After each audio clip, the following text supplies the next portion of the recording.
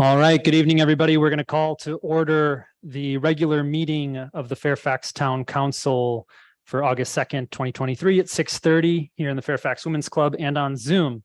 Would you all join me and rise as I lead this in the Pledge of Allegiance? I pledge allegiance to the flag of the United States of America and to the republic for which it stands, one nation, under God, indivisible, with liberty and justice for all. Excellent. Thank you very much. Can we get a roll call vote, please, Michelle?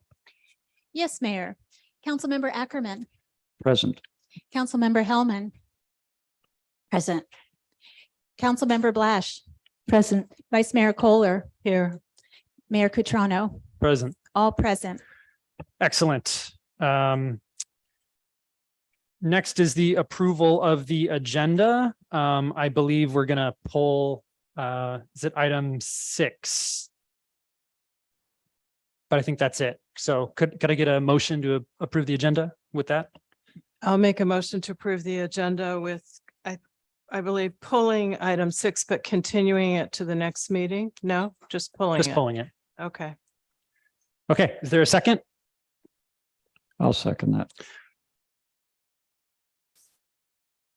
We're just going to take it off continuing the agenda today, but we're not going to. Yeah, exactly. Okay. We have a motion, Kohler, second, Ackerman. Could I get a roll call vote, please? Yes, and to clarify, this is to pull it, remove it from tonight's agenda. There's no continuation to a date certain. Correct. Thank you. Councilmember Ackerman. Yes.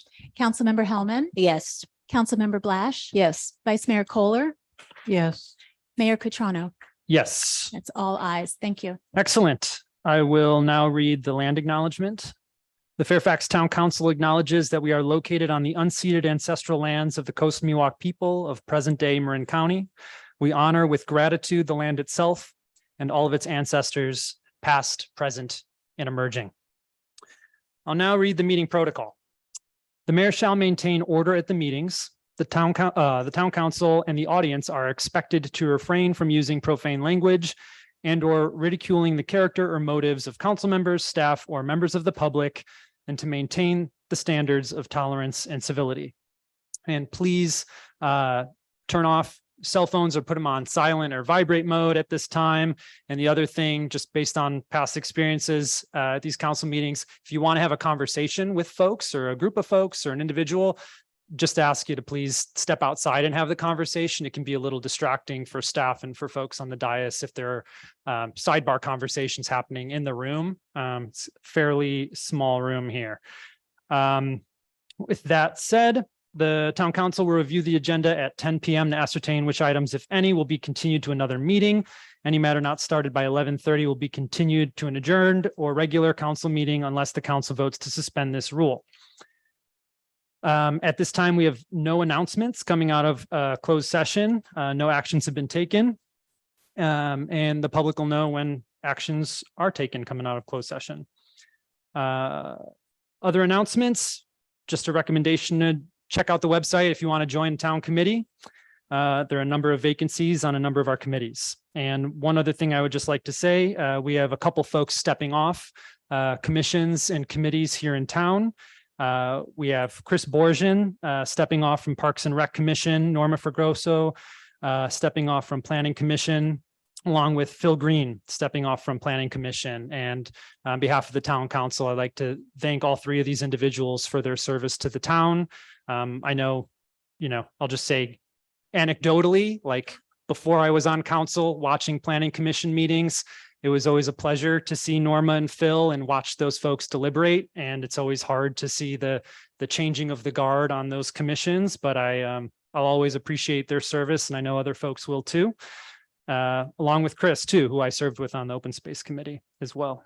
I'd also like to give a special thanks to Paul Wang for his service as our climate fellow and working with Sean Yura, our climate staffer, on a number of amazing things in town, really helping to get the zero waste stuff off the ground, as well as the landscape ordinance and a number of other emergency preparedness initiatives. And climate initiatives. And Heather, you often send us updates on things that are going on, and Sean does a great job of capturing them. And it was always a pleasure to see Paul's name alongside Sean's and all of the work that he was doing as a climate fellow. So hopefully he finds a way to stick around here in Marin or here in the Bay Area to keep going on the climate work, because we know we need it.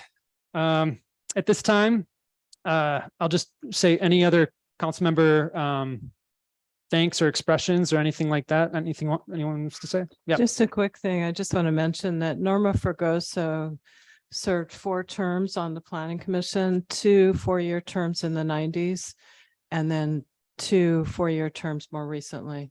Thank you. That's amazing. Thank you. With all of those thanks being shared, we're going to move to open time for public expression. This is for matters that are not on the agenda. All comments are limited to 2 minutes, and there's no extra time for groups. The council is not permitted to take action, and state law limits the right of the council to discuss any unagendized item unless it's of an emergency nature. We're going to take this for 30 minutes. We have a pretty full agenda tonight. So what we're going to do is we're going to do 15 minutes in the room, and then we'll switch to Zoom, and then open time will be continued to the agenda, end of the agenda for any other items. If multiple people are here to speak on an item, I just say, if you just say me too, or thanks, or something like that, but we don't need a number of comments on the unagendized item. We have a lot of business we want to get to before it gets too late. So with that said, please, Mr. McIntosh. Actually, not for open time, but I believe you skipped the closed session that you're going to direct to the public. What direction was given to staff? I did state that into the record, that there were no actions, and we will let the public know when the council takes an action on something in closed session. Thank you. All right. First up. Good evening, Mayor, Council, staff, and community members. I'm Jody Timms, live on Cascade Drive, chair of the Fairfax Climate Action Committee, here to talk about climate. So I just want to reiterate, it was a really rough month of July when it comes to extreme heat and fires and flooding, not only in the United States, but abroad, as we all know.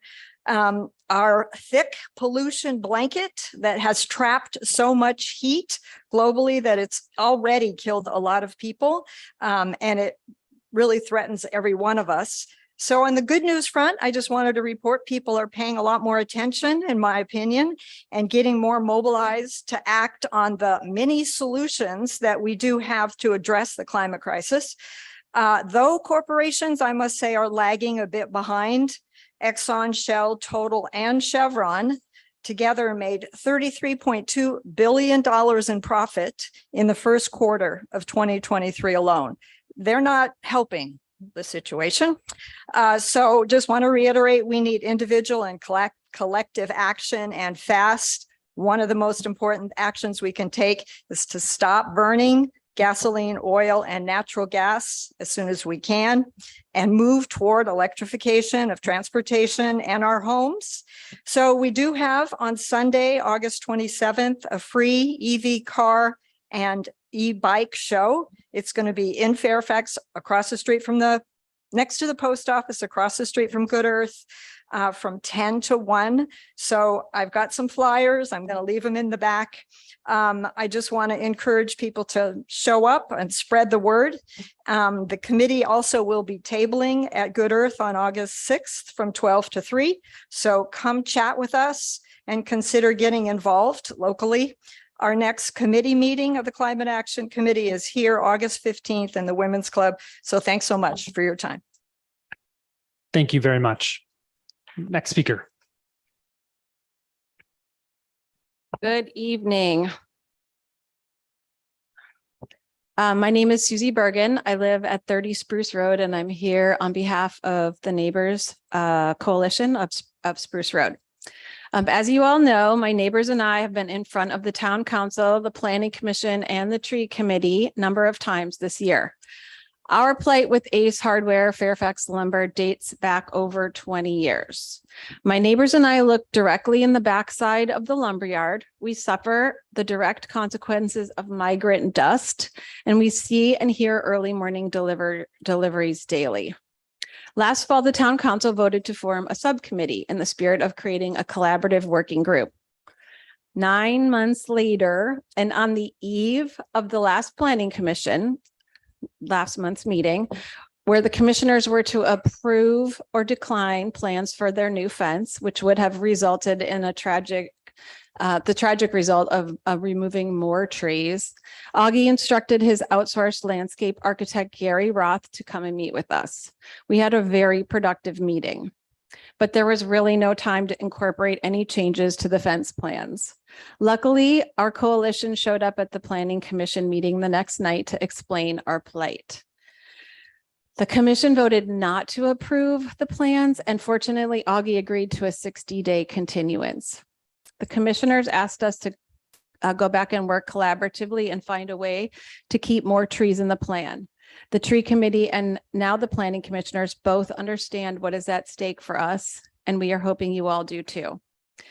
Fairfax Lumber has 45 more days to reimagine their plan. We hope it includes keeping as many trees as possible.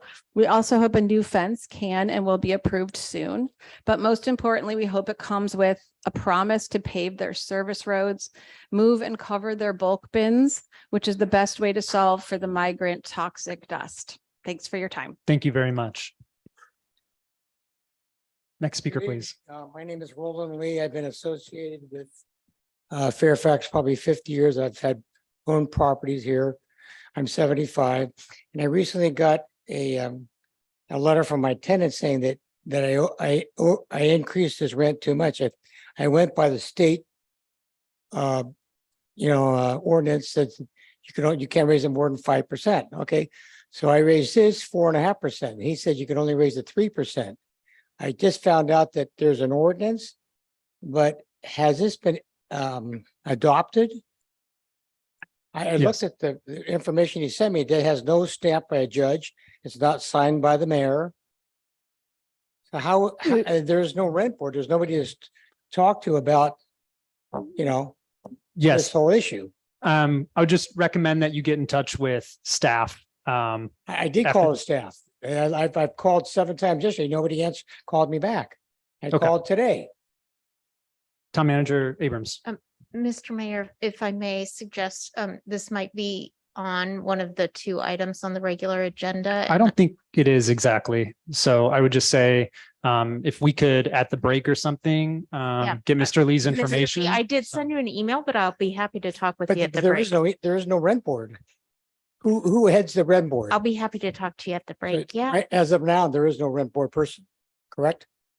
There, It's either yes or no. no, the town council is the rent board, but the middle person, the hearing examiner, has yet to be contracted. So So you have nobody at the present time. So if I gave my rent notice to the fellow and he wants to sue me because I we did, don't really do it back and forth. So I just recommend you get in touch with staff during the break and we'll figure it out. All Thank you, Mr. Lee. Appreciate you being down here.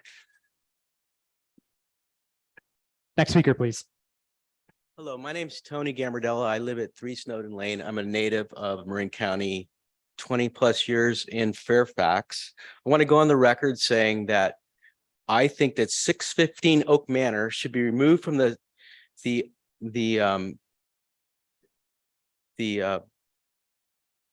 your state element for housing. And because it's in direct violation of our settlement agreement with Fairfax Hills when I bought my property. Thank you. Thank you.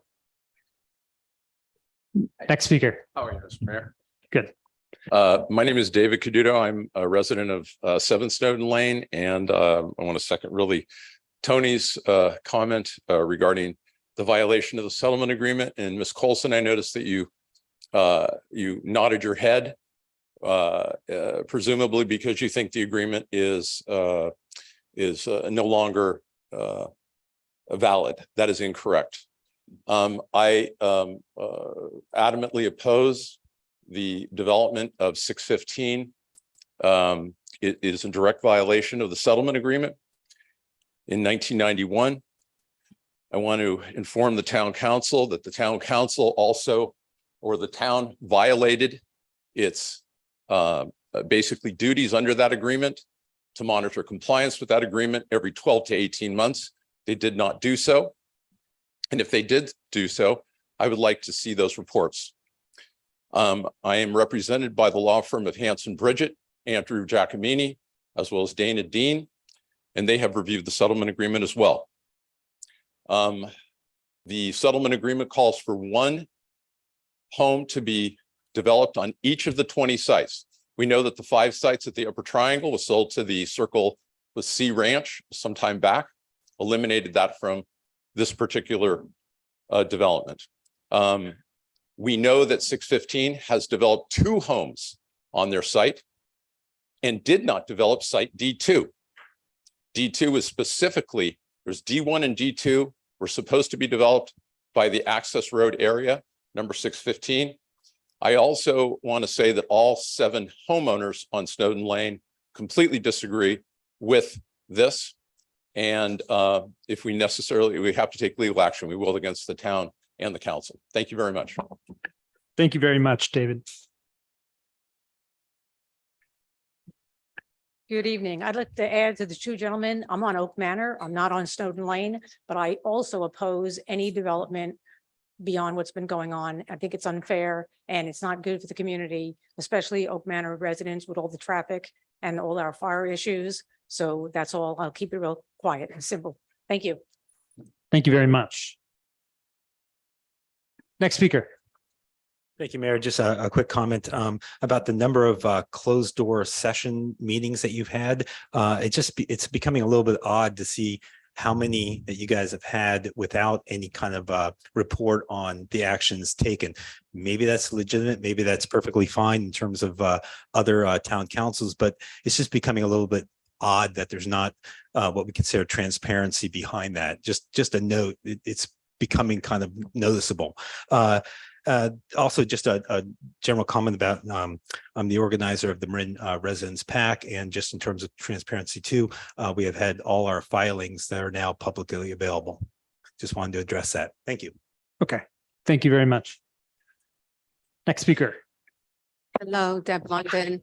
Just 2 things briefly. I want to back up what Michael Sexton just said about the non-transparency and the continual and constant message that there's nothing to report, nothing transpired. That's ridiculous. And the other thing is, so I think you should work on that. And, feels wrong that you keep saying nothing to report, nothing to report. So please start telling us what's going on, if possible, at those closed sessions. Number 2, I wanted to talk about Fairfax Lumber. Fairfax Lumber has been there for 100 years. Any of those houses that are built around and along there were built a long time after that. And certainly the buyers who moved into those neighborhoods are recent. And, Fairfax Lumber is probably, them and maybe Good Earth are your 2 single largest tax basis. They pay you the most taxes here in town. And so, I think there's a part of Augie that would just go, I'm just going to close it. So I think you should be careful about the Fairfax Lumber issue because they've been there a long time. They feed a lot of families and put a lot of roofs over a lot of people's heads. So my heart goes out to Augie, and I think you should consider carefully what you're going to do with him because you don't want to lose him. Thank you. Thank you very much.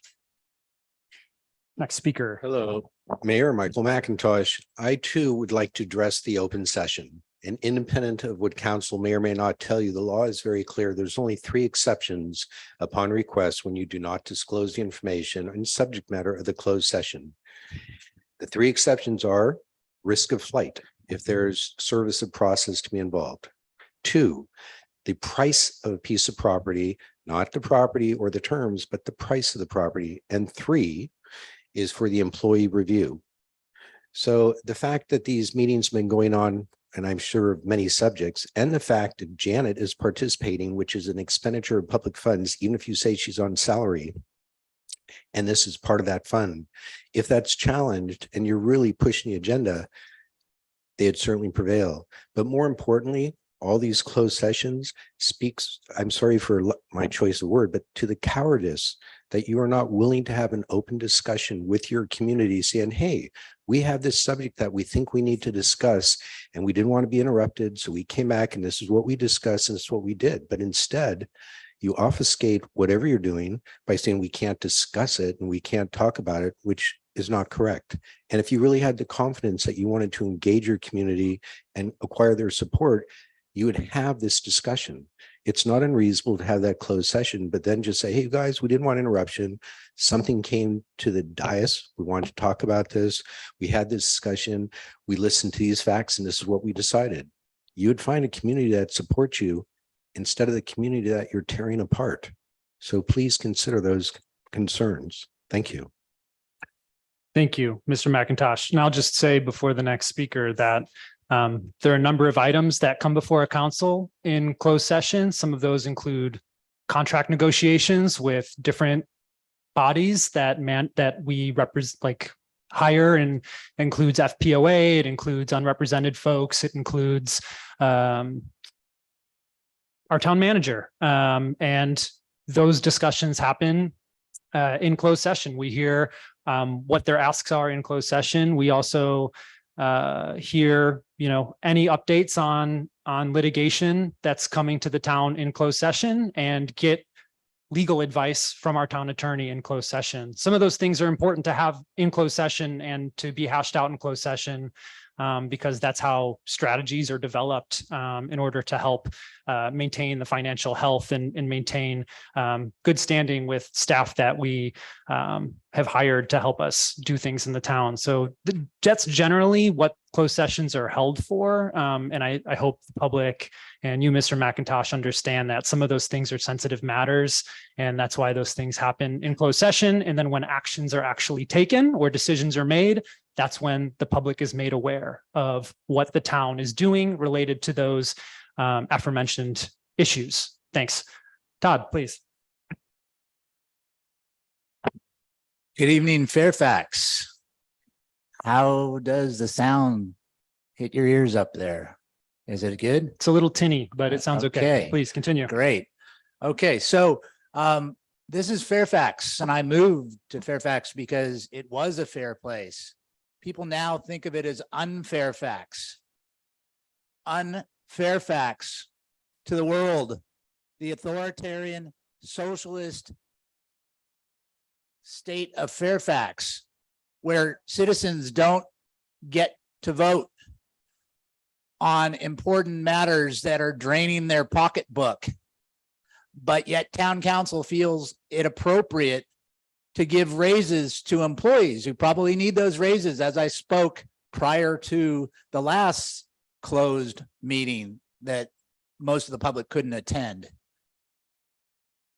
3% raises, but yet landlords who, property owners, homeowners, whoever might have provided housing here, can't raise their rent because this is all a big fiasco and they can't keep up with inflation and units are being reduced here. This is unfair, unfair Fairfax. Additionally, the town council is authorizing wasteful spending and policies that are reducing town revenues. The item number 6 that was pulled would, in long term, reduce the gas tax revenues to the town of Fairfax and reduce sales tax and reduce business revenues. The gas tax revenues are $396,000 if approximately this last year. Yes. Tax revenues are being reduced by these policies, and there's an increased homelessness that is not being addressed. Thank you, Mr. Greenberg. Okay, we'll take one more in the room. Candace, please, and then we'll go to Zoom. So if you're on Zoom, please raise your hand if you want to speak for items not on the agenda, and we'll do about 15 minutes on Zoom before going to the regular agenda. Please. I know Todd can be a little loud, but can we turn this up just a little bit? About 3 rows back, we were having a hard time hearing. I know. So can we turn this up just a skosh, please? I just don't know how. I'm sorry. It helped a little bit, but It might be the fan. I don't know, something. It's actually is not. Okay, it might be the fan then. It is what it is. It's okay. Anyway, thank you, everybody, for being here tonight. I really hope we all realize how important this evening is for the health and morale and moving forward in Fairfax. Thank you to all of you for being here. All of you. I'm here to beg, actually, tonight, all of you to try to do better for our town this evening. We've all worked really hard in a lot of different ways on the rent control issue, to the unhoused. And I don't know if any of you have been downtown lately, but in the last 2 weeks, we've had probably a 20 to 30% increase.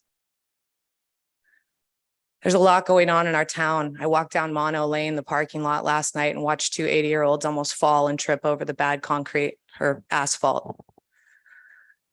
We've got a lot going on. We need to get beyond this issue, get it to a vote to the people, and we need to focus on all of the things that are ahead of us in this town. So I'm here to beg all of you, please truly consider and think about where this is going.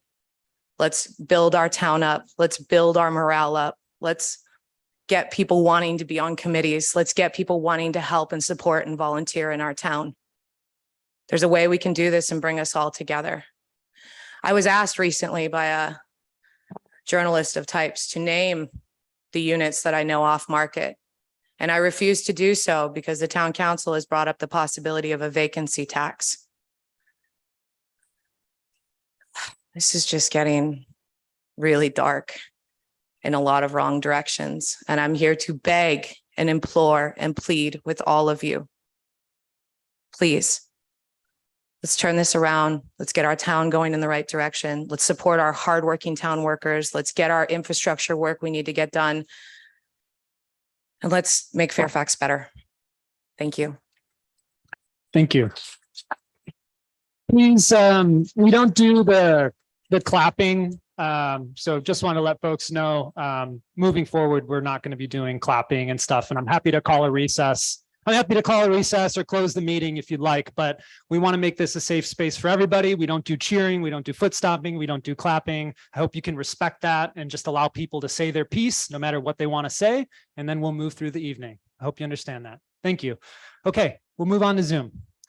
Yes, we have 10 raised hands. First is Pam Miggs, followed by Richard A. And Pam, you're unmuted now.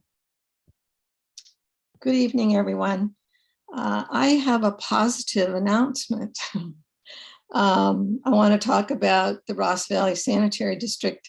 I've been a board member there since 2010, and we recently received a statewide award for the System of the Year for the California Water Environment Association. This was out of hundreds of agencies all over the state. So it's just, I know some of you remember there was a time, and I don't want to go into it, how the district was having issues, but now we are just light years in a positive realm, and we are looked at as one of the premier agencies in the state. So we recently put in about 100 million into infrastructure improvements. And we also have a program, it's called Asset Management Technologies. And that looks at which projects need to be done first, which is the worst, so that we stay on target. So as well, where am I? So we're selected, as I said, the top sewer system in the state. And it's possible because of the dedication of the people throughout our organization, including board members and staff, contractors, consultants, other community members. So woohoo for Ross Valley Sanitary District.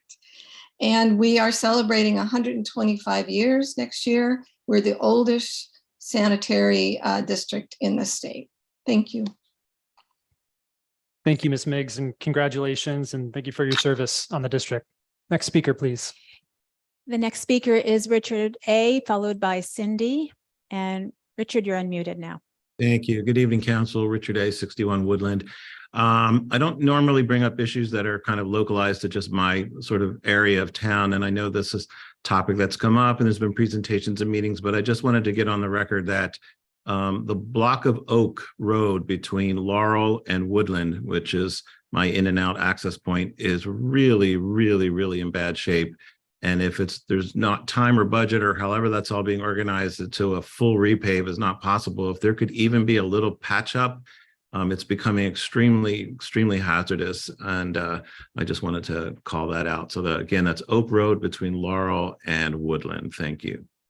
Thank you, Richard. Town Manager Abrams, could you take note of that and pass that along to our Public Works Director so we could take a look at that? Yes, indeed. Thank you. Thank you very much. Next speaker. The next speaker is Cindy, followed by Paul Wang. Cindy, you're unmuted now.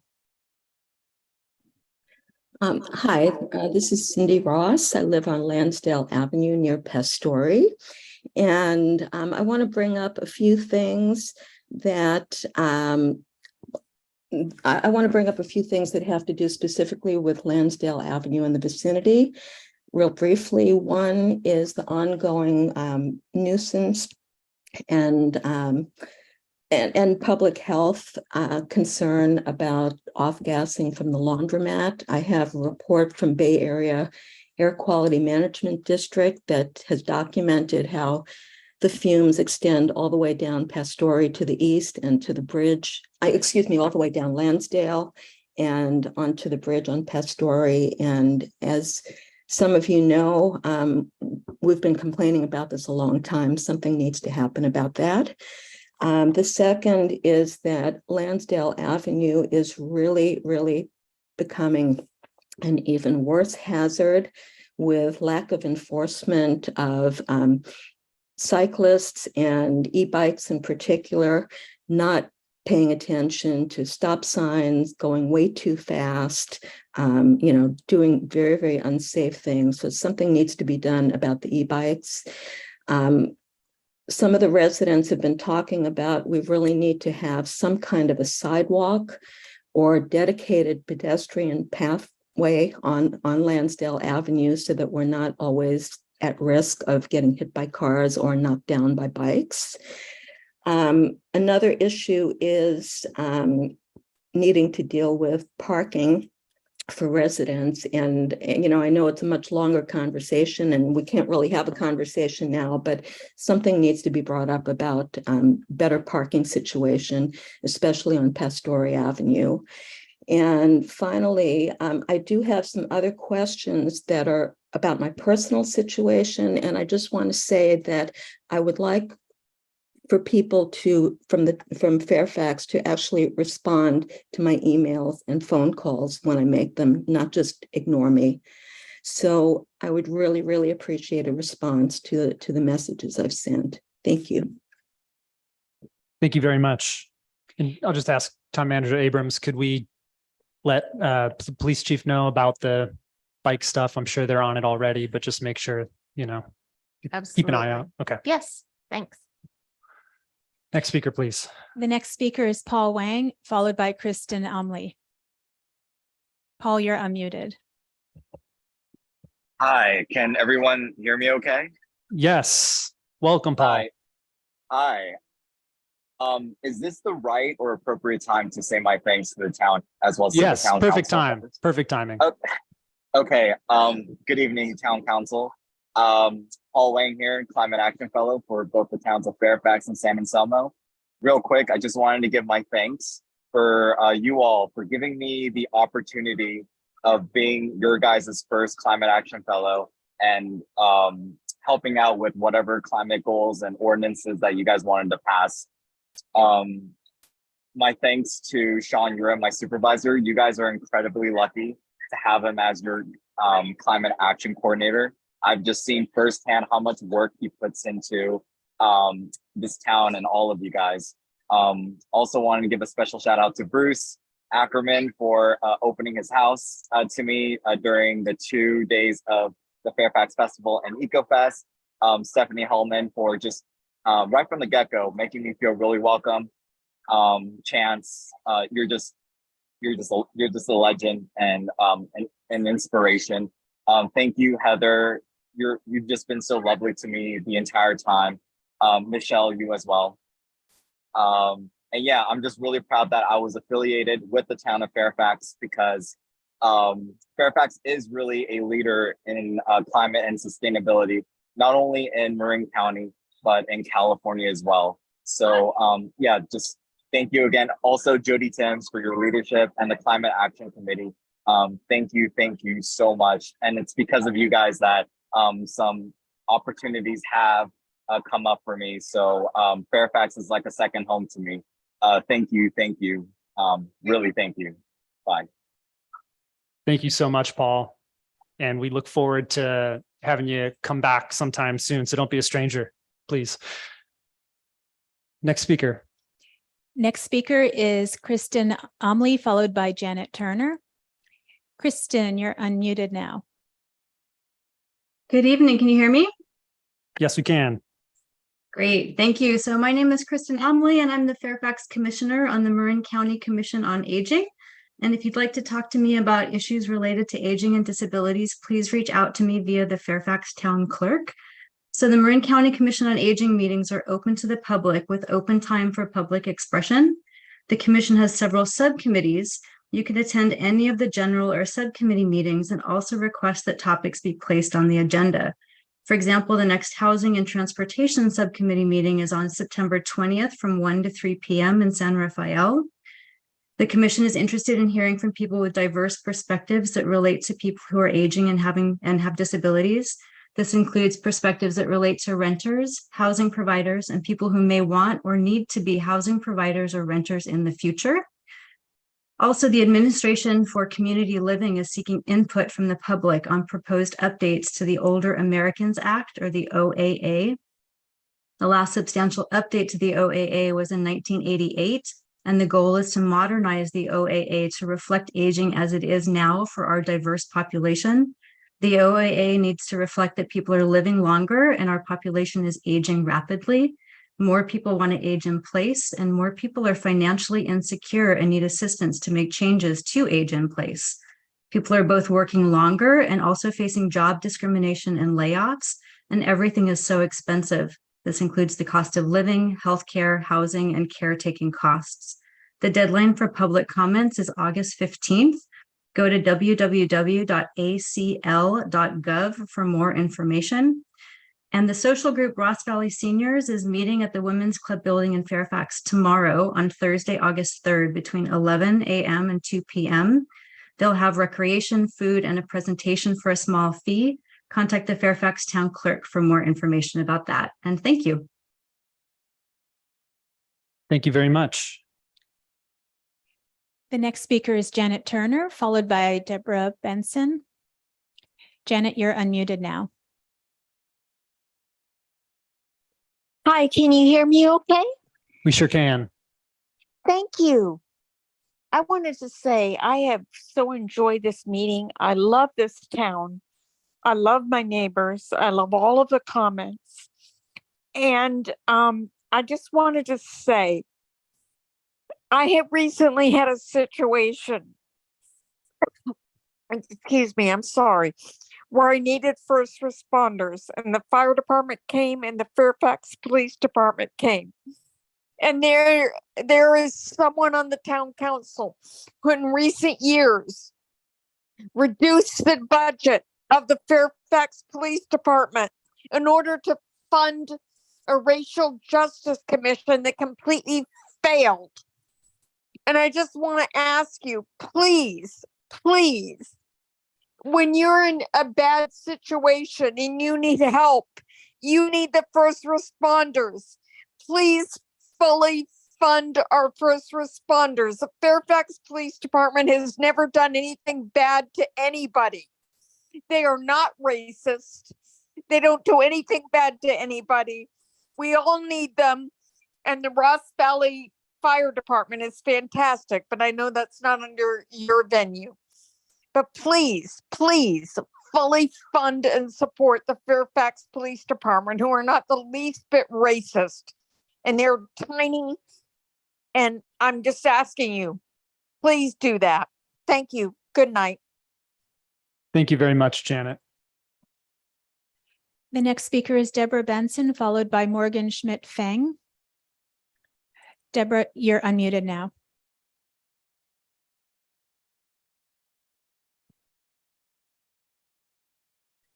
We can't hear you, although I see your microphone is unmuted. Make sure it's connected. I know you had this problem once before. Maybe we go to the next speaker and come back to Deb. Okay. The next speaker is Morgan Schmidt-Feng, followed by Deb or Sierra Tuna Fish Salen. Morgan, you're unmuted now. Good evening. I'm a Fairfax resident and renter in the Deer Park neighborhood. And I wanted to just kind of thank the town council and everybody who is showing up to discuss the issues discuss the issues about the ordinances. And I just appreciate all of the respectful dialogue that people are having and the efforts that people are making to try to really listen to each other and really, empathize with, folks who are trying to make a living and also folks who are, trying to stay where they're living, and everybody's trying to work together as a community. So I just appreciate everybody keeping that energy and that flow going, because that's what drew my wife and I to Fairfax in the first place. Thank you. Thank you, Morgan. And just to let you know, we'll have items on that issue specifically later. I know your comment was on the tenor of conversation, but just wanted to let you know. Next speaker is Sierra Tuna Fish Salen, followed by Malcolm Fearon. And Sierra, you're unmuted now. Good afternoon, everyone. There's a lot to cover here. I'd like to say careful mandating electric everything when there is just not adequate supply, along with what sure looks like a disincentivization of adding rooftop solar. We're in trouble. And, we got global warming. Nobody's talking about, human population, and nobody's talking about conserving or conservation. It's all about, we're going to get our electric cars, get our Teslas, whatever, and drive up to Tahoe and drive to wherever we're going and fly to Paris, or, somehow what's left out of all these equations is nobody's cutting back. Nobody's conserving on anything. We just want to consume it all and have anyway, cognitive dissonance reigns, and it's too much to contain. I also want to say, in terms of the building on Upper Oak Manor, it's not a very good place to build. For one thing, it's pretty far from any public transportation. And personally, I remember, and there's a lot of other people that remember the conversations with, I think it was Leighton Hills or Leighton Hughes, whatever his name was, who owned the property before Patrice. And I distinctly remember, and so do a lot of other people remember, the building allocations or any allotments that he had on Upper Oak Manor, he swapped them and he built more density down on Sir Francis Drake behind the 7-Eleven where that other development is. And he transferred anything he had from the top of the hill to the bottom of the hill. Also, I've talked with the owner of the property up there currently, and apparently the town approached him about building up there. It wasn't necessarily his idea for building more houses up there. It's not a good place to build. But it still goes back to, what are we doing to conserve? What are we doing to slow down? We can't just, we're consuming this planet to nothing in the guise of, electrification or banning gas or whatever. Thanks, Sierra. That's your comment. Yep, got it. Thank you. And we're coming up to that time. So if there are one or two more, we'll take them and then we'll close public comment. Thanks. Public open time, sorry. Thank you. Deborah Benson, I'm trying you again. Michelle, can you hear me now? Yes, we can hear you. Great. I forgot I needed this accessory microphone. I tried to be there, but I couldn't find a place to park. Deborah Benson, Cascade Drive, Fairfax. In order to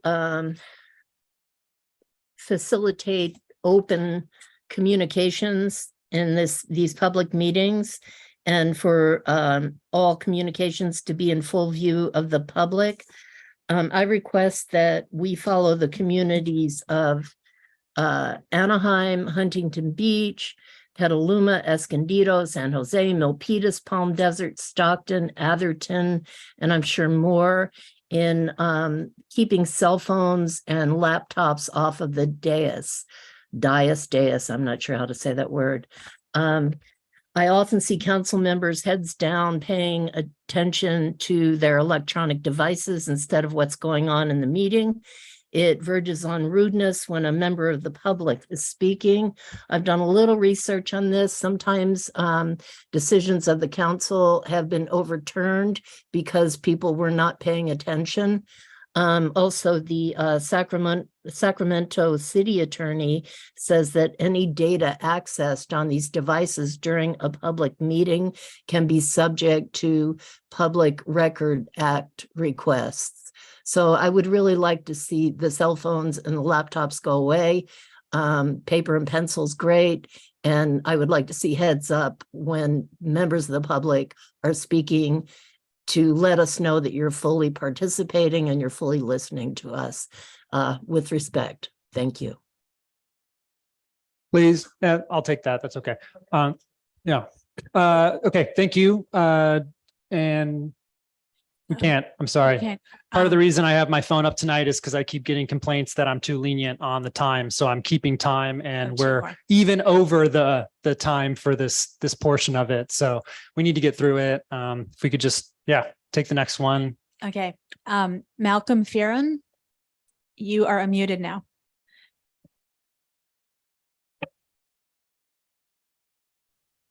You might need to unmute yourself. Can you hear me now? We can. I'd just like to bring council members' attention to the condition of scenic road between Azalea and Arroyo.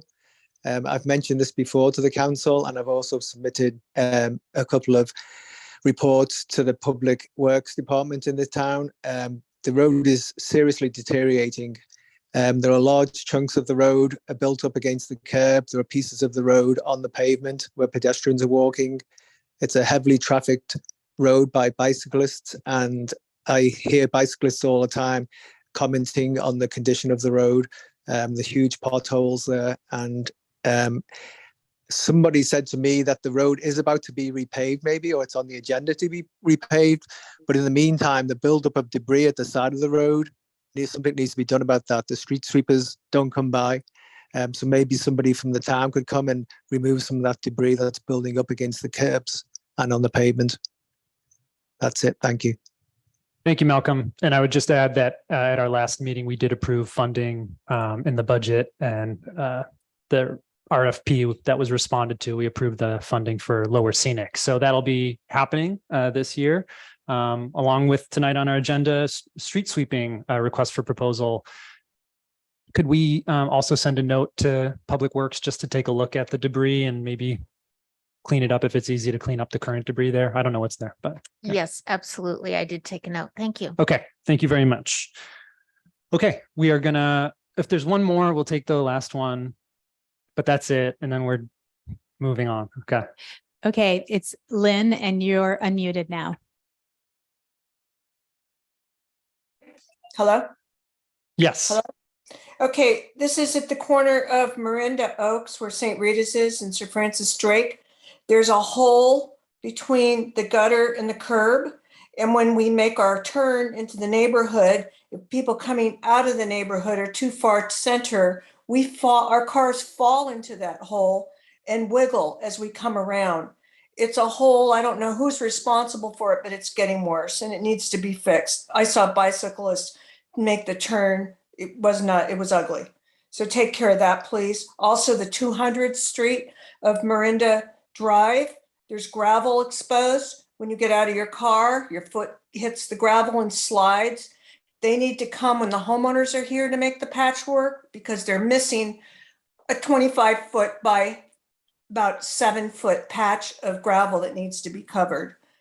My other thing is about Perry Park. I think at the break tonight, you guys should all go out there and take your break and look at the situation of people living out there. I never knew that camping was okay to have there. I raised my children here. I was raised here. We couldn't camp there. It was against the law. We would have gotten in trouble. So I don't know what you guys are allowing and letting it go on and why there's not a ticketed violation. It's a mess over there. And I really think at the break, you all should just go talk to everybody out there and look around at what's happening. I agree with Todd, and I'm against, I think this no vacancy tax is unfair to all the people that you supported to build ADUs. And now they can't do it. And maybe instead of people clapping, you can have paddles. Why not let them put paddles up in the air? People are frustrated. They want to, when they're upset, they want to be able to respond. And I'm never going to forgive any of you that ran without telling us about these ordinances before we voted for you. I think the whole thing is unfair. Thank you, Lynn. On the stuff at Oak Manor, could we have Public Works take a look at that? I'm not sure about the stuff at, oh, Marinda, I'm sorry. Marinda Oaks. That's what I meant. Marinda Oaks and St. Rita, that Yes. corner. Yeah, thank you. I did take a note, and then I'm also just looking up Marin maps for jurisdiction right around there. It gets a little funny.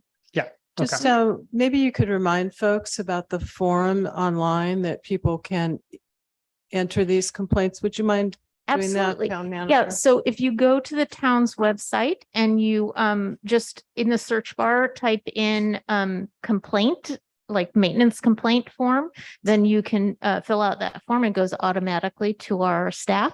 And so you'll be in the queue and you'll get a response. Thank you.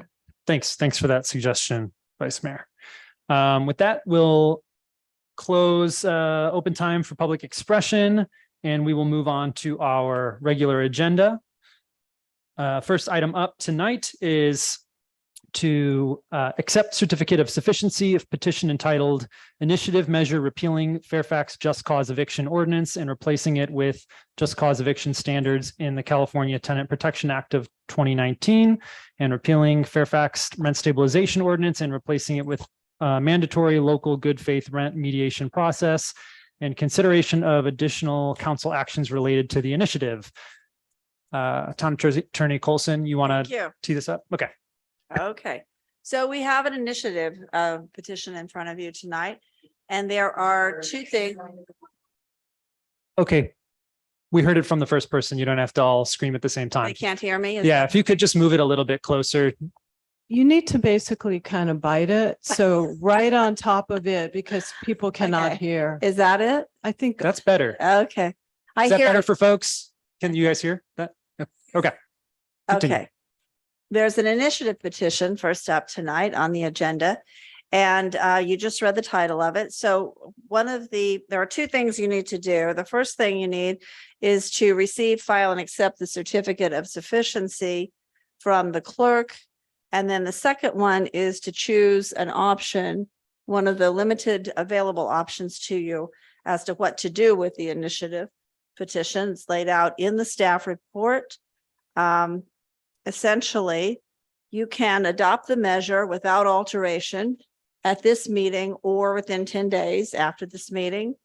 You can submit the measure to the voters at the next regular municipal election occurring at least 88 days from tonight. A regular municipal election is one where council members in Fairfax are elected.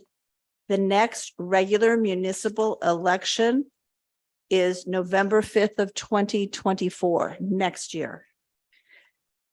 We did not include a resolution adding this initiative measure to that election because we will bring to you a number of different resolutions at the time.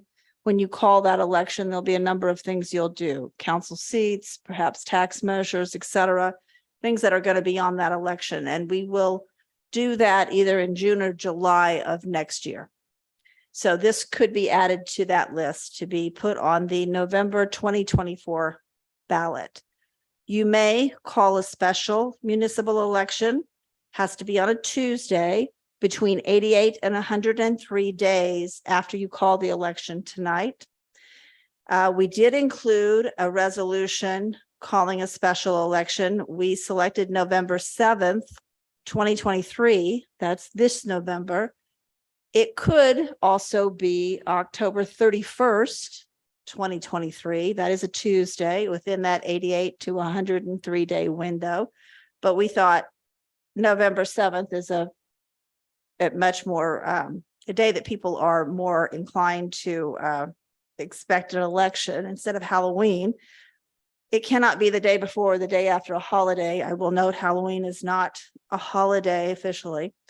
You may also direct staff to prepare an impartial and informational report analyzing the effects of the measure on the town. We have to bring that back to you no later than 30 days after the town clerk certifies to the council that the petition is sufficient, and that's the certificate of sufficiency that's in your packet. There are costs associated with a regular municipal election in November of 2024, but those are lower than the cost for a special municipal election, because with a special, you're the only one having the election, so you bear the full cost. The clerk has put the estimated cost in the staff report. For a regular election, November of 24, approximately $7,300 to $7,800. A special election, we bear all the cost, $47,000 to $59,000.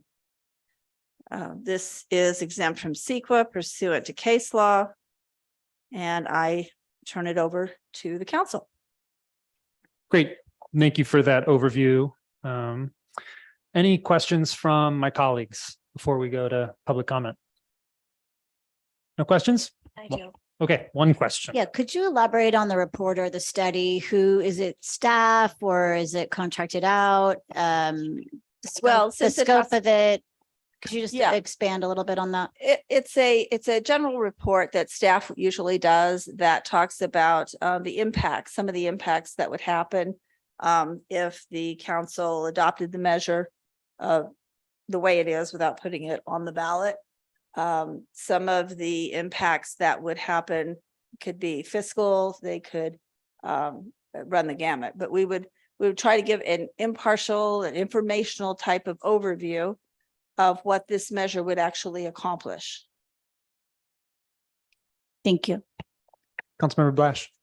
I don't know if I can do this now. I wanted to make a clarification that many of us are trying to save paper by looking at the agenda and the packet on our computer. So that is why I have a computer. I also take very careful notes about everything that everyone says, and I use that to understand better what the public's saying. So people may want me to get rid of my computer, and I can do that. I can't read my own handwriting. So this is how I pay attention to people. I am actually paying attention. So just putting that out there. Thank you. Thank you. Okay, with that, yes. Just one more clarification. I'm assisting in timing.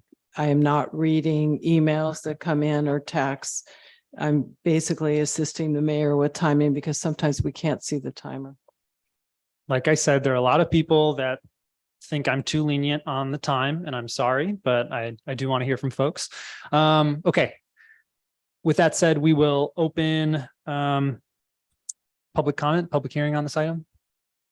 Because I don't know if there's a specific lingo, public comment, right? Comment, yeah. Great. Okay, so anybody who wants to speak on this item, please come up to the podium, and then once folks in the room have done it, we'll go to Zoom.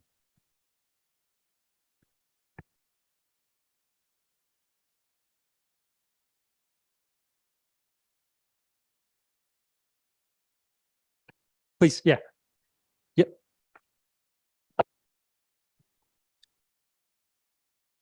Here we go. This is your chance. This is all of our chances. Please, please think about this. The effort that has gone in on all sides of this issue, collecting of signatures, grassroots movements. People in this town felt really, really unheard. And I think you guys are hearing that now. With regards to your devices, I understand needing them, whether it's for notes or timing. But I too have felt ignored when you look at your phones or your computers and not address people or look at them in the eye when they're speaking to you. This is getting better, and I would like to say thank you for that, but it is true. I made a comment to a council member in February before there were curtains on tables that we can see what's going on underneath tables, and that it felt rude. So thank you for doing that. I'm begging you all again, let's make this better. Let's build something for Fairfax. Pushing this to a vote will lock you out, and it'll lock things in that maybe we don't want for perpetuity, but we were forced to this position by your actions as a council. And regarding a report that could be called for you all, I'd be amazed at why you haven't called for it yet. There's been months. So to me, that's just pushing things off and delaying things if you choose that route tonight. I'm imploring all of you to support your community, your town, the people that voted for you or the people that didn't. Please stop this madness. And I will not be naming the vacancies I know of to be put up to a vacancy tax. Senior citizens that are struggling to meet their medication needs, not going to Tahiti 3 times a year.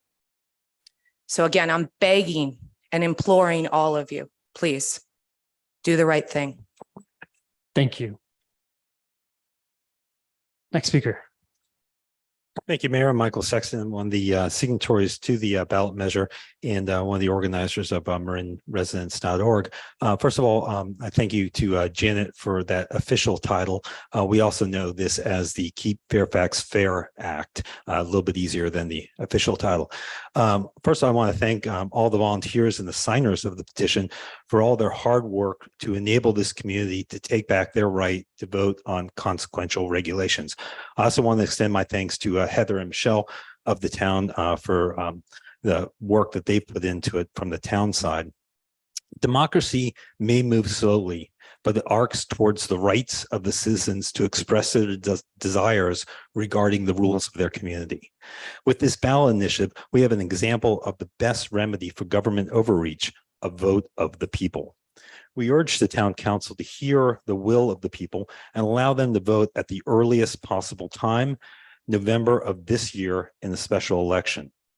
We understand that special elections are expensive, but we feel in comparison to the ongoing cost of extra rent control to homeowners, mom and pop housing providers, and renters of the community, the cost of a special election is a bargain for resolving this issue in an expedited manner. If there are issues bringing this to the people through a special election, then I request immediate adoption of the initiatives so we can get past this and focus on the truly pressing matters of the town, like the housing element, the homeless encampment, and issues ongoing with financial management issues. If this initiative is put off to the general election in 2024, it will be a major issue for all council members looking to be reelected and those looking to move to their next governmental positions. In addition, the town will be spending funds on implementation to the tune of hundreds of thousands of dollars. This will be needless, wasteful spending and a needless waste of time. I urge you to resolve this issue now. Thank you. Thank you, Mr. Sexton. Next speaker. Hi there, Philip Saliveri, Scenic Road. First, I want to say there never was a problem with housing providers gouging tenants.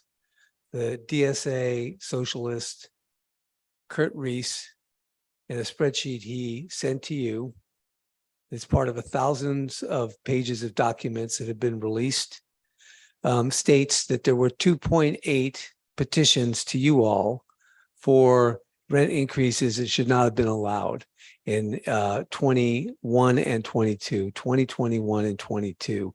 Of those 2.8 petitions, 0.48 resulted in an appeal. There never was a problem with housing providers gouging tenants. You guys got sold a bill of goods by DSA socialists, and here we are. And we have spent hundreds of hours of citizen time. You all have spent hundreds of hours of your time thinking about this, talking about it, communicating about it. And the result is this was never necessary and it's not necessary now. I would ask you to adopt the Keep Fairfax Fair Act in whole tonight so we can move beyond this. As Michael Sexton just pointed out, we have other pressing problems. They're right outside the door. Another caller earlier mentioned that during the break, you all should go out there and see what's going on out there. And I would encourage you to make a trip out tonight, but pop over from, here and there over the course of the next week. I do want to bring up something that I got here late for the open expression, but I do want to say that the problem with the fence there is there's no signage. Any child can get through there and go in that creek. If there's a potential for that creek to be polluted, there need to be signs put up. That would have been the better solution. I would have hoped that. Thank you very much. Thank you. Next speaker. Hi, good evening. Susan Adams, 47 Tamalpais Road, Fairfax. I'm speaking here to urge you not to repeal the ordinances. We elected you as part of a representative democratic government. You reflect us. The measures that you adopted reflected also your serious considerations of the staff reports and the numerous comments that you received from the residents and other members of the public during a very long public process of meetings and staff workshops. You made bold decisions that were also quite reasonable. As a final step in the process, I request that you place the ordinance on the general presidential election of November 2024. It's a reasonable cost. It allows time for the current ordinances to be considered and potentially amended as necessary. I was told also, I think it will be able to provide the widest possible participation by the entire public of all factions and interested parties and the voters. I read that there was a 90% turnout in the last presidential election, 2020.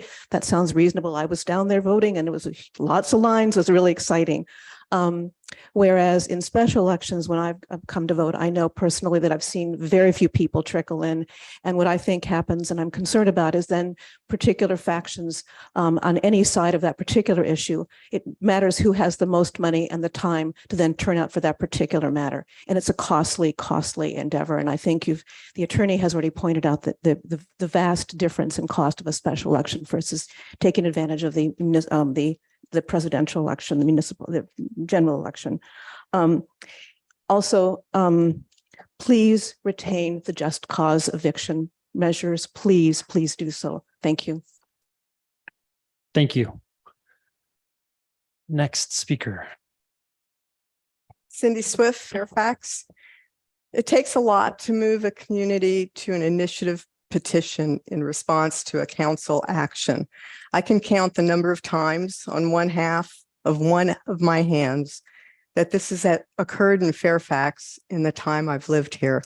I hope the council has the wisdom tonight to adopt the measure as identified as option A in the staff report. This will save the town the cost of an election for this item, and importantly, will help heal the town. Thank you.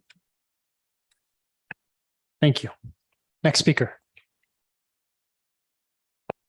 Good evening, Council. My name is Kurt Reese. I am a San Anselmo renter and a co-chair of the Marin chapter of the Democratic Socialists of America and our campaign to establish rent control throughout Marin and make this a livable county for ordinary working people, seniors. It's remarkable, one of the former commenters, this idea that there is no problem to be solved. It's absurd. It's extremely problematic.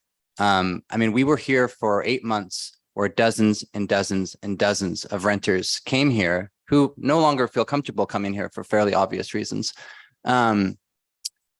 pleading, impeaching you all to do something to enable them to stay in their homes. And you did. You took a courageous stance and were the first jurisdiction in this county that is becoming rapidly, totally inaccessible to ordinary working families, to seniors on fixed incomes. We can barely make it here. You all took a stand, and that is under attack.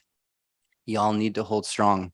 So many thousands of people, Fairfax renters, and then tens of thousands of renters across this county are counting on you. And I'll just say, like dozens and dozens of people we've talked to directly knocking doors, tabling outside of Good Earth, texting and calling. They have been forced out in the period of this campaign, like probably dozens at this point. I mean, it's just the idea that there isn't a problem is hard for me to grapple with. On the issue for this evening, really urge you all to go with November 2024, just to reiterate Susan's point. The last off-year election, council election in Fairfax had a 45% voter turnout. The last general presidential election was 90%. The opposition has been saying this entire time. The landlords have been saying this entire time, let the people vote. The way you let the people vote is November 2024. That is the only democratic option. Please schedule the election for that time. Thank you. Thank you. Next speaker, please. My name is Norma Neal. I've lived here 48 years, and I've served the town of Fairfax and Marin County in a lot of different ways. I implore you to not pass these ordinances as they're written.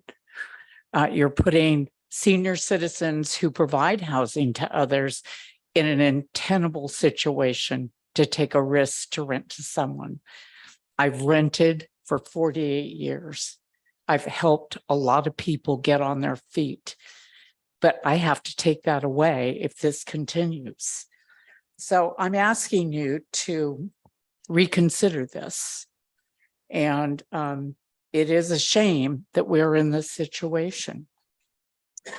We need to spend our money in ways that are beneficial to everyone. Our roads are a mess. Our sidewalks are a danger. We can face lawsuit after lawsuit just based on maintenance not being done. We're paying high taxes, and we're not getting the services that our city should be providing with that tax money. Instead, we keep debating these kinds of issues. So I implore us to get back to business, roll up our sleeves, and leave well enough alone. Thank you. Thank you. Next speaker. No, Jessica Green, resident of Fairfax. I'm thinking, you know, all the money it's going to cost to have an election. But when you look at all the money that we'd have to spend to implement all this, hundreds of thousands of dollars to monitor everybody and who's renting and the money we're spending on police cars. I mean, we got all new fleets of everything. I think that Fairfax actually has been spending money like water. And I think that this particular thing would be worth spending the money on to get it have an election in November, rather than be cheap with that and then be so generous with everything else, including salaries and things like that of the town. I think that this is important to a lot of the people, and we're the ones that pay the taxes that this money is, you know. So anyway, that's what I have to say. Thank you. Thank you. Next speaker, please. Hi, I'm Naomi Schultz, Fairfax resident. Council, staff, and neighbors, thank you for being here tonight. Council, thank you for your diligence in working through the thorny issues in this town with focus and generosity of spirit. Regarding the ballot initiative measures put before us tonight, I ask you to firmly stand behind the ordinances that you've crafted, listened to many hours of public comment on, and carefully refined over the past year and a half. You've done a very brave thing in leading the way on bringing these much needed renter protections to Marin, a historically difficult place in which to address issues of economic and racial disparity, and thus a place that has a heightened need for such protections. Since it has come to this, I, along with many supporters of these important rental protections, welcome the opportunity to vote to uphold the ordinances in November 2024. The petitioners have often mentioned the need to have the public weigh in on these ordinances, and everyone knows that a presidential election will turn out the public at a rate of twice a special election. Please schedule the measures to be placed on the November 2024 ballot when voter turnout will be highest. Thank you. Thank you. Hello, Council. Michael McIntosh. First, I would actually like to agree with both Naomi and Kurt Reese that I would also like to see this on the November 2024 ballot. I'd also like to state the expenditure of the towns even regarding this matter. So I understand that Fairfax is part of CalPERS instead of MSERA, and CalPERS released a report that the return on investment last year actually came in at -6%, which means that your budgeted funds right now, you actually have a negative hole in your budget. And so as you look at this, you're going to find that you're actually upside down. But specifically, I want to also say that you give your staff a 3% plus increase to keep them because of the cost of living and stipends, yet you're taking away that same ability for your community that's a housing provider to stay in this community. So you're really pushing your housing providers out to support a larger and larger corporate footprint in Fairfax. I really question how you can justify saying, oh, we need to give these raises of 3% to some people, but the housing providers, we want to give you from last year's 1.6 CPI, 0.9%. For myself, did I pay my utilities separately? I mean, independent of my tenants? That's nowhere near what I pay. Last year for just garbage, water, electricity, and gas, I paid $109,000. That was an increase of $15,000 from the year before. So you're giving away these raises to keep people that you want, but you're penalizing these people that you don't want. But I think the community will be hurt substantially if you do not have the character of Fairfax as a housing provider. I don't think this dais really wants to see large corporations come in here and wipe out all the mom and pop and smaller landlords, put in big, huge mega complexes. That's not Fairfax. So I would implore you and beg you to take your option of incorporating, I'll be done, with our initiative. If you fail to do that, which would heal the town, please put it November 2024. Thank you. Thank you. Next speaker, please. Yes, thank you, Council. Joe McGarry, resident renter here in Fairfax. I just want to first notate it was August 2nd at 7:45 p.m. when Michael McIntosh and I both agreed on something in this room. That was, I don't think either one of us ever thought that would happen, but I want to state that for the record. Yeah, first and foremost, I just want to, thank you for all your work for protecting renters here in this town, and just ask you to absolutely not adopt the measure. It's provided a lot of protection already, within the months of its being put into action. The Creekside Apartments stood under the cover of that ordinance to fend off a new owner to that complex who looked to raise rents in an irresponsible way and to displace people so that he could then raise the rents well beyond what these tenants had. So there's people who are being protected. And I sent you all an email earlier in the day, and I think that the only way to take this to the people, to truly take this to the people, is what the ballot initiative wanted to do, is to take it to November 24. In the last two presidential elections, 2016, we had 89.2% turnout in Fairfax. 2020, about 90% turnout in Fairfax. But then the last two special elections or odd year elections, 2017, it was 44.6, and 2019, 45.65. So there's just a huge discrepancy. So if the intent truly is to bring it to the people, there really is no decision to be made tonight. It needs to be November 24. Thank you.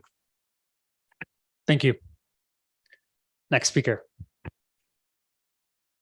Miriam Weinstein, Oak Tree Lane. So I came in at the beginning of this discussion, so I may be a little off topic.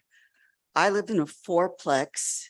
I don't know if my landlady's considered mom and pop or not, but there's never been an aggressive rent raise that she didn't like. And right after the ordinances were passed, she raised the rents on three of us $300 on top of last year's $200 rent raise.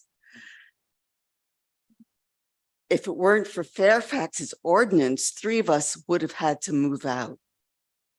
So it isn't that there aren't people being impacted by the ordinance. I understand that a lot of landlords are really fearful about the situation, but they've got rent control in San Francisco. They've got rent control in Berkeley, Oakland, Alameda, Richmond, and it's been there for years. It hasn't ruined their housing market. It hasn't brought in the corporate vultures. I know they're all in the wings. And I'm much more concerned really with the housing element, which seems to be entirely out of our hands. But I would say if the point is, when is the date? I'll go with November 2024. Thank you. Thank you. Next speaker, please. Hi, Todd Greenberg, downtown Fairfax. Wow. How much are we going to keep spending here in Fairfax? You know, we spend over $600,000 a year in debt service here. Wow. You know what? That's almost twice what we collect in gas tax revenues. That's about half of what we get in sales tax revenues. And you've now spent, according to published town reports, over $300,000, and you plan on spending $125,000 a year on these ordinances. Wow. Doesn't anyone do the math? Wow. I'm just shocked that you so freely spend the money without looking at where your bang for the buck is. Holy smokes. We all want to have it be affordable. We want to have it be affordable for owners and being affordable for owners means it's affordable for renters. But this is all misguided, really misguided. This whole process is misguided. The scale of what you're doing should be done at the state level. I agree that the date for overall rent decisions should be at the state level when it's already qualified on the state ballot. It should not be done at the expense of every Fairfax taxpayer. If you could just lower it a little bit. This is irresponsible. It's out of scale. It's wrong-headed. It's just simply wrong. That's all I have to say. Thank you. Next speaker, please. Thank you, Council. Blaine Morris, Cascade Drive. You know, it's nice. Driving down Center Street right now into San Anselmo with it repaved. It's nice driving down Sir Francis Drake repaved. It's even nice driving out to the valley on a repaved Sir Francis Drake. Notably, our town in between those two stretches of Sir Francis Drake is quite a shambles. Sounds like tonight there's people falling into holes in front of St. Rita's Church and having a difficult time getting down Oak. This whole process, we all know, has sucked the oxygen out of this town. I have a novel idea. Why don't you adopt the ordinance?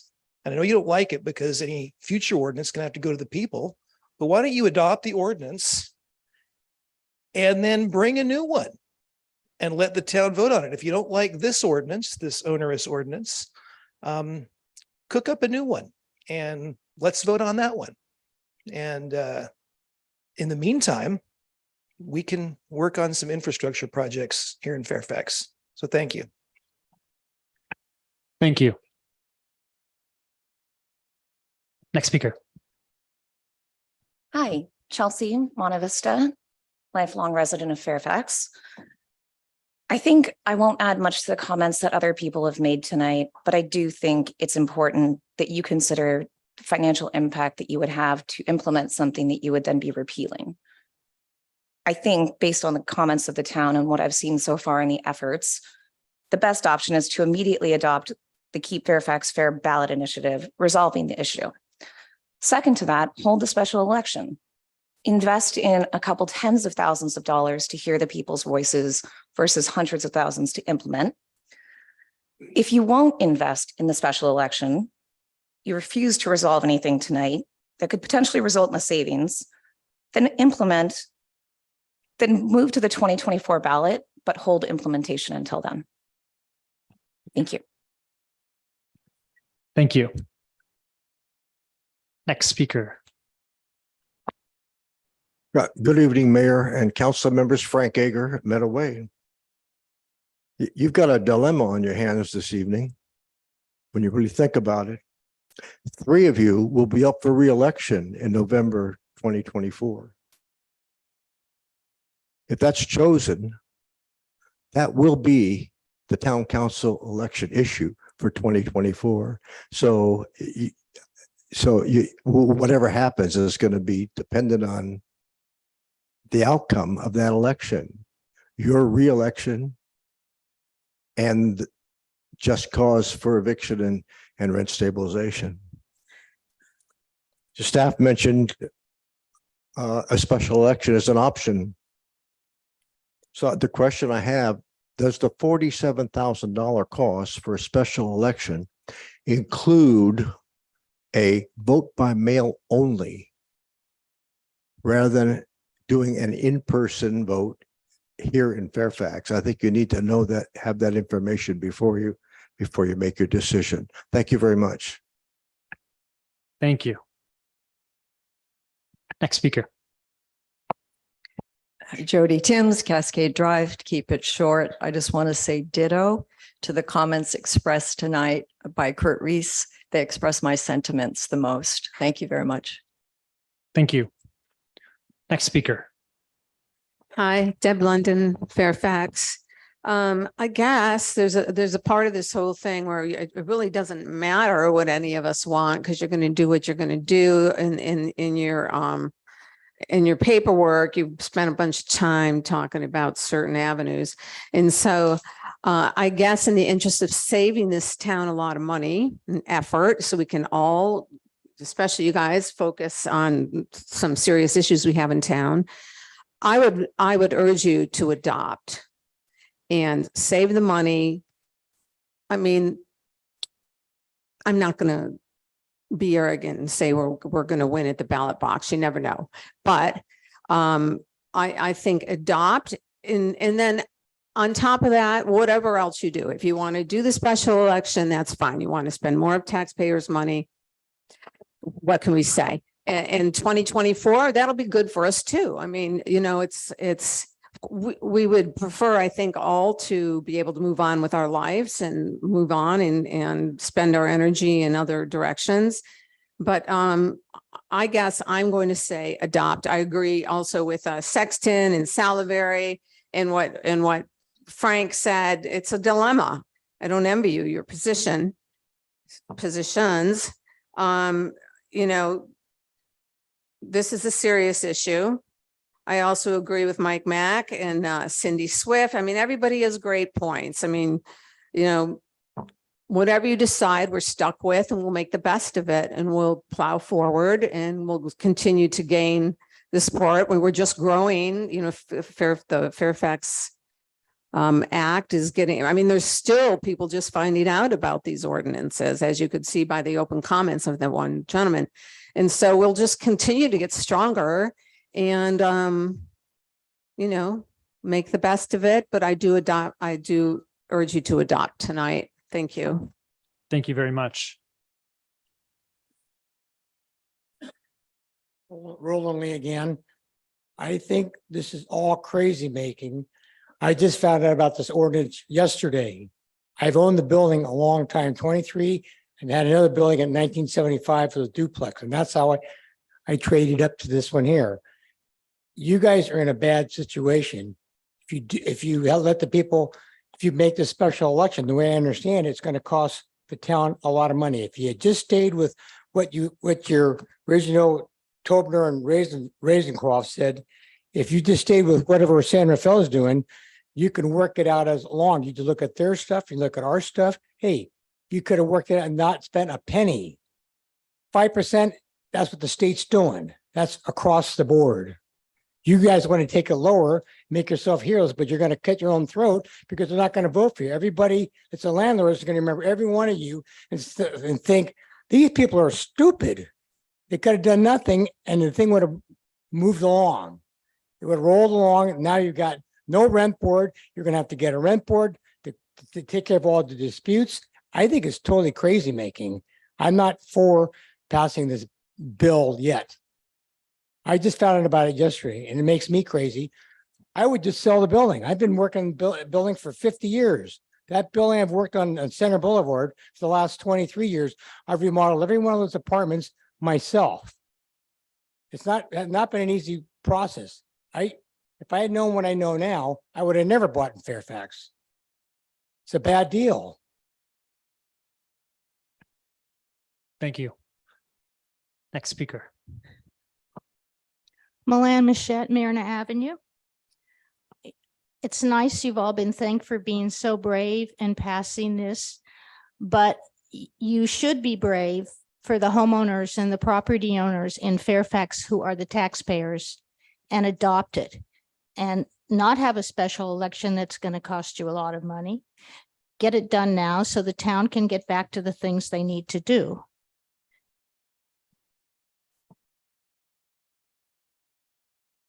I'd like to see a list of tenants that felt threatened by their landlords since this process has started. They keep bringing that up, but I don't know any tenant that said that. It would be interesting to know. If a special election needs to be held, if it's important to people, they should vote. And that's your duty as someone that's allowed to vote. Something that is important means you should come and do it.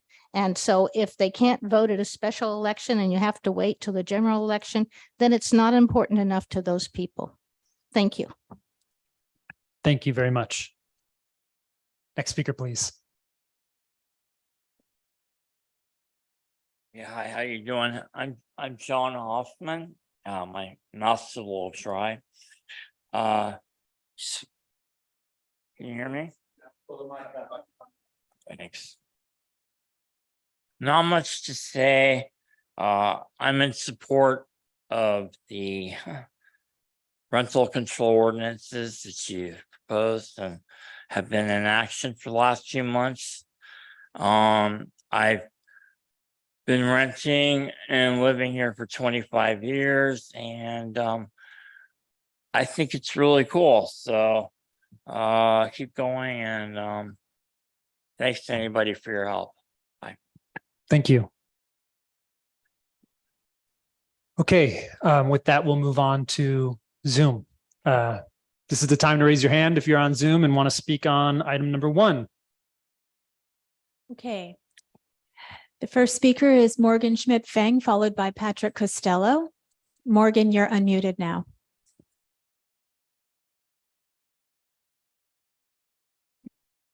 Thank you, Town Council, and thanks for everybody who is showing up in person and on Zoom.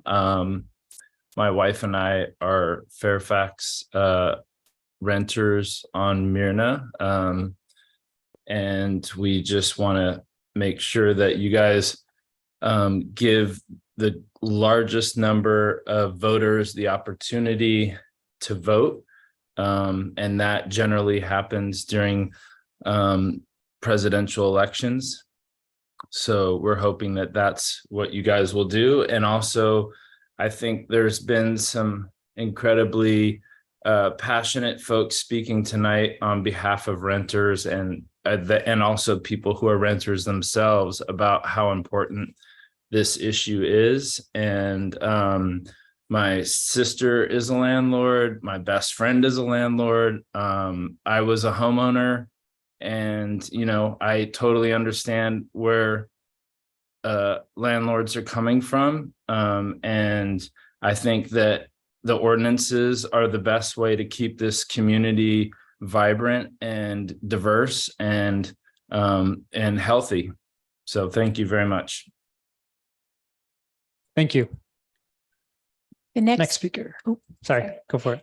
The next speaker is Patrick Costello, followed by Richard A. Patrick, you're unmuted now.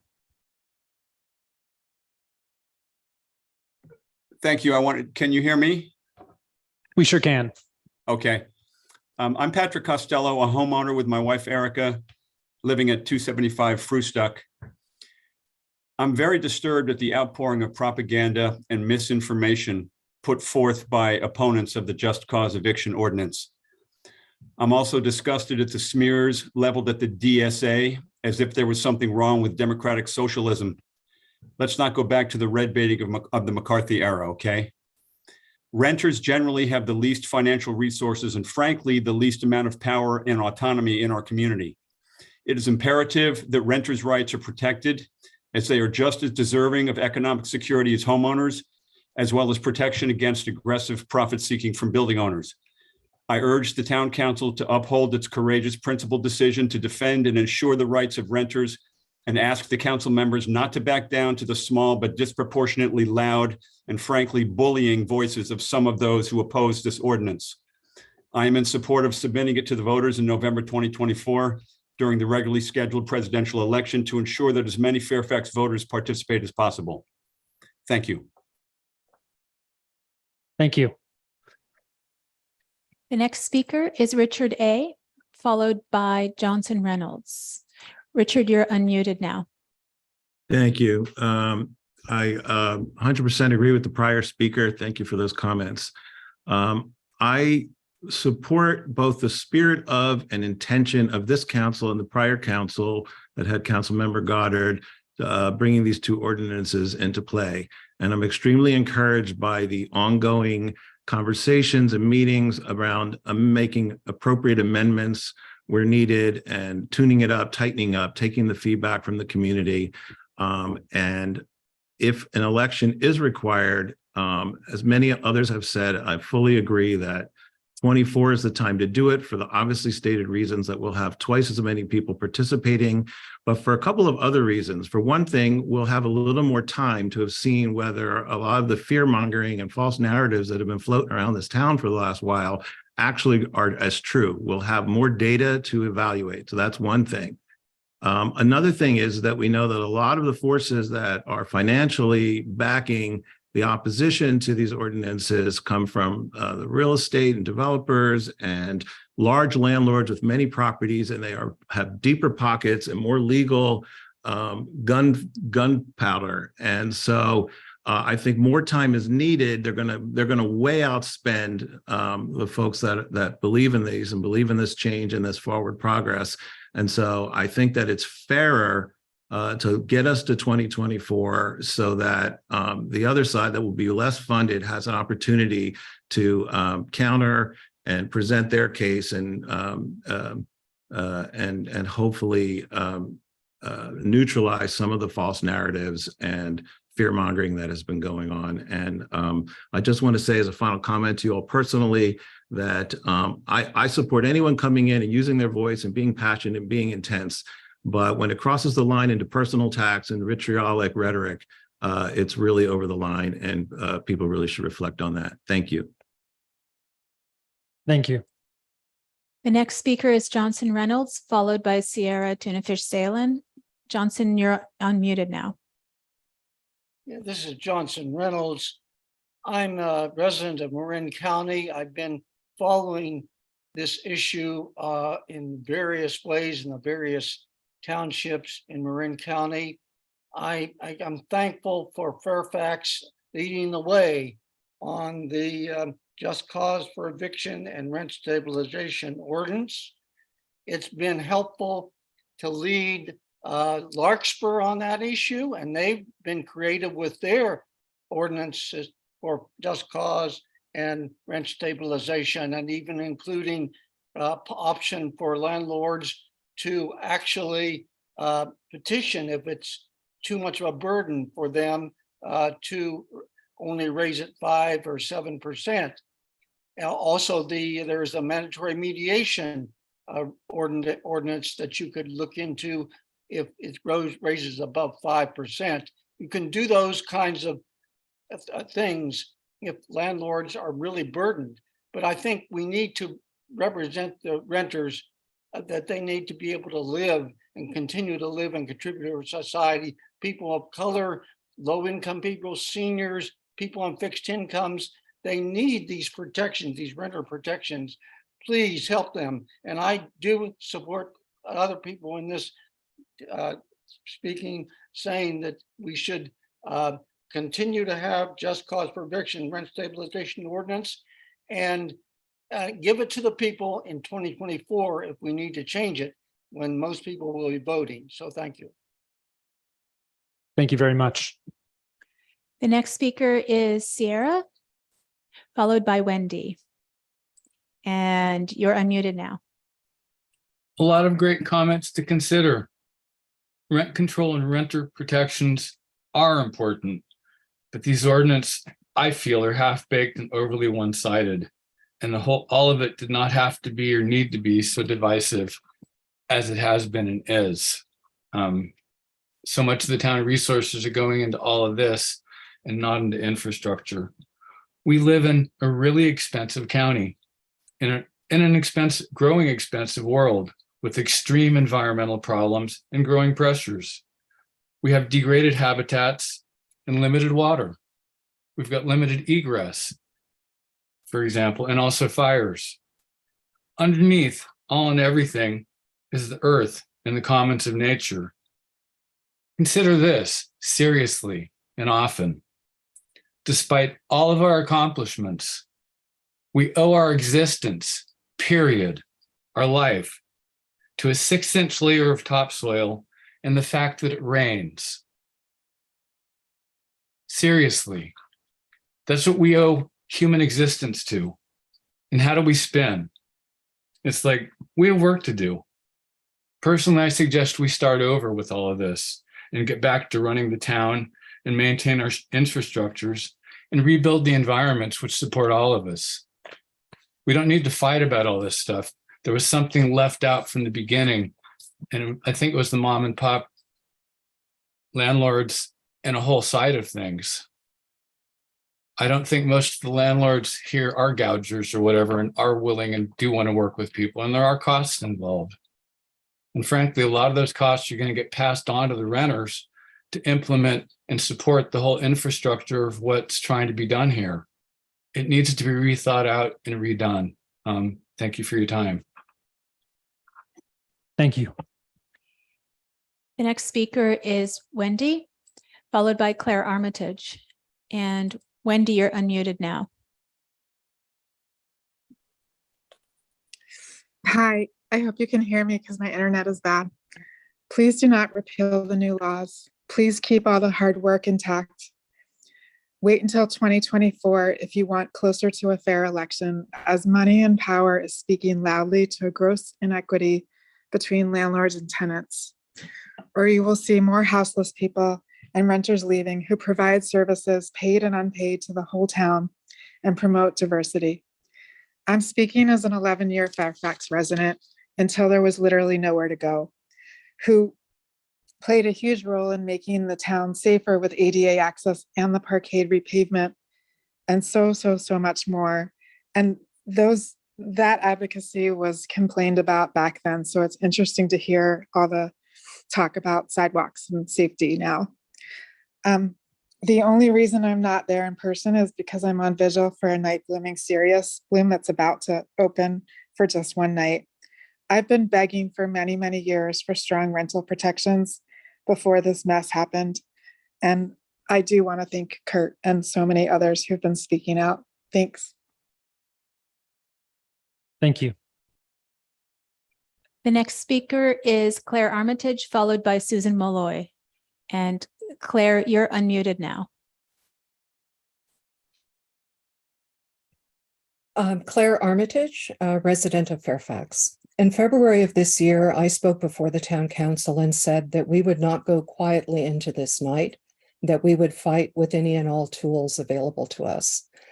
I've learned a lot since that original statement I made in February. As part of a Public Records Act request, I and others have read emails between then Council Member Cutrano and then Mayor Hellman, and been shocked to realize that all this time, Fairfax has had a 6th town council member, albeit an unelected one, in Kurt Reese. Many of these emails were quite illuminating in their content, and we realized that we never had a chance. The council was being fed information from one side of an issue without any consideration of data that might call the wisdom of these ordinances into question. Fairfax's elders, homeowners, and housing providers alike were being thrown under the bus, while renters who are elders and other newly formed protected classes had the respect and protections of you, our council. The sense of betrayal has hollowed out at least one chamber of the town's heart. There is a lot of fear and insecurity on both sides of this issue. This has never been about housing providers being against reasonable rent and eviction protections. It has always been about DSA-driven, sponsored, and DSA-written rent control at its core that sees any housing provider as a de facto exploiter of any and all renters. There is no room for nuance, nor a desire to see things from all perspectives. Any solution that does not take into consideration the needs of all those affected by it cannot be an acceptable solution. History proves this to be true time and time again. Perhaps it is time to let the 6th Town Council member go and let the people decide in November of 2024. Thank you. Thank you. The next speaker is Susan Malloy, followed by Erica. Susan, you're unmuted now.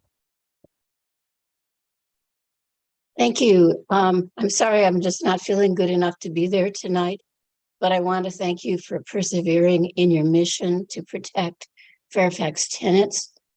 I urge you to resist the demand of the petitioners for an immediate cancellation of the ordinance.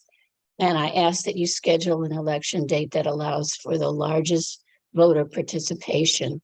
That would be November of 2024. I thank all who have contributed to the debate in good faith.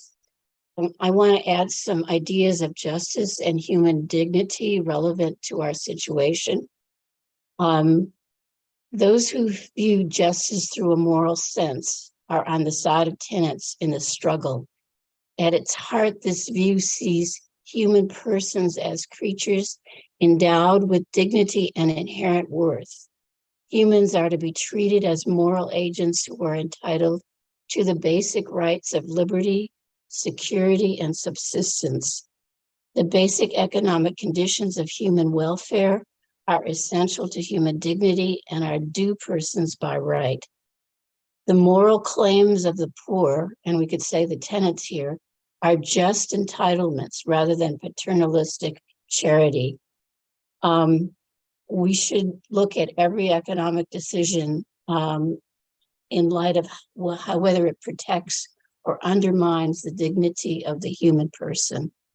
And we judge any economic system by what it does for and to people and by how it permits all to participate.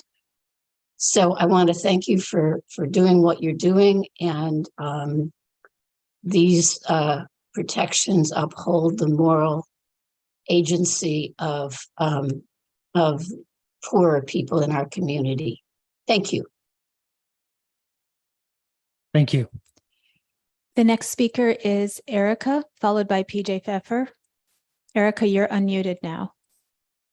Hi, my name's Erica. I live on Wood Lane in Fairfax. I continue to support the Just Cause eviction ordinances and the rent stabilization ordinances. And thank you for all of your work that you have put into reviewing those and continuing to amend and work on them. I do support if this goes to a vote moving to November 2024. And I also ask the council to protect people who are using their rights with the council to share their points of view. Folks like Kurt, it's not fair for other speakers to be calling Kurt out in a threatening way or making people feel uncomfortable coming in front of this council, sharing views that may be different. And so if we can please keep our commentaries to the issue instead of commentaries about individuals, I think that would be beneficial to all. Thank you. And point taken. The next speaker is PJ Pfeffer, followed by Maddie Hirschfeld. PJ, you're unmuted now. Thank you. Speaking just on behalf of myself as a Fairfax homeowner, just wanted to say that despite what Mr. Sexton said during open time for public comment, the Keep Fairfax Fair Act website still only lists official top funders for April and May. Neither of the two entities created to hide information from the public, there being no other benign reason to create multiple corporate entities and act through them in concert.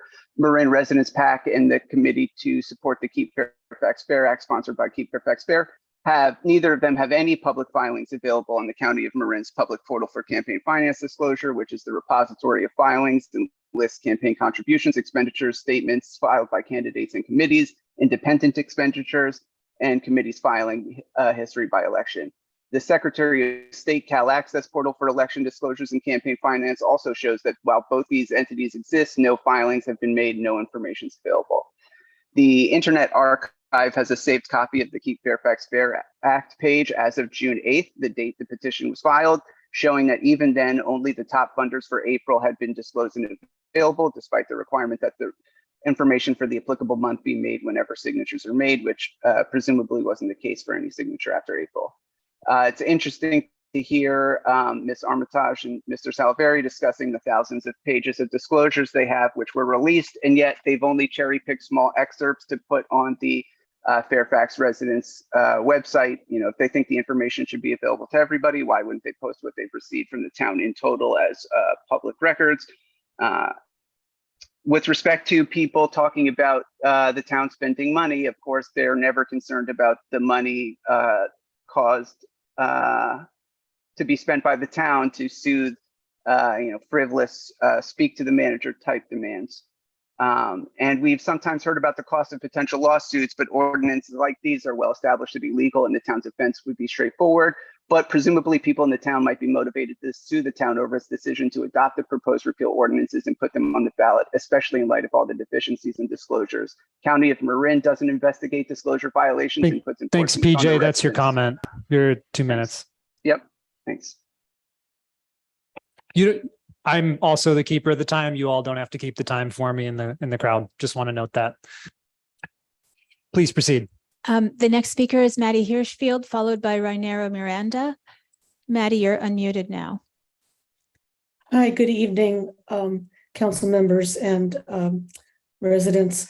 My name is Maddie Hirschfield. I am with the North Bay Labor Council, and I'm here to speak on behalf of the hundreds of union workers that live in Fairfax. And I agree with the comment about personal attacks. I've heard of a lot of them tonight. Many of them directed to you as council members, and I'm sorry for that. I've been listening to comments. I made a couple of notes. You've been told stop the madness, and so that we can get on to truly pressing issues. I don't know why a family with school-age children losing the roof over their head is not pressing. I don't know why an elderly person losing their rental unit is not pressing. That seems pretty pressing to me. All of these issues are pressing. I don't know why we should need to move off of this onto something more pressing. These are very important issues, and this is what you were elected to do. For the woman who wants to see a list of tenants that feel threatened, you'll never see that list because they feel threatened. So this is how it goes, round and round. Many, many times that I've been at these meetings, I've heard those who want these ordinances to go away say, let the people vote, let the people vote. I agree, let the people vote. And if you want to do it seriously democratically, small d democratically, it should be November 2024, so that the largest number of people get to make that vote. I commend you all. I can hardly believe a lot of what you've had to sit there and listen to. Thank you so much. Please, an election November 2024, and we'll all be ready for it. Thank you. The next speaker is Rainero Miranda, followed by Mo McManus. And Rainero, you're unmuted now.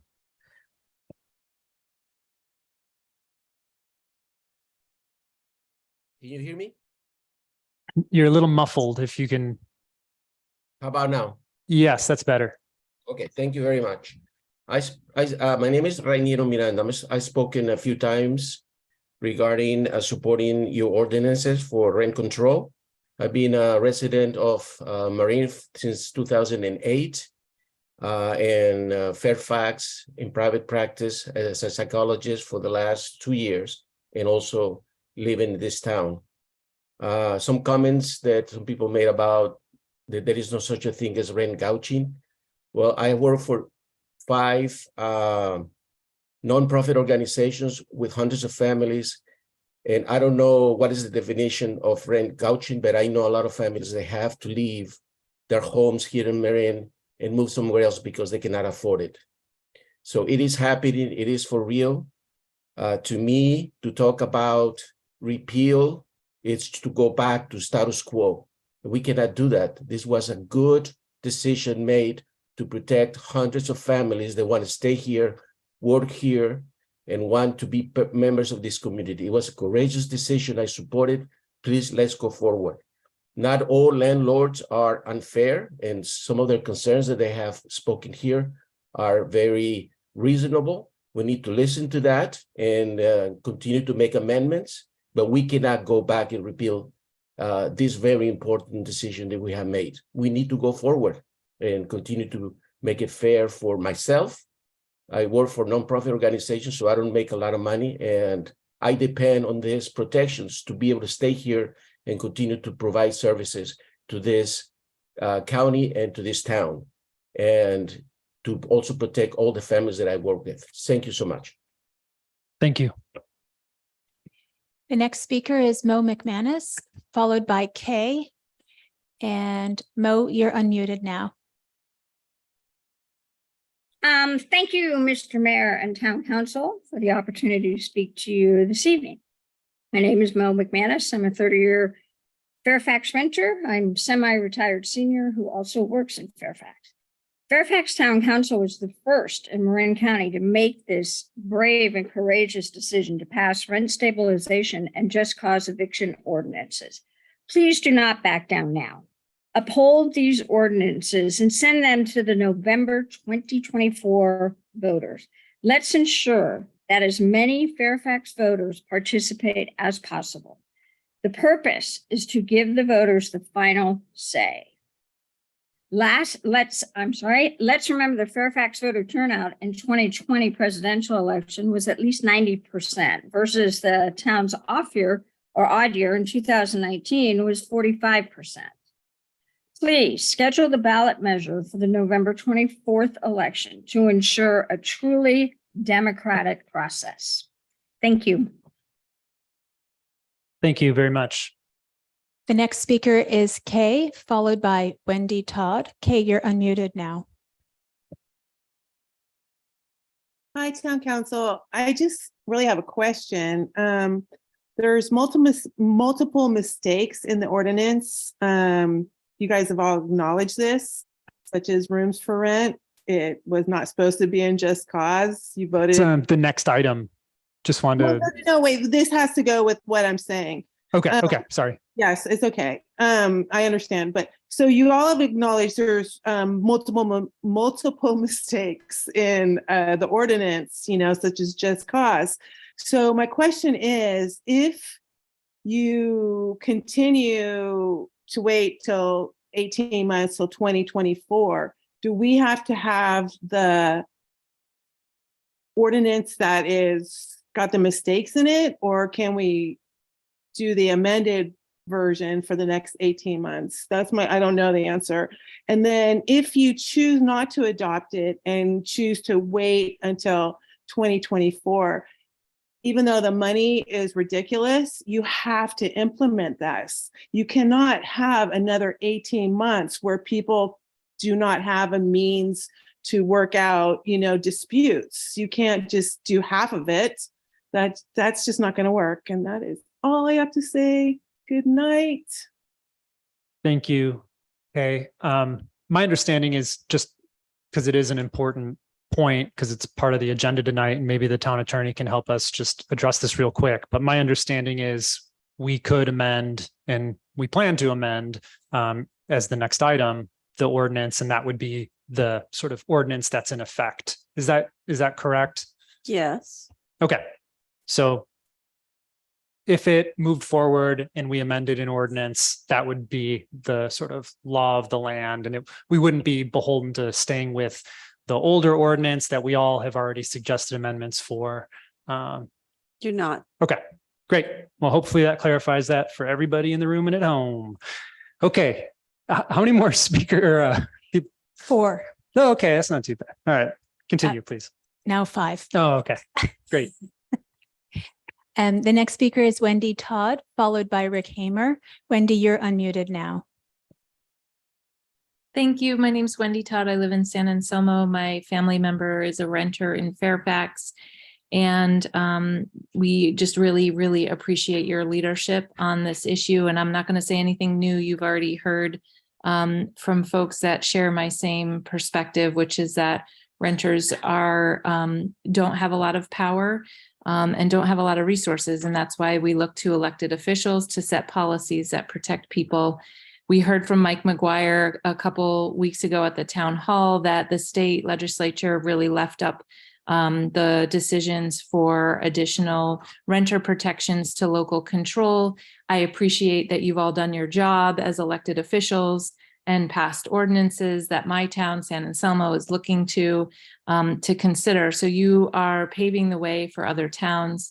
And I just really appreciate the work that you've done on this to protect renters and sustain the changes that you've made. And like others have said, I also encourage you, if we need to go to a ballot initiative, to consider November 2024. Thanks so much. Thank you. The next speaker is Rick Hamer, followed by Sierra Fenn. Oh, how? How did that happen? Can I talk here? Yes, please. Yeah. It's up to the mayor. Yeah. Good evening, surprise guest.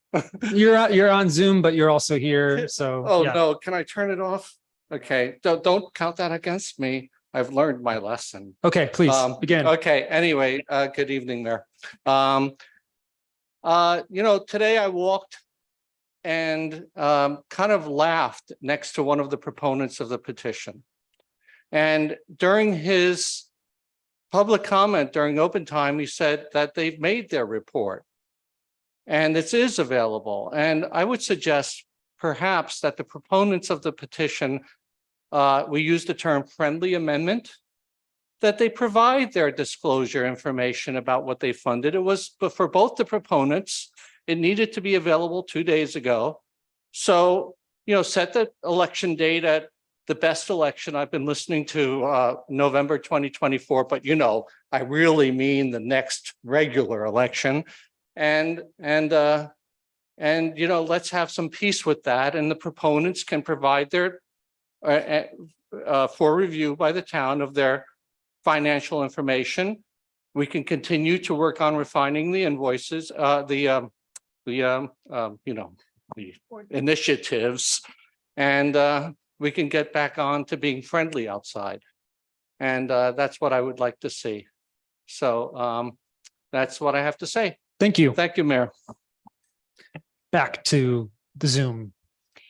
The next speaker is Sierra Fenn, followed by, he just disappeared, or she. The next speaker is Jason Sanders, followed by Sandy Hansher. Jason, you're unmuted now. Okay, can you hear me? Yes. Okay, hi, how you doing? My name is Jason Sanders. I live on Scenic Road since 1995. Actually, you sound kind of like you're underwater, but if you could move your mic closer to your, yeah. How does that sound now? That's progressed. That's progressed for sure. Okay, I'm gonna get a little closer and see what happens. How's that? I think we're good. Okay, so anyway, I'm sorry.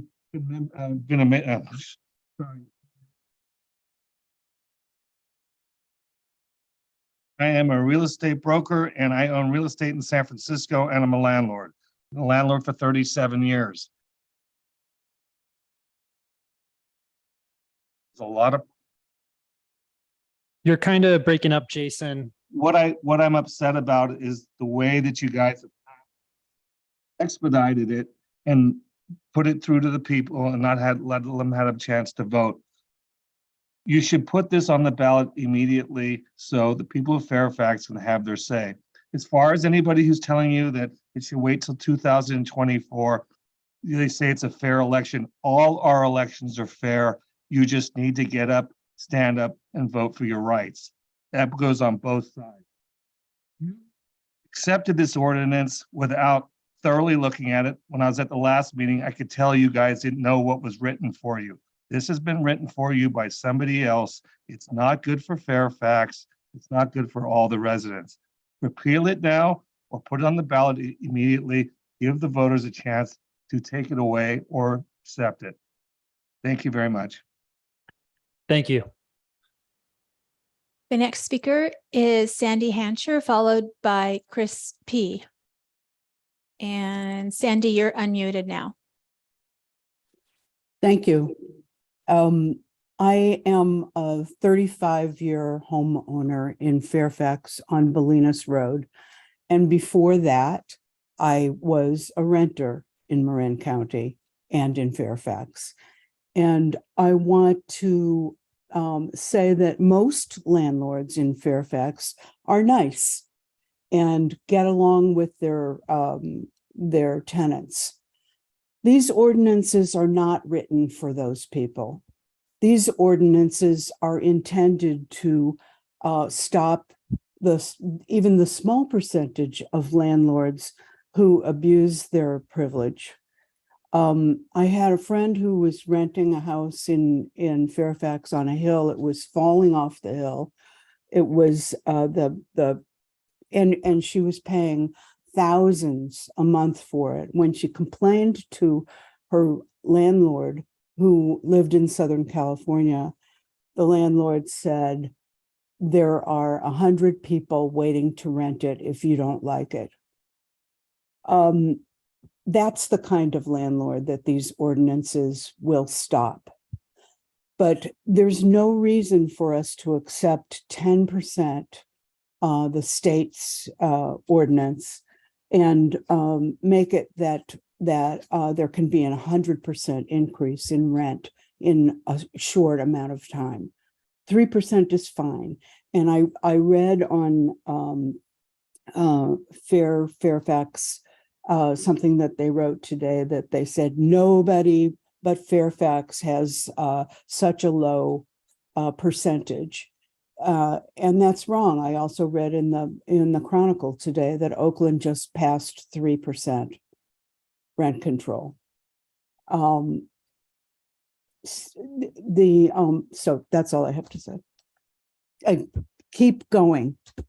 And make it November 2024. Thank you. The next speaker is Chris P., followed by Sierra Fenn. Chris, you're unmuted now. Thank you. Apologies for the echo, and then I had to lock myself in a room to get away from work. I'm going to continue the November 2024 cries for election, because that makes the most democratic sense. And I'm just going to keep it there. Thank you, Town Council. Ordinances are important. Thank you. The next speaker is Sierra Fenn, followed by Alaya Gomez. Sierra, you're unmuted now. You might have to unmute your own microphone.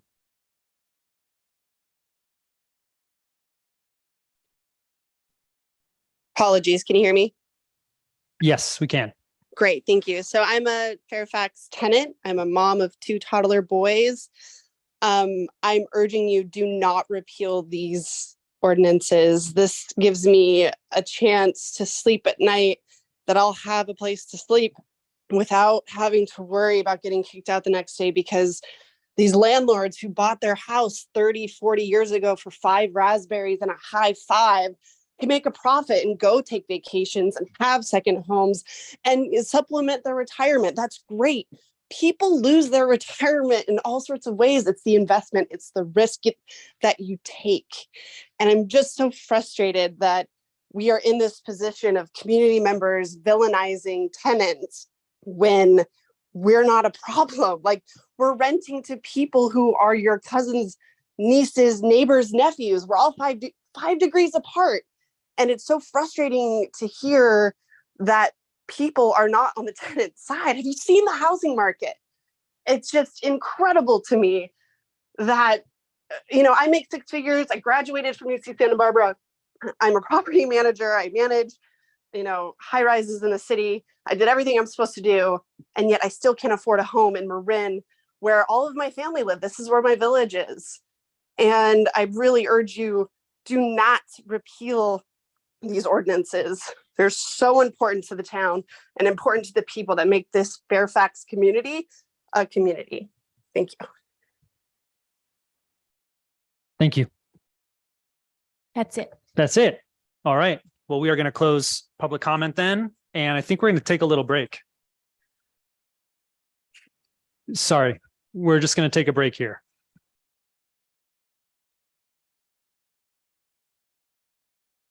We'll break until 8:50. So if people could quiet down or you could take your conversations outside, it would be much appreciated. Okay, a couple quick questions coming out of the public comment period that I'll lob over to our town attorney here.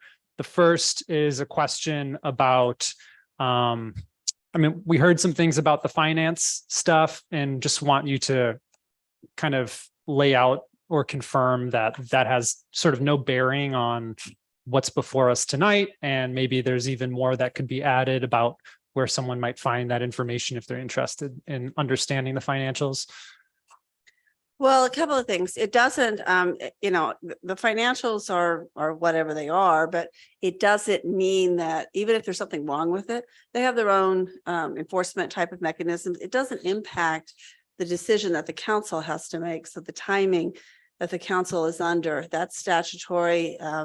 And you can't decide that you're going to take some time and go look at different issues or whatever.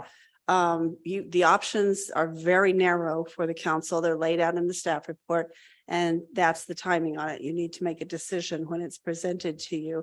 There's some room for a 30-day report. There's some room for 10 days, within 10 days to decide to adopt it. But the timing is tonight, essentially. And the other thing that I think is really important to note is that at this point in time, if the council adopts the initiative measure as it is, or if you put it on the ballot and it is successful, that means that it cannot be changed. It writes code into your code and cannot be changed without a vote of the people.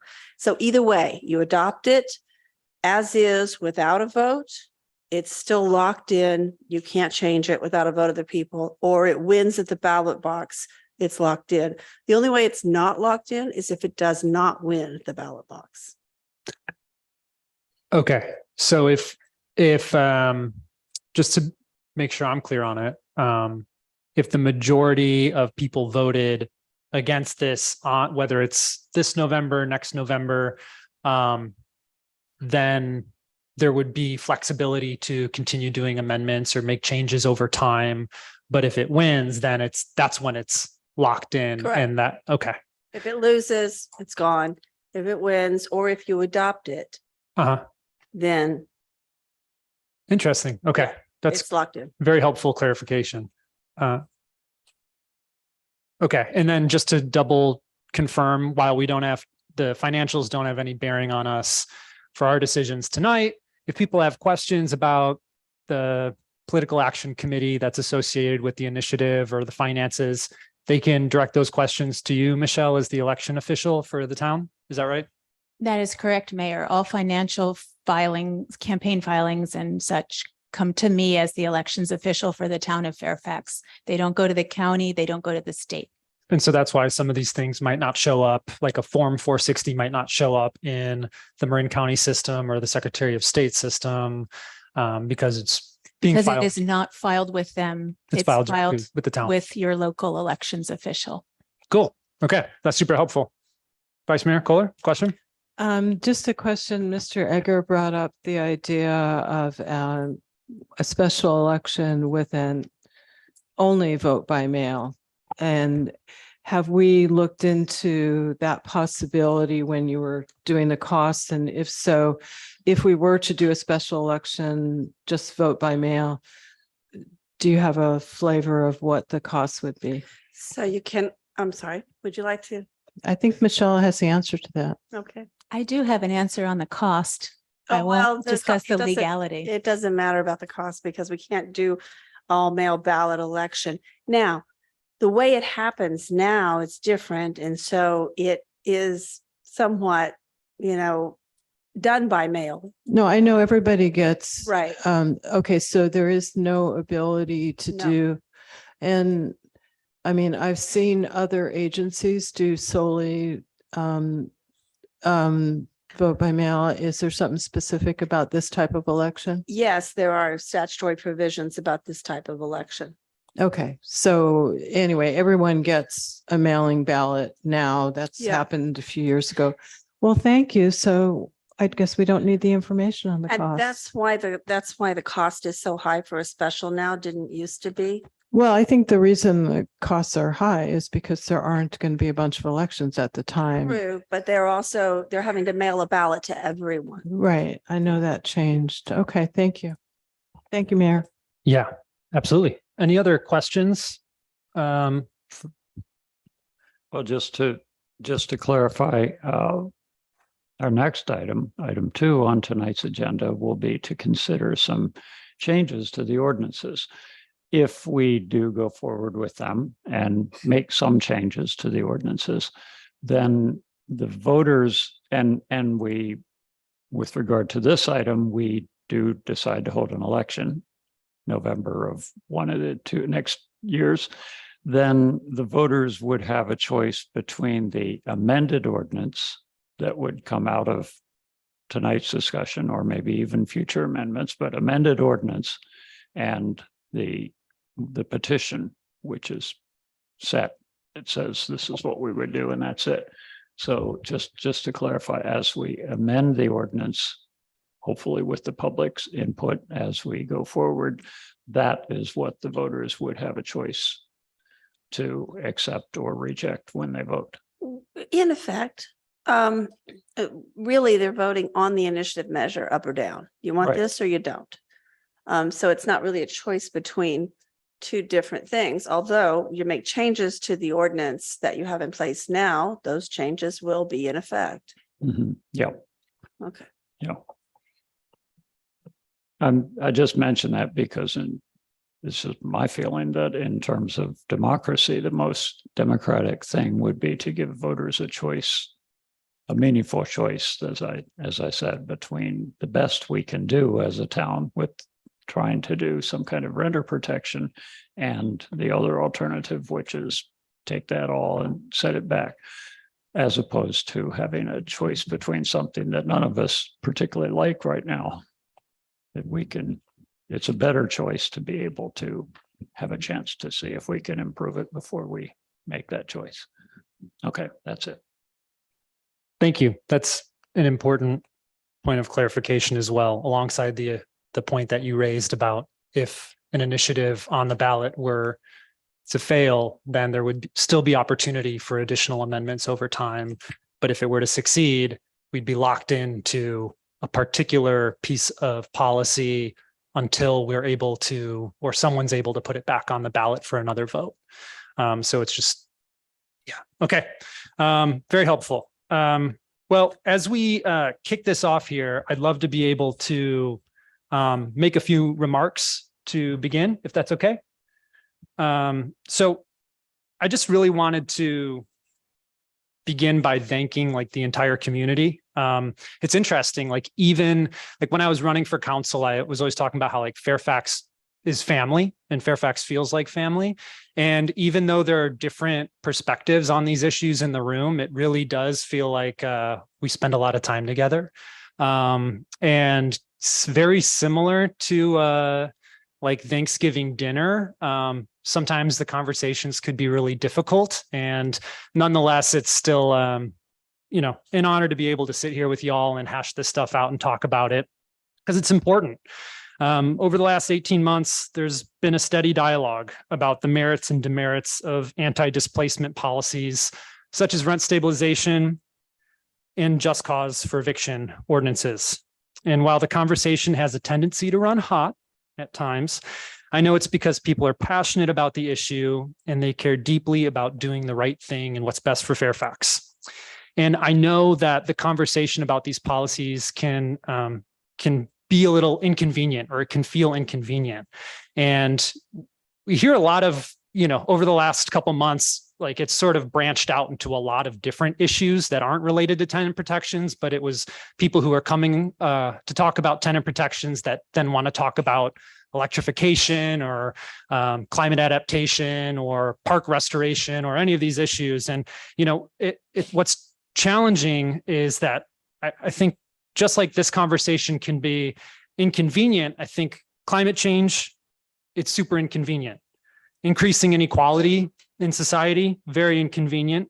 And traffic is obviously inconvenient. We hear a lot of concerns about traffic in our communities, and homelessness. Some people brought that up as well. People experiencing homelessness and having to actually see people experiencing homelessness is really inconvenient, especially in a place where you feel like I moved away from the city to escape people that are in poverty or people that are experiencing homelessness. And yet I see people experiencing homelessness. Very inconvenient. I get it. And yet I think as a community, we're not in a bubble, and we have to confront a lot of these issues. And such a confrontation inevitably intersects in these challenging but very necessary conversations about anti-displacement policies. I truly believe it. I believe climate change, increasing inequality, traffic congestion, and homelessness all intersect at this discussion around anti-displacement policies like rent stabilization, just cause eviction ordinances. And I can appreciate and understand the desire to protect one's business interests. I've spoken with folks in the room. I respect your opinion about how you run your business, and I appreciate you being here and being a part of the democratic process. And I just have to say, like, from my heart, that on this dais, I feel compelled to address the central concerns of local governance of the whole community. And for me, that's livability, that's placemaking. How do we make place? That's environmental conservation and sustainability, the interface between public and private realms, and the quality of everyday life for everybody in Fairfax.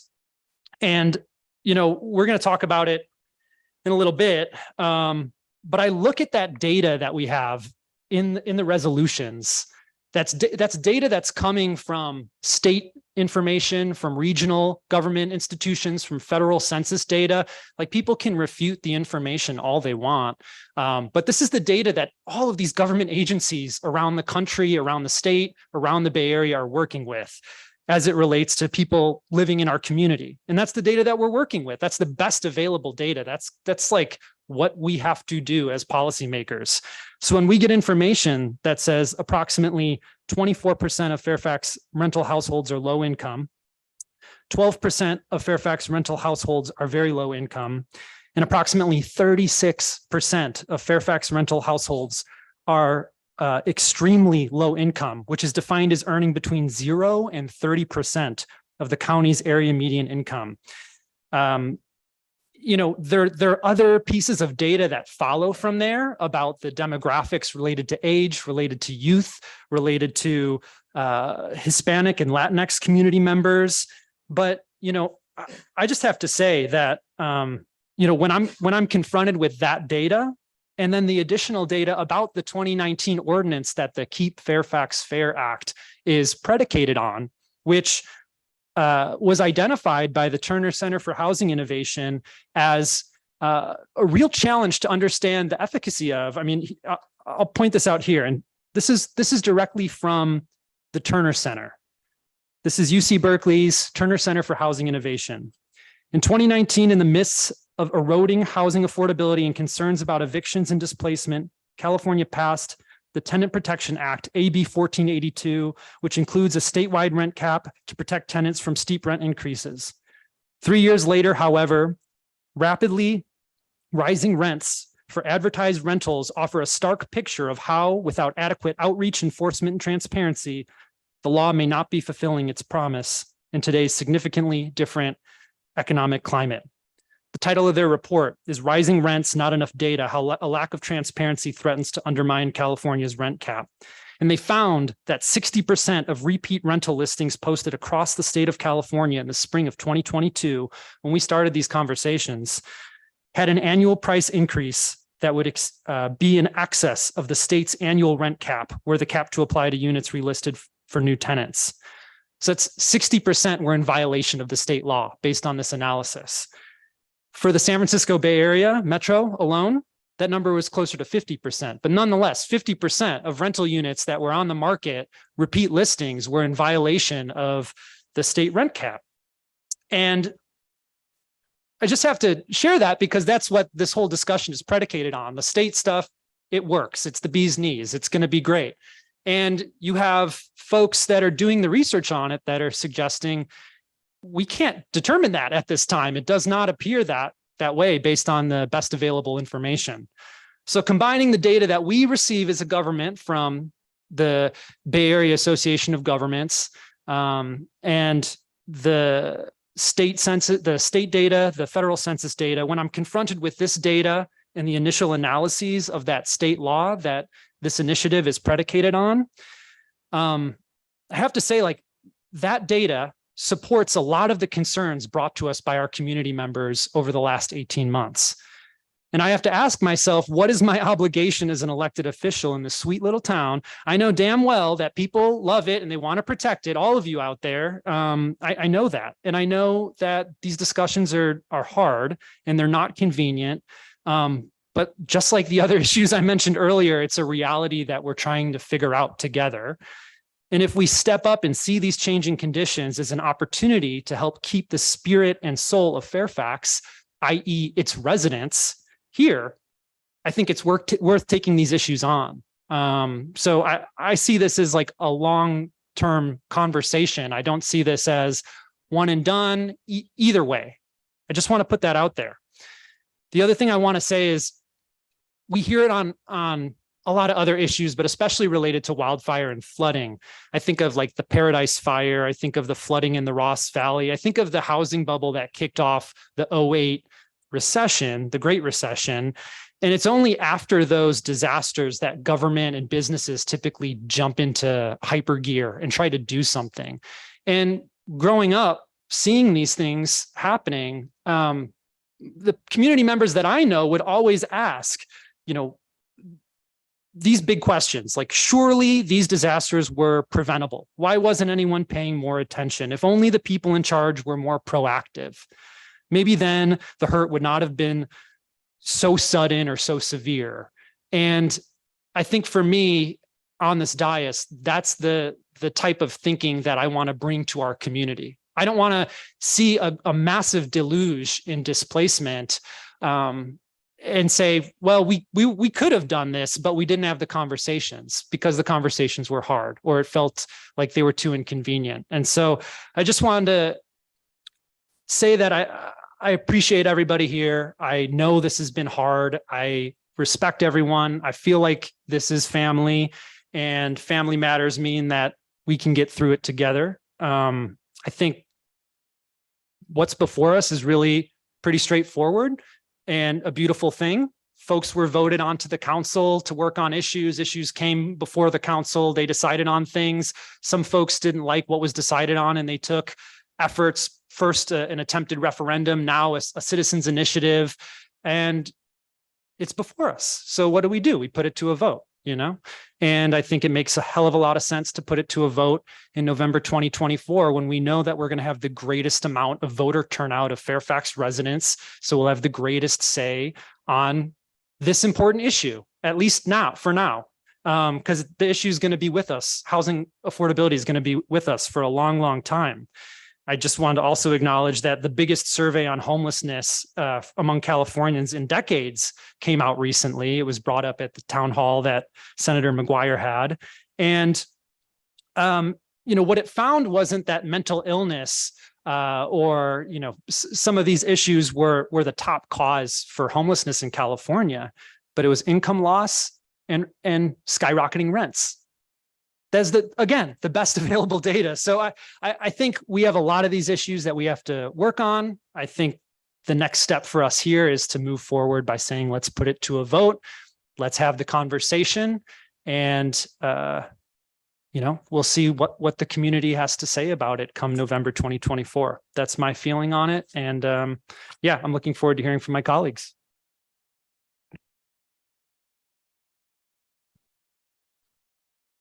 I'm ready to make a motion, but if anyone else has I think I'd like to make some comments. Okay. Because I'm not ready for a motion. Well, I want to remind folks that, first of all, I think that whether you agree or whether we all agree, I know that my colleagues on the council and former council member Renee Goddard all care deeply about this town. And we may have different ways of trying to represent the town, but I do feel that very strongly. Also want to remind folks that I tried to slow this down last year, felt that it was major policy, thought we should take more time, do more workshops. We did a workshop subsequent. It would have been better had we done a couple of workshops beforehand. And I also voted no on the just cause ordinance because I thought it went way too far.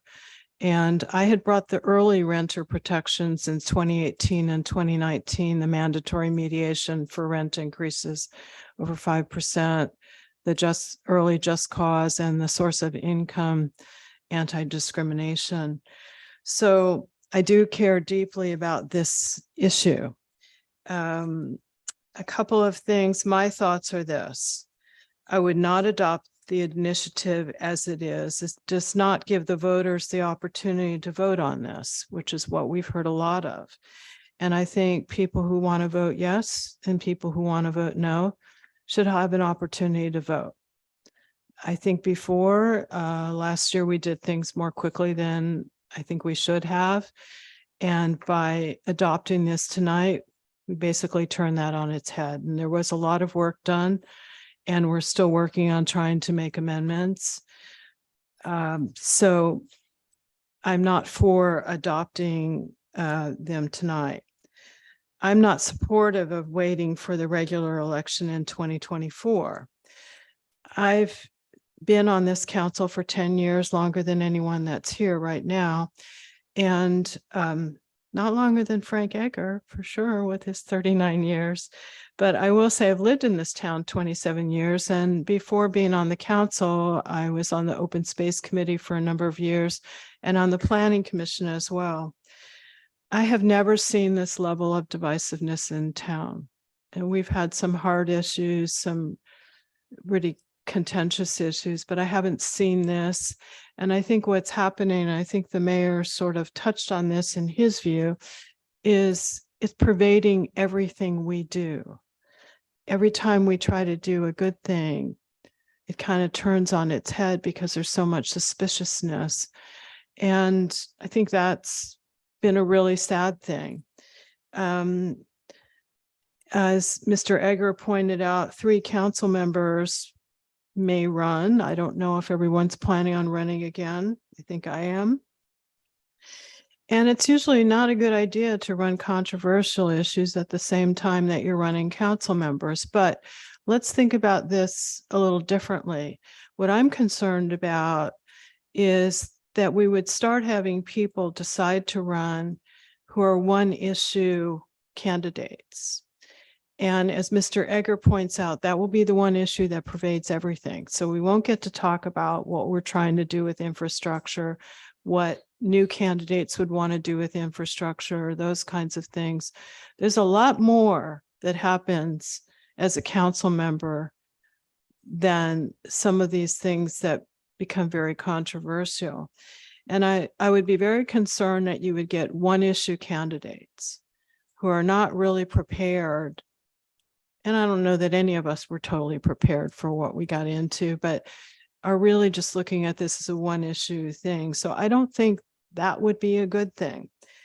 The other thing is there's a thought to trying to reauthorize the Measure K bonds. Now those preceded me on this council, and there is a thought to trying to reauthorize the Measure K bonds. There's still some money potentially left. And that would be so we could try to fund a more long-term, broader initiative for roads. We're spending over $1 million on roads this year. We're spending close to 200,000 on sidewalks, even though we don't own all those sidewalks. And we want to continue this work. So if we ran Measure K bonds next year, I'm pretty sure they would get a no. And I think I've run a few tax measures for this town, and I've seen people really supportive of what was Measure J, then Measure F, for property taxes that support our police and fire, some wildfire work, senior programs. And we kept those pretty modest, and we've had a lot of support. Also ran a tax measure for sales tax. These things pass with huge margins.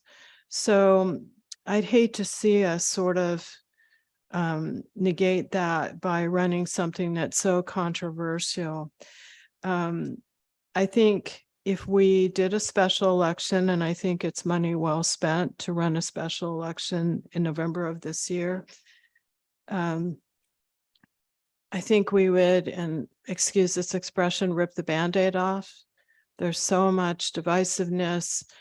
I would like to see us end the pain of what continues to happen with so much negativity from some folks.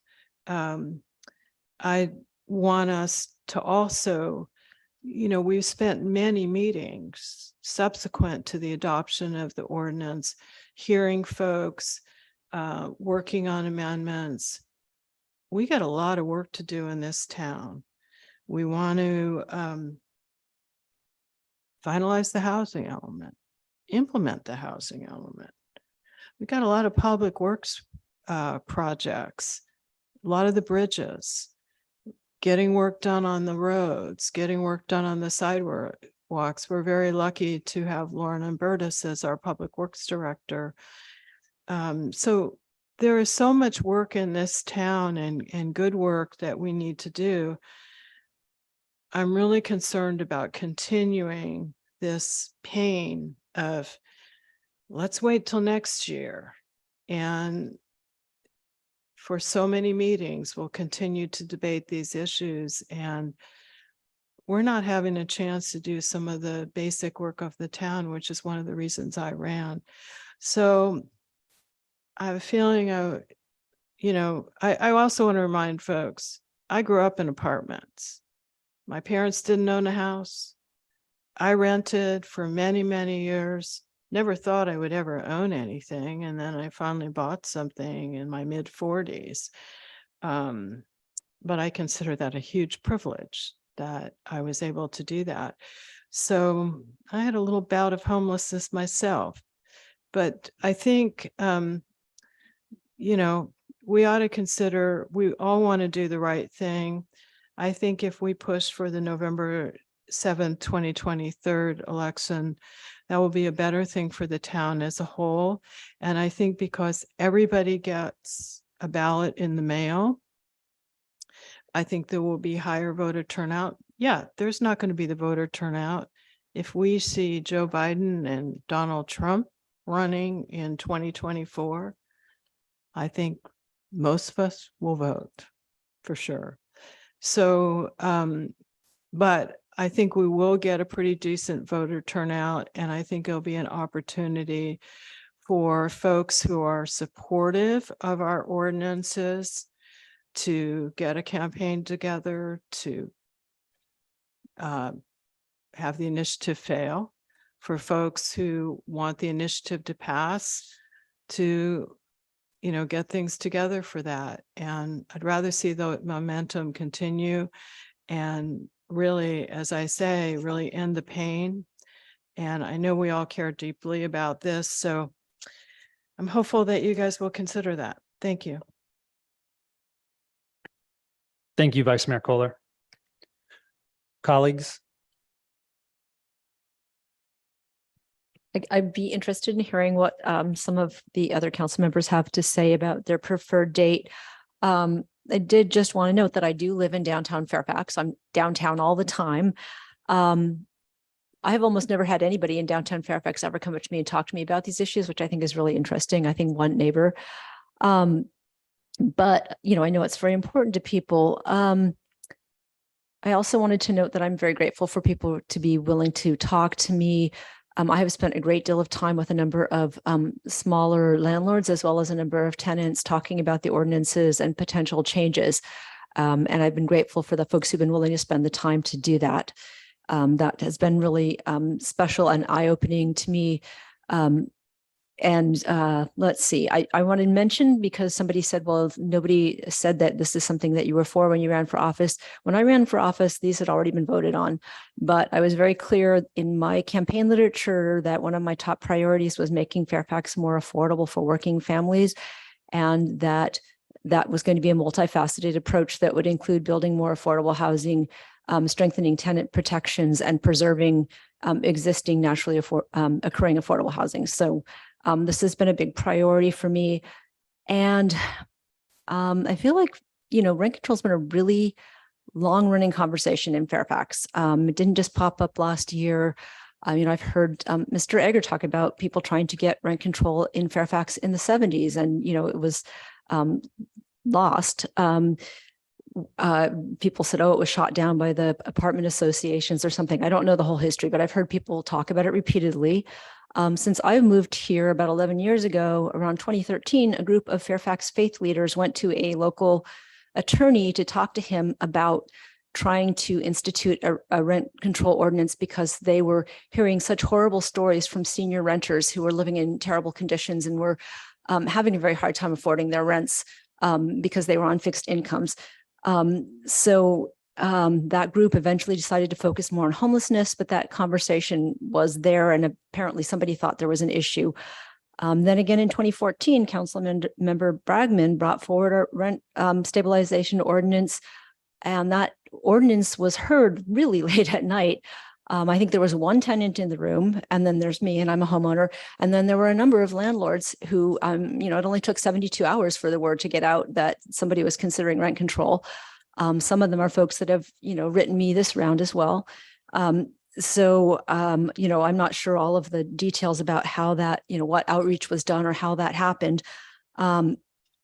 But I can see, considering that experience with the 2014 ordinance that was proposed, that the town council, when they were deliberating on this, would think that maybe things had changed and that people weren't caring as much, because I watched all those meetings and I saw very few landlords come forward and speak.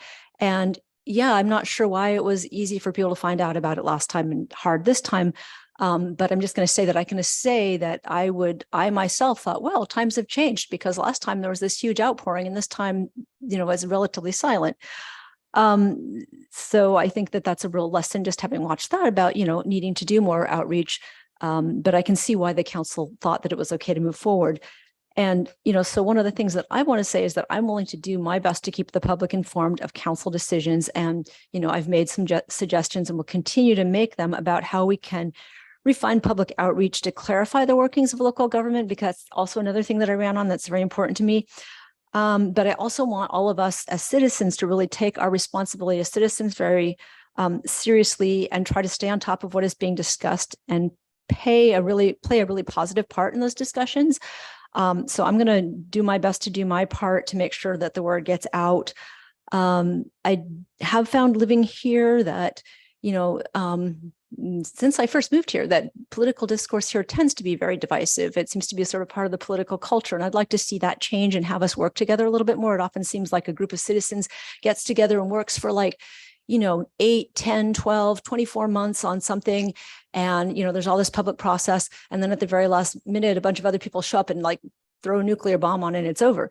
And I think that's a little demoralizing to people. So I hope that there's a way we can find to work together a little bit better. And I find that kind of dynamic tends to depress political engagement a little bit, because people find it sad.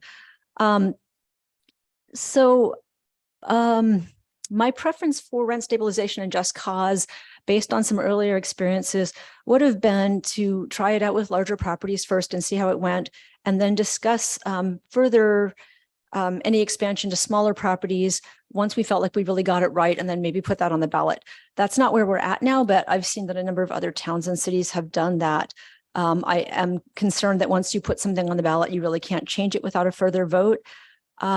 and I was impressed by the fact that we as a council were able to do a detailed read of the ordinances on June 21st and make a number of changes based on comments from the public. So that ability may go away. But that's the right of people to also, part of the democratic process is the right of people to bring forward a ballot initiative. So I'm fine with that. I did want to mention that people have not used the mandatory mediation that much, according to people in the county and people I've worked with who work on tenants' rights issues, because it's not very useful. You don't really get very much out of it. So it's not that there isn't an issue. It's just that it's, why do it? It doesn't get you anything. So my personal, preference at this time, but I could be convinced otherwise, is, I'm just going to say that I talked to somebody who is part of a major social justice organization for immigrants in Marin. And, we were sort of talking about the trajectory of these ordinances. And, I said, wow, it sounds, really hairy to have it at the November 2024 election because we have a lot of other important things going on. But he said, your job is really to lead for the next generation and not for the next election. And, so for me, listening to so many people tell me, let us vote on this ordinance. We want to vote on it. We want a robust democratic process. Then I think it should go to the November 2024 election because that's when the most people are likely to vote. And that will be the most representative. And so that's my current take on it. But, I also think Councilmember Kohler has made some very compelling arguments. And so, I'd like to hear more from other people. Thank you. I just want to clarify, Councilmember Bragman did not bring an ordinance. We had a discussion about rent control back in 2015, and at the next meeting, he asked to withdraw it. Thank you. Thank you for that clarification, those comments, Councilmember Blash, Councilmember Ackerman or Hellman. Well, I really appreciate all three of your comments there, and also the many comments that we heard from the public tonight.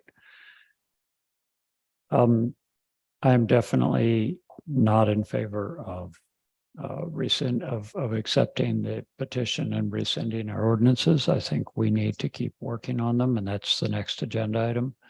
As I said earlier, I believe the most democratic thing is to improve these ordinances as best we can, which I think is what we're on the path to doing, and thereby giving the public a choice between the best that we can come up with collectively and the ballot initiative, which says throw it all out and lock it, and we'll never be able to talk about this again unless we go to another ballot initiative, which I really do not recommend for the town.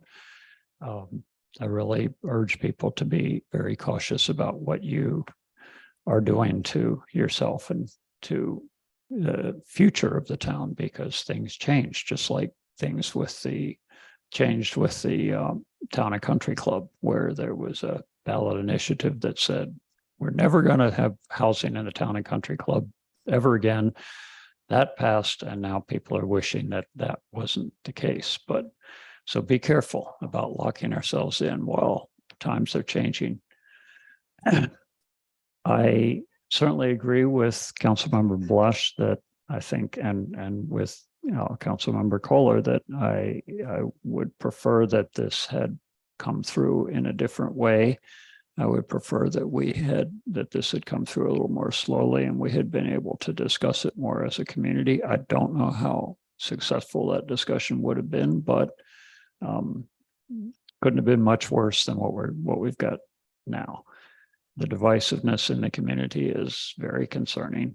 It's not the first time I've seen this community be incredibly divisive, but it's not good right now. So between November 2023 and November 2024, that is a tough choice. And I really have, coming into this meeting and at this moment, I can't say for certain that I prefer one or the other. I'm lean toward November 2024, and I certainly heard a lot of public comment, and interestingly, from both sides of the issue, that November 2024 was people's preference. Obviously, it there would be greater voter turnout. And the fact that everybody gets a mail-in ballot, well, that's been the case for a couple of years now, and that doesn't change things. People still don't vote as much in the off-year elections. So November 2024 is the more democratic choice. It's problematic. I think Councilmember Kohler really expressed it the best as to why it's problematic, because it just mixes everything together in terms of council members, 3 of us that would be up for re-election at that time. One of those council members is our mayor, and he's already said he's ready to have it on November 2024. So there's one who's ready to face that. But the possibility that the town might be trying to do a bond or a tax initiative at that point would be difficult to do. In general, it's very difficult to do everything right now, because everything we talk about, we get just a chorus of distrust and opposition. And I know staff is very tired of that. We on the council are pretty worn out by it. And it certainly doesn't serve the democratic process, because we end up that so many of the people in town just are disgusted with the way government ends up being, whoever they blame for it, but they're not interested in participating in it. So in terms of democracy, if we could quit screaming at each other, it would be a lot better for democracy. I would lean at this point to November 2024 for all of those reasons, but I certainly could be convinced that, as Councilmember Kohler says, just get it over with. If I really believed that it would put this divisiveness behind us, no matter how the election went, because it might pass, it might not pass. We don't know. None of us know. And there'll be a lot of action on all sides too about that election. But if I really believed that after November 7th, I believe it is 2023, on the next morning, we would all be friends again and we could all work together and we could get on to other things, then I would absolutely say, let's just do that. Let's get to that point as soon as possible. I don't know if I believe that, but I can hope. That's what we need to do in the town. It's really incredibly sad what this has come to. And I think well, I won't go any farther than that. Anyway, at this point, I would lean toward November 2024, but I could be convinced. Thank you for your comments, Councilmember Ackerman. Councilmember Hellman. Yeah, I'll be brief. Thank you, everyone, particularly the mayor, for your statement. I do have thoughts around, extending this limbo period, and I am concerned for all the reasons that have been stated, that the community is feeling this, and I know we're all feeling this on the dais as well, for everything that we do right now. It's coming back at us.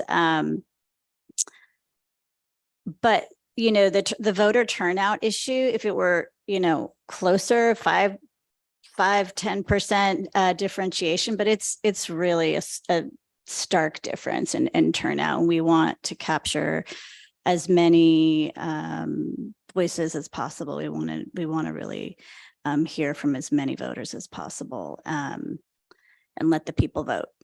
So I am in favor of November 2024 for this. Okay.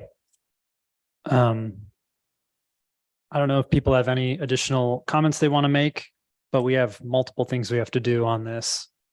Right. So is this 2 actions, right? So is it motion on to receive, file, and accept the certificate of sufficiency? Yeah, you can do it. Oh, can we do one motion on both, or? You can do one on both. Can I ask that you do them separate? You can do them separate. Please do them separate. Okay. I'll make a motion to receive, file, and accept the certificate of sufficiency of initiative petition. Is there a second? I'll second that. Okay, motion Hellman, second Ackerman. Could I have a roll call vote, please, Michelle? Yes, Mayor.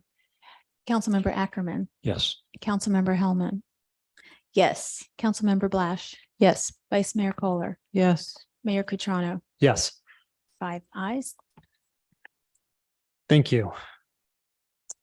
And then as far as selecting one of the options, I move to select, or how do I read this? Do I read the elections code section, or did I just say one of the letters? On to where we are.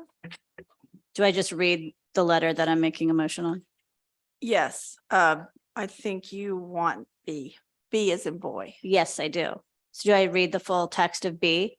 Yes. I move to support option B, which is submit the measure to the voters at the next regular municipal election occurring at least 88 days later. A regular municipal election is one where council members are elected. The next regular municipal election upon which this measure can be placed will be November 5th, 2024.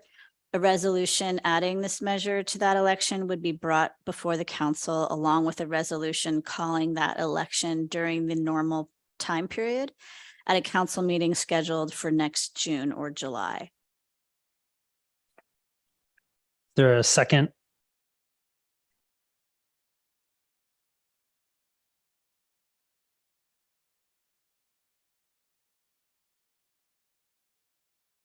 All right, I'll second it. Michelle, can we get a roll call vote, please? Yes, Mayor. Councilmember Ackerman, Yes. Councilmember Hellman, Yes. Councilmember Blash, Yes. Vice Mayor Kohler, No. Mayor Cutrano. Yes, That's 4 ayes, 1 no by Vice Mayor Kohler. Motion passes. thank you very much. And thank you, everybody, for coming out on item number 1. And for the work of the folks that brought this petition forward. Thank you. Okay, let's move on to item number 2. In a not dissimilar topic. This item 2 is to discuss and introduce ordinance revising town code chapters 5.54, just cause evictions, and 5.55 rent stabilization program. Town Attorney Coulson, your name's on this, so. Sorry.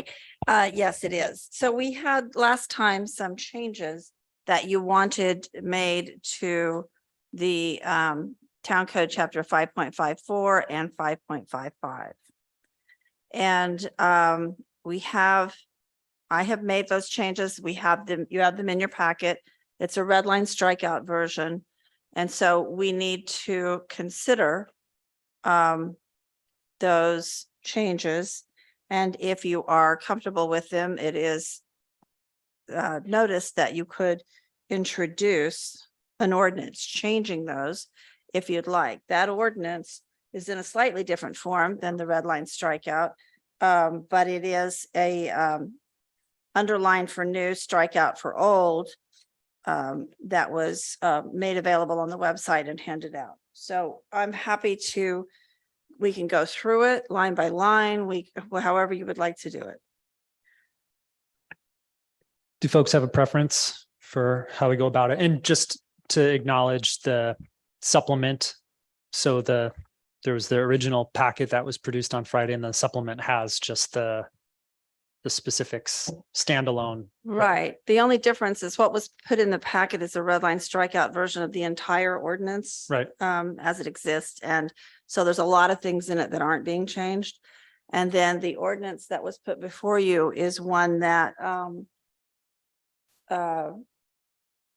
is more bare bones.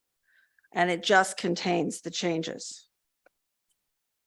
And you see those changes with an underline for new things that are added and a strike through for things that are deleted.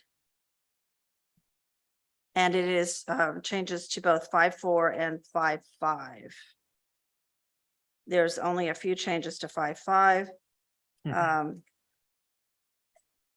Most of the changes are to 5.54. Any questions? No, I'll just say that I appreciate, Janet, your work on this. I think you captured accurately, and unless any other council members have caught anything that I didn't, seems like you captured accurately the discussion we had on the 21st at our special meeting. And I'll say again, as I said on that date, that I really, really appreciate my fellow council members, staff, and the public in that discussion. I thought it was a good discussion. We worked carefully through the ordinance and agreed for the most part on some modifications to it that were sorely needed. So I feel good about that process. And tonight is a matter of formalizing that. And this would be a first reading if we accept this tonight. Thank you. Questions, Vice Mayor Kohler? Well, I don't know. I just found some things that were missed. Oh, And okay. so I'm just wondering if I could bring those up. And then if you guys want to go through line by line, maybe I could just bring up the things that were missed. It's only a few. Or do you want to bring them up? If we're going to go line by line, do you want to Or- bring them well, up? I think the question is, do we want to go line by line? I do. Okay, well then, let's do that. Okay. Yeah, I would too. My only question would be, do we do public comment first, or did we get into that discussion first? Yeah, we could. Yeah, we'll do public comment first. That's fine. Okay, so if no more questions, we will go to public comment on this item. This is item 2 regarding the amendments to the ordinance that were proposed at the June special meeting that was just on this. So folks that have comments, please come on up to the dais, and then we'll go to the folks on Zoom.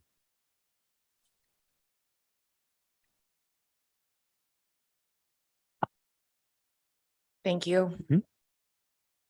And thank you for all of you for working so hard on this. I know it's been a lot of things that we've all had to deal with in different directions with regards to this, but thank you. And thank you for hearing the voices of Fairfax and your registered voters. It's really important. I would insist, since we are going to drag this out till 2024 now at this point, that you not use any more taxpayers' money in any regards whatsoever to the implementation of these ordinances or use of town attorney time or town manager time. These are to be voted on by the people of Fairfax now that you've decided that we have the right to vote on this. So I will insist again that the town not use any money, any taxpayers' money to do anything with these ordinances, whether that puts them on hold until we vote at 2024 or however you want to look at it. But you all just agreed that we have a right to vote. So that means we have a right to vote on how the money in the town is used with regards to this. So please consider that. With regards to the amendments, you've heard from a lot of us in a lot of different directions. I thank you. Thank you, Councilmember Kohler, for recognizing some things were missed. I saw a few things on there myself, like a January meeting that never happened. I guess maybe it was a closed session meeting, maybe. I entreat all of you to recognize how serious this is now that we're going to do this for another 14 months, 15 months. Try and make this as painless as possible as you can for everyone in this town. Renters, property owners, housing providers, seniors, young people. I'm in town every day and I'm talking to people every day, and everyone is upset, mostly at the process of the way this occurred and maybe not even the issue. So I implore all of you, please do your best with this tonight. Thank you very much. Next speaker, please. Hi, Todd Greenberg. How's the mic? Sounds good. Great. I have to check each time because some people have a different opinion here, apparently. Well, we'll let you know if it feels a little too loud on All our right, end. my time's evaporating here, so let me talk, please. you know, there should be transparency in government, as I've mentioned before. And this is an inaccurate report here. Starts with a DSA presentation, but wow, I don't see DSA anywhere else here. But the DSA brags about having met with you so many times. This is inaccurate. It's an inaccurate representation to the public. You've misled the public.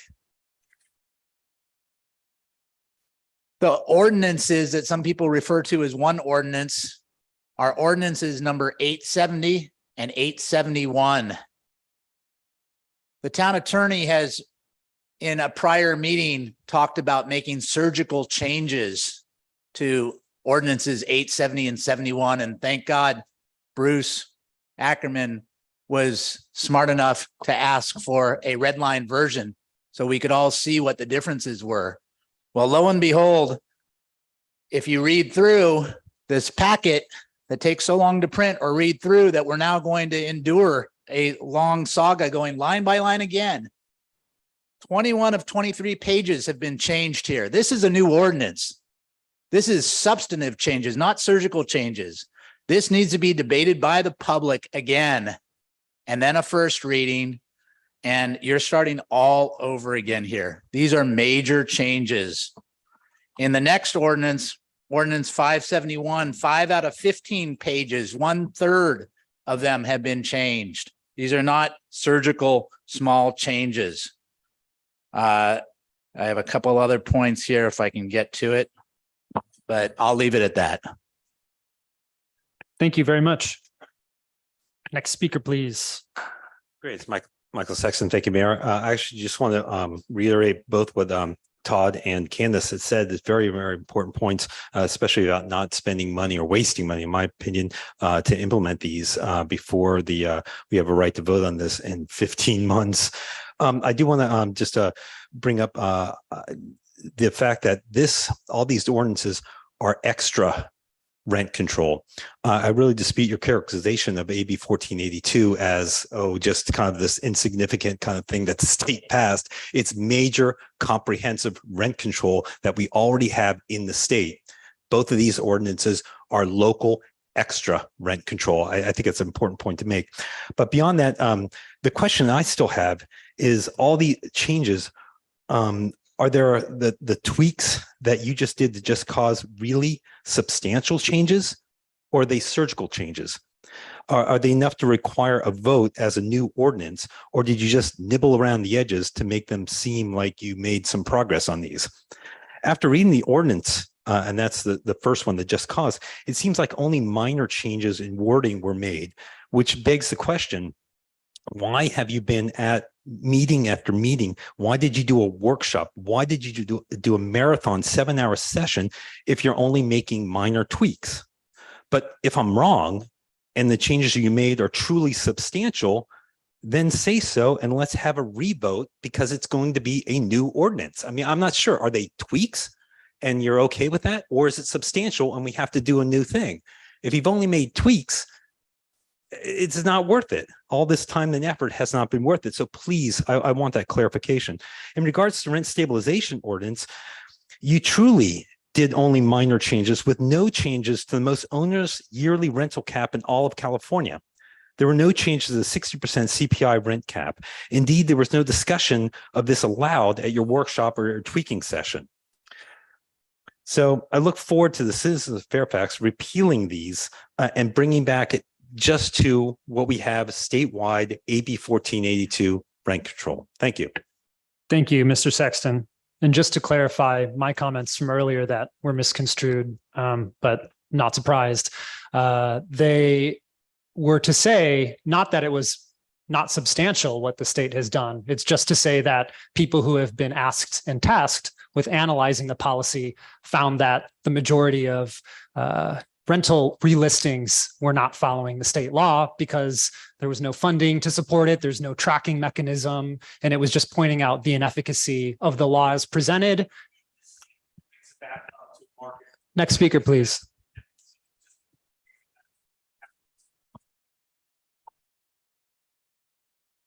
Hi, everyone. Naomi again.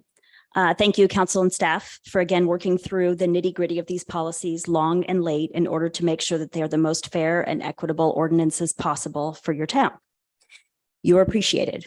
I'm proud of the adjustments that you've made. The idea all along, if I remember correctly, is that these ordinances were going to be tweaked as new information came to light, which is exactly what has happened here. I think that by and large, these tweaks that have been made should ease many of the concerns of the people of this community. I do want to echo a few concerns that some of my neighbors may also want to mention about the adjustments. First, I believe that the short-term relocation payments need to be higher than $150 per day. It's unreasonable to presume that a family can comfortably rent a hotel room in Marin, eat without use of a kitchen, and get around to where they need to go for this amount.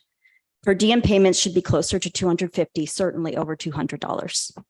Second, the right to return for tenants evicted due to no fault of their own should extend to at least 5 years. If, as I've heard a number of landlords say, nobody wants to get rid of a good tenant, then there's no reason why a landlord shouldn't want a good tenant back once the reason for the no-fault eviction has concluded. Thank you again, council, for keeping these ordinances strong and leading the way for the whole county in protecting the renters in our community. Thank you. Next speaker. Good evening, Council. Kurt Reese, Marin DSA. Two points from previous speakers. I think it's morally abhorrent, this idea that it's wasting money in order to keep people in their homes, in order to prevent homelessness, in order to provide housing stability for a third of the town. I just think that's a really problem. That's a viewpoint that's being expressed tonight. Secondly, I'm going to just go out and say it. The idea that this is extra rent control and we have robust rent control at the state level is pure landlord propaganda. No tenant can afford 10% rent increases year after year after year. It's not real rent control. In terms of the amendments, I want to second, I think, everything Naomi just said. Right of return. I have never heard a good principled position for why the right of return should be time bound. The whole idea is that this is a tenant who has been evicted due to no fault of their own. They've done nothing wrong, but they've still been evicted due to a just cause. There's no fault just causes out there. Why would they not have the right to come back to their unit when the reason for their eviction is no longer relevant? I've heard no principled argument for why that should be time bound. If it has to be time bound, it should be at least 5 years. That's when all the data shows landlords will stop essentially abusing the no fault eviction in order to get around the rent cap. Short-term relocation payments. Just Google how much it costs to have a basic 1-bedroom in this county motel. It's $120, $130 at minimum. So if you're going to cook for a family, you can't cook. If you're going to get food for your family and get them to school and get to work while you're out of your unit, you're going to need at least $200, $250 a day per renter household. And then finally is damages. Actual damages incentivize landlords to just try to get away with breaking the law. There needs to be some kind of disincentive for law breaking. Please reinstate triple damages. Thank you. Thank you. Next speaker. Hello, Council. Michael McIntosh. A couple of things to consider. One, even on the staff reports today or tonight, you're looking at saying, we got to save our chief of police. And for his COLA is 5%. You're talking about other increases between 2.6 and again over 3%. Yet you're hurting your housing providers. The reason we're in this morass is because this council in particular, as well as many different parts of the state, have really made such a bureaucracy that people can't build housing. If we were able to build more housing competitively, these rates would be lower. But looking at the cost of putting somebody up when it's also no fault to the landlord, if we had a wildfire or if we had a flood, which you guys included, and such as Kurt's comment of $7,500 a month, you will bankrupt every single housing provider in this town unless they have a big corporate deep pocket. Bankrupt. So you can't do things that are outside of the line. If somebody is only charging $1,500, $1,800 a month, and all of a sudden they've got to put somebody up for $7,500 a month, they're out. But look at that rent cap. That rent cap that you're saying that you have to keep your good employees at you're over 3% and 5% keep a really good employee. and you're trying to pin the housing providers, which is also part of your community, at less than 1% from last year. If our CPI was 1.6, that comes to 0.9 for an increase. My utilities, as I brought up earlier, went up $15,000 last year. That doesn't cover my utility costs. That also wasn't included.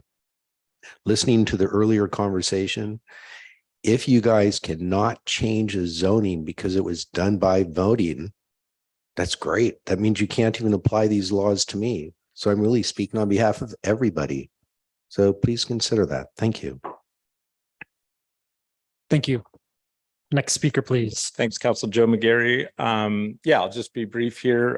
I just want to really look back to the last meeting and thank you for all the time and effort and hours put into to make amendments. I won't call them tweaks, they're amendments to the ordinance, and they all for the most part seem very reasonable. There are a few that I think need to be addressed, and so I'll just speak to those. But I don't want to that was the idea, like that this was not locked and done, that you would listen to folks in the town and make adjustments as we went along. So I do want to appreciate all the effort you put in at the last meeting doing that. I would like to speak to the same issues that have been brought up, the right of return. If someone's evicted for no cause, that there's really no reason that they can't be offered to come back, and like 5 years is completely reasonable. The short-term relocation payments, the way that I recall the discussion that went on that night was you wanted to get away from the minutia of the original ordinance, and it was like 4 different lines with dollar values that were very odd, and you just landed on a number. You put a number down, $150, and I think that's a little too low. So I asked that you revisit that with $250. And then in terms of damages, that there needs to be something, because it's a worthwhile risk to break the law if there's no penalty that's financial. And then lastly, the CPI of 60% of CPI for the rent stabilization being capped at 5% is a really, really important piece, and it's protecting people currently. So I ask that you keep that in place. Thank you. Thank you very much. Next speaker. Hi, Deb London. First, I just want to say, Kurt, this is Fairfax. We do care about our tenants, always have, always will. And I want to reiterate what Michael Sexton says. We do have strong renter protections, and we are willing to entertain other renter protections, but we have to be able to survive. We cannot bear the burden of all this on the back of small Fairfax landlords. I don't even really know why we're talking about this, just because, it's nibbling. There haven't been significant changes to this. Nothing meaningful for landlords that shows us that you care and that you're willing to make concessions so we can survive, so we can also have a roof over our head and we can feed our children and do what we need to do in our lives. We've worked hard. 99% of the people in Fairfax, we are not operating off generational wealth at all. It's blood, sweat, and tears. And, Chance, your data analysis and all these facts. Well, what are the actual Fairfax facts? I'm not buying it. It's just, this is little Fairfax. All these other demographics and all these other places and all your facts don't pertain or it's not equitable to assign them and strap them onto our backs. It's just not, doesn't make sense. 60% of consumer price index or cost of living, we cannot, over and over, you've heard us say, we can't survive on that. And the penalties, we're on the side of renters. We care about them. If something happens, our place catches fires, we have all these conditions, whatever. It's not our fault. Why do you have to drive us into the ground? You know, it's tough to always be demonized. I mean, we please care about us a little too. Thank you.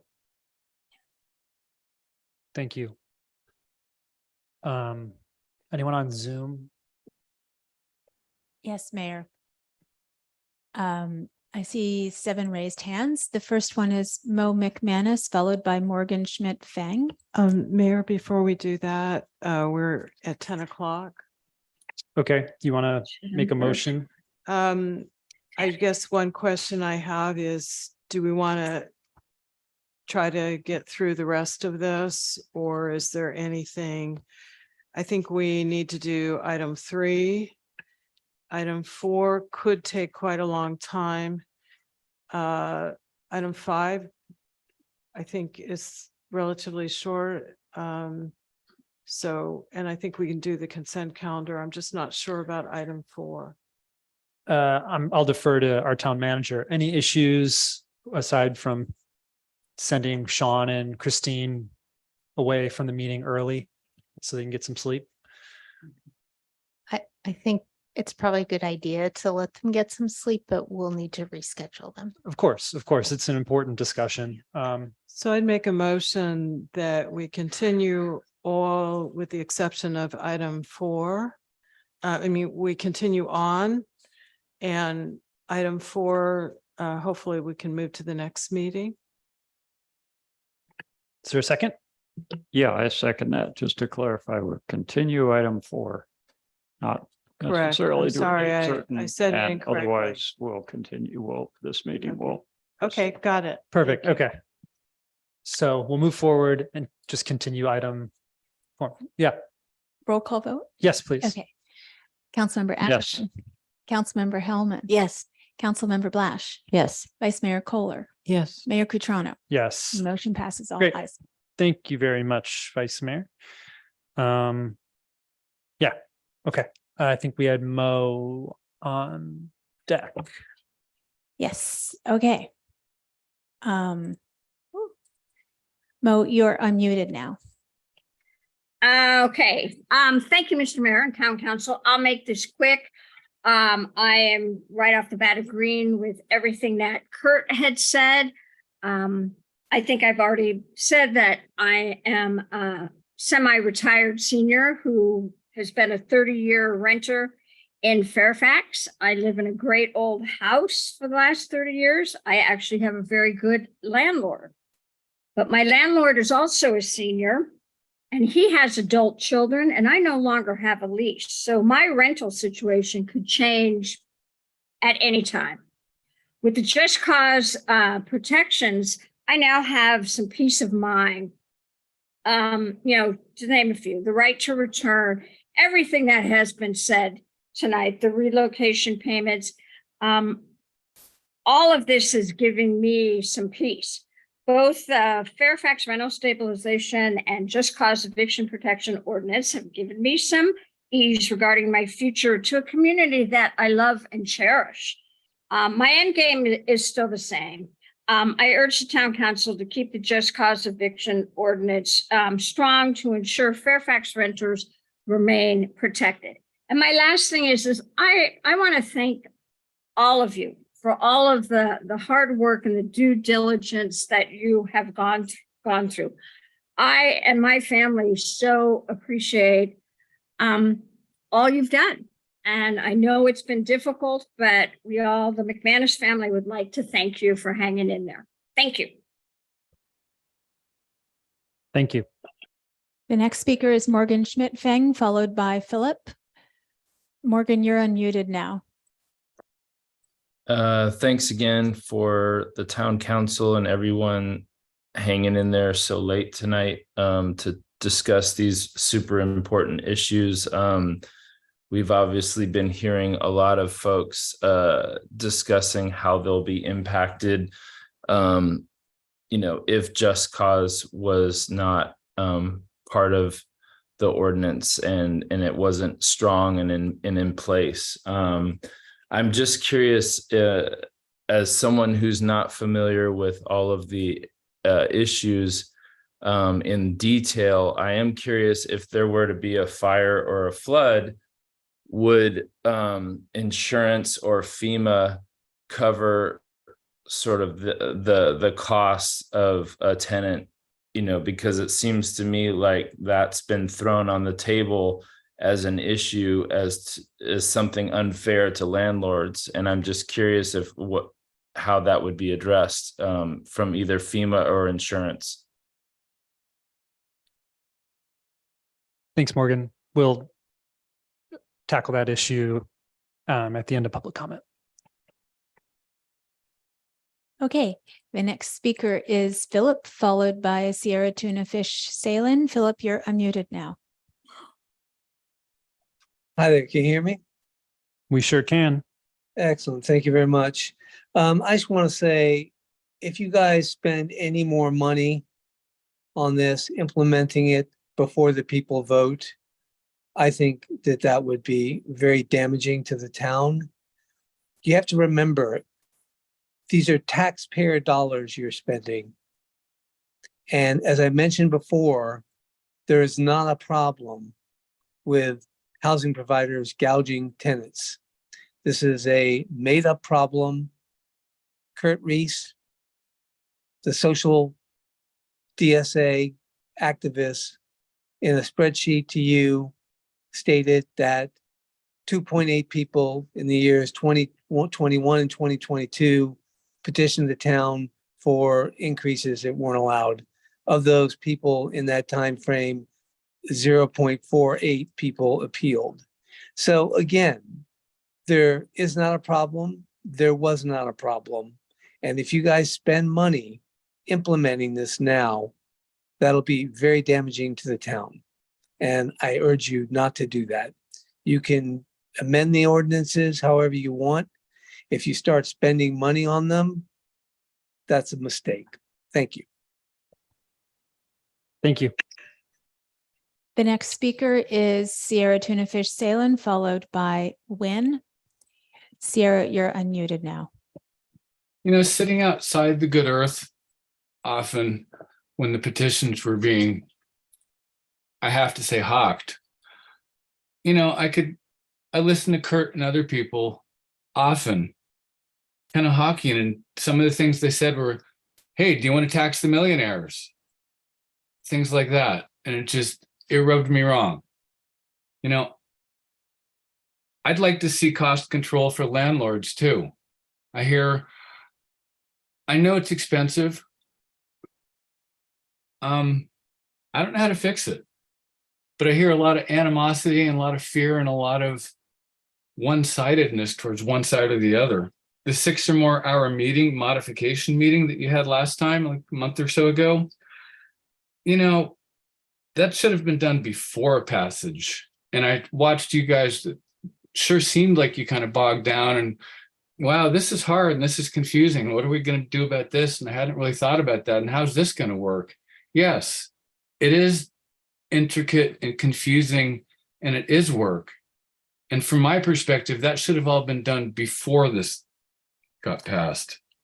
We live in a really expensive and monetized county and world. I got a question. It's like, how do we share this? How do we fix this? How do we share this finite earth? And in our machinations, you know, what of everything that's not human life? What of the air? What of the water? What of the soil? It's like, this is all about us, really. This is major changes in legislation. And why penalize the landlords only? It's like if a disaster happens, everybody loses. But somehow from the sounds of things, it sounds like the landlords are the ones that are totally liable for taking care of everybody else, including themselves. That doesn't seem right or fair or balanced either. I haven't experienced much in my life anything being well adjusted or changed well after the fact, which is the position you guys have gotten into. And I know I'm down to Thanks. 0. Yeah, that's your we time. have work to do. And how do we work together? Thank you, Sierra. The next speaker is Win, followed by Jason. Win, you're unmuted now. Hi. I think it's really interesting that everyone thinks that all landlords in Fairfax are just so sweet and kind and caring. It's just not true. You people are living in a bubble.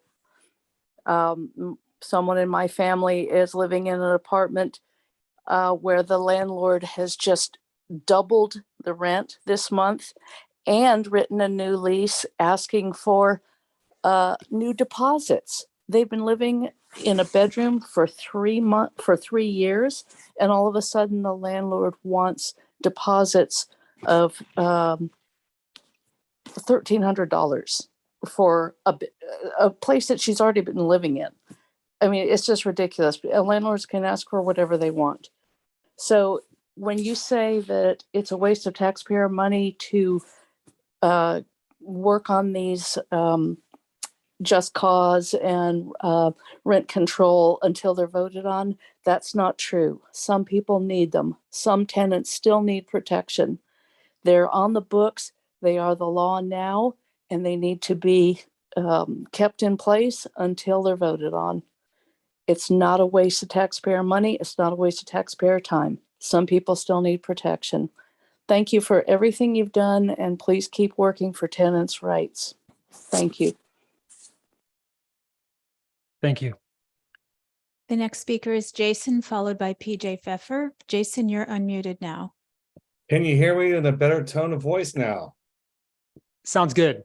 Perfect. Okay. So I wanted to just touch on something that's a little bit out of sight of this, but it's more about the voting thing. I think it's appalling that you have put off the vote until 2024 based on the fact that more people will vote then. I think it's the driven people who get off their asses and vote are the ones that need to be listened to. People who sit back and be handheld to do this is ridiculous. But aside from that, there's a lot of stuff that you as the council do not know what's going on.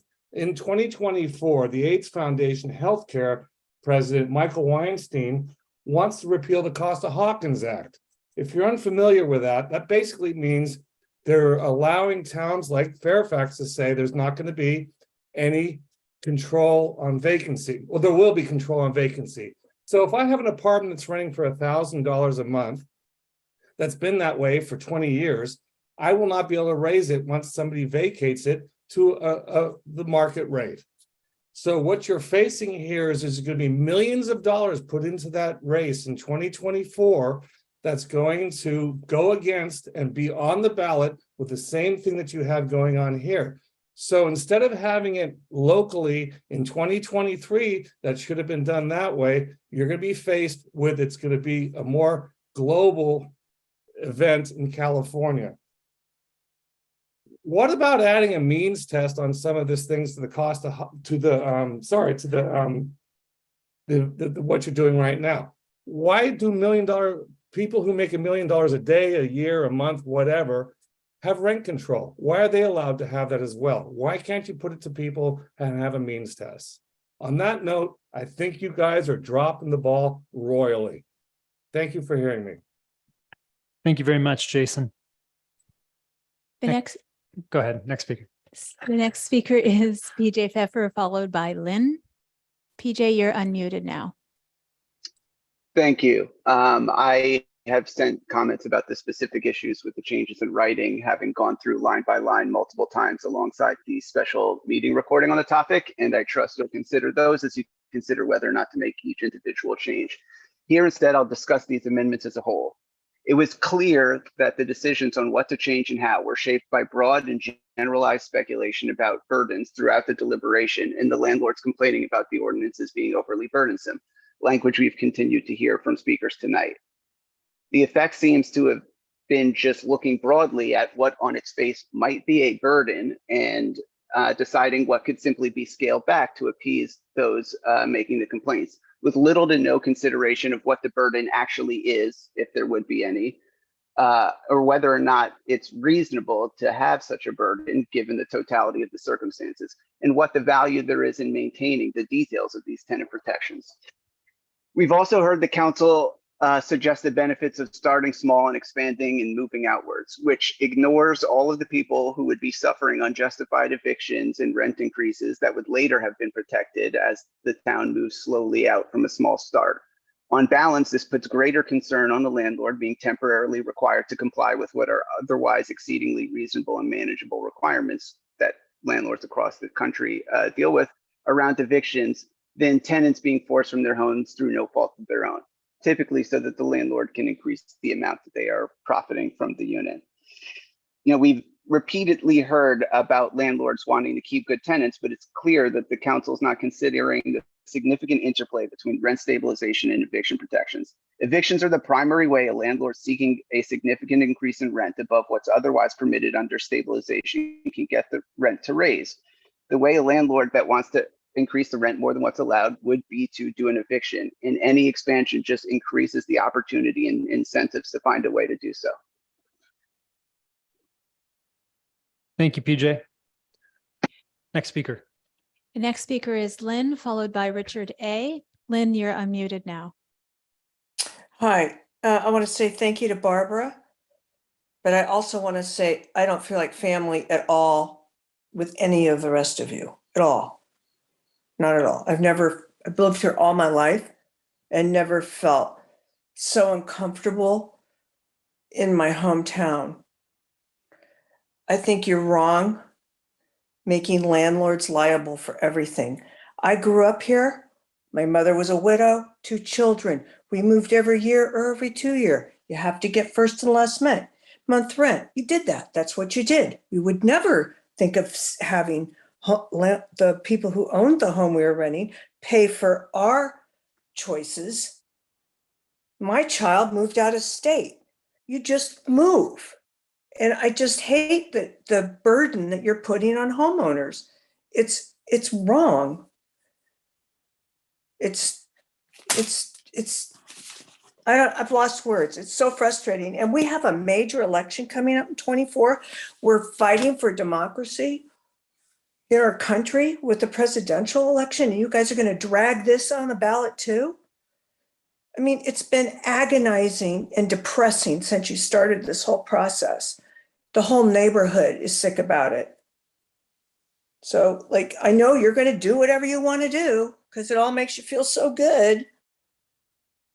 But people make choices for their own lives and they have to take responsibility. Somebody told me the other day, we shouldn't have to work so hard like you did growing up. I worked, my sister worked, my mother worked, 3 jobs. And someone said, oh, we don't want to work as hard as you. No, they just want to steal from homeowners in some way. So that's it. I can't. Goodbye. Thank you, Lynn. Next speaker. Yes. So the next speaker is Richard A, followed by Sarah B. Richard, you're unmuted now. Thank you. You know, I've been hearing a lot of all these conversations for these months and months now, and the words we and us and everybody keeps getting asserted. And I really would like people to stop saying we, because you're not representing lots of people, including me.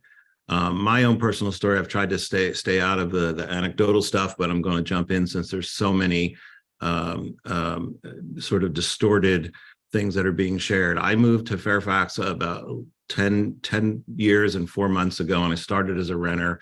And I was absolutely back in 2013, 14, 15 being gouged by a aggressive landlord who no longer lived in the town. It moved off to Denver and then Los Angeles, and it raised at the maximum 10% every year until, in fact, it's what drove me to become a homeowner myself. So I've seen both sides of this. The building next to mine had 12 units in it, and within an 18-month span, all 12 of them were pushed out and they just jacked the rent up or went Airbnb. I've known 20, 30, 40 people that I've known in this town that were yoga teachers and artists and herbal tincture makers that had cute little cottage house or the little ADU or the whatever they had, and they've all gone. They live in Portland, they live elsewhere, they moved on. So not to mention all the people I've known that had mold and had to go outside to get to a bathroom and all kinds of cockeyed situations that are probably not even halfway up to code. So this narrative that there's all these groovy landlords that never raise the rent. They're so great and have all this, like, it's not 100% true. It may be true in some cases. It is not telling the whole story. The matter in front of you now with the amendments, I believe amendments were needed. I don't think the ordinances were written correctly in the first round. My biggest issue personally, I have not studied it all, so I can't give you anything directly on the matter at hand, but I can just say that I think there should be differentiation between people who have lodgers on the premises and they are presently there or only have one unit to rent or 2 units to rent, as opposed to people who have many properties. Thank you. Thank you, Richard. The next speaker is Sarah B., followed by Liz Froneberger. Sarah, you're unmuted now. Hi, can you hear me? Yes, we can. Okay, hi. I didn't plan on speaking and I apologize because I'm really tired, but I just wanted to say that I attended the workshop and I was really excited to attend. But the 1-minute comment and the only 5 items on there were really inadequate. I just want to say thank you to Barbara for being a voice of reason. I've said it before, and I really feel safer with you speaking and being a voice of moderation up there. And Liesl, the idea of implementing it only to bigger multi-unit properties and then experimenting with that, and if it was working, bringing it to mom and pop providers, I really wish we could have done that. My concerns that I've seen so far have not been addressed, even with the redlining. So I think it goes beyond just lodgers and JADUs and ADUs. I think you need to protect the small providers or the people who have to rent out their space because they're forced to keep a roof over their own heads. So I think the small mom and pop providers should have a wider exemption. I think people who have, like the previous person who just spoke, I agree with him. If you have more than, say, 2 units, maybe it could apply to them, but anything under that, it shouldn't. That's what Costa-Hawkins does. And even if there's an attempted repeal in the state, it probably won't go through. And the reason why it exists is because a lot of people did a lot of thinking and gathered a lot of data and saw that there was a need for something that protects the smaller providers, because not everyone has owned for 30 years or 40 years or 50 years.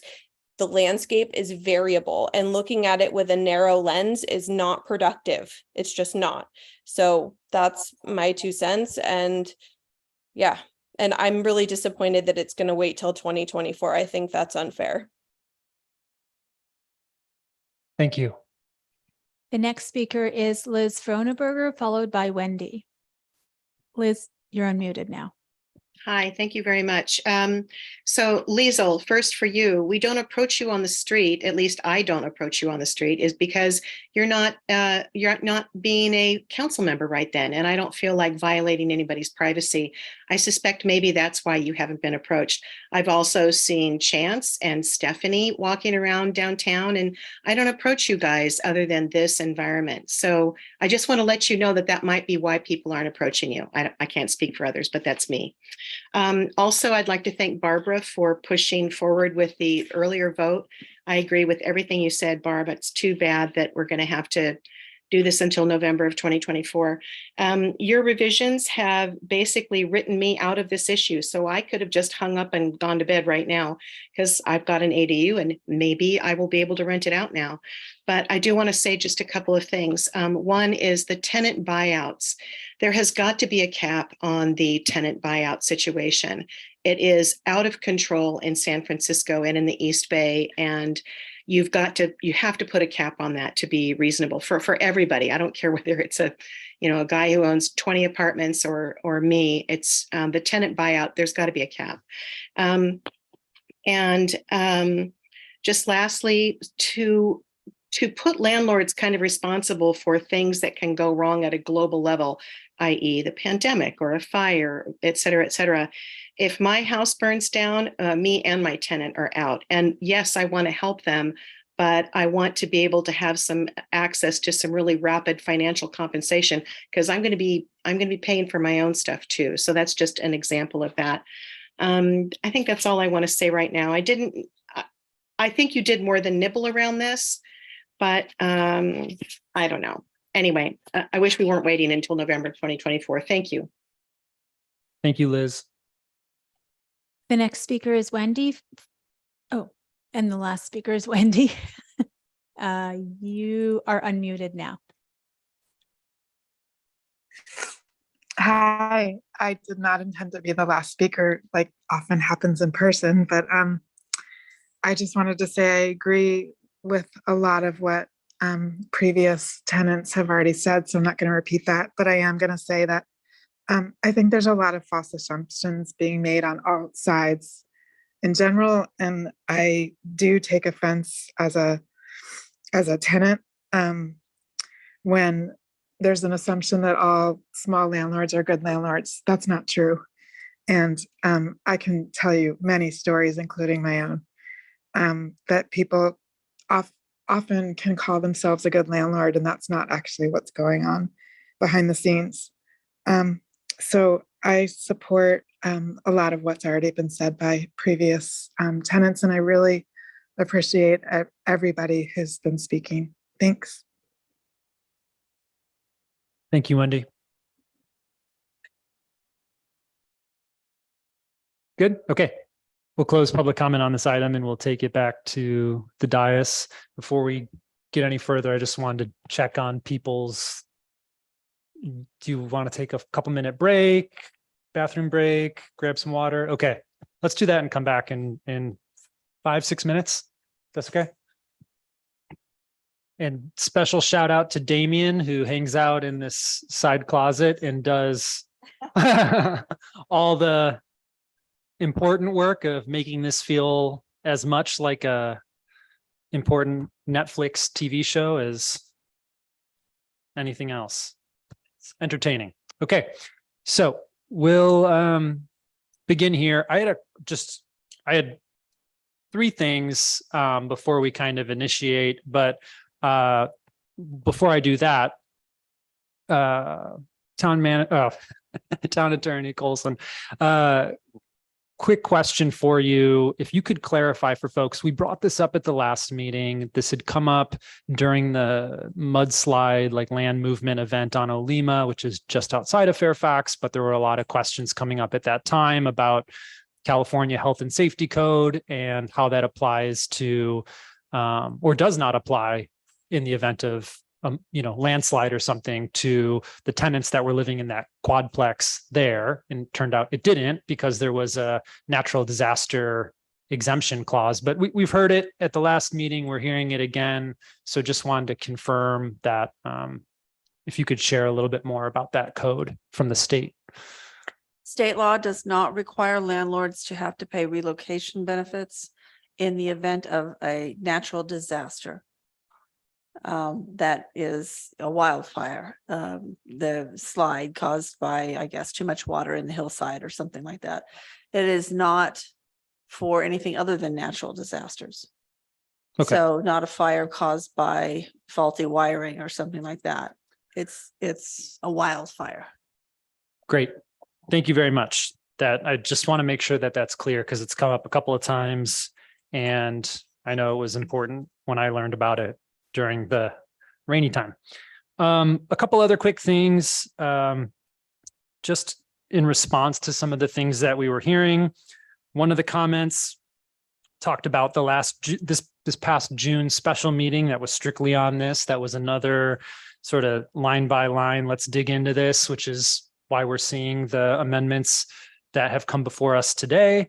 And the comment was made that this should have been done before this got passed. And I just wanted to, remind folks that this was done before that got passed. It was done at the July 6th and then the July 12th meeting. I believe at the July 12th meeting, we just spent that whole special meeting basically a year ago doing the exact same thing that we just did.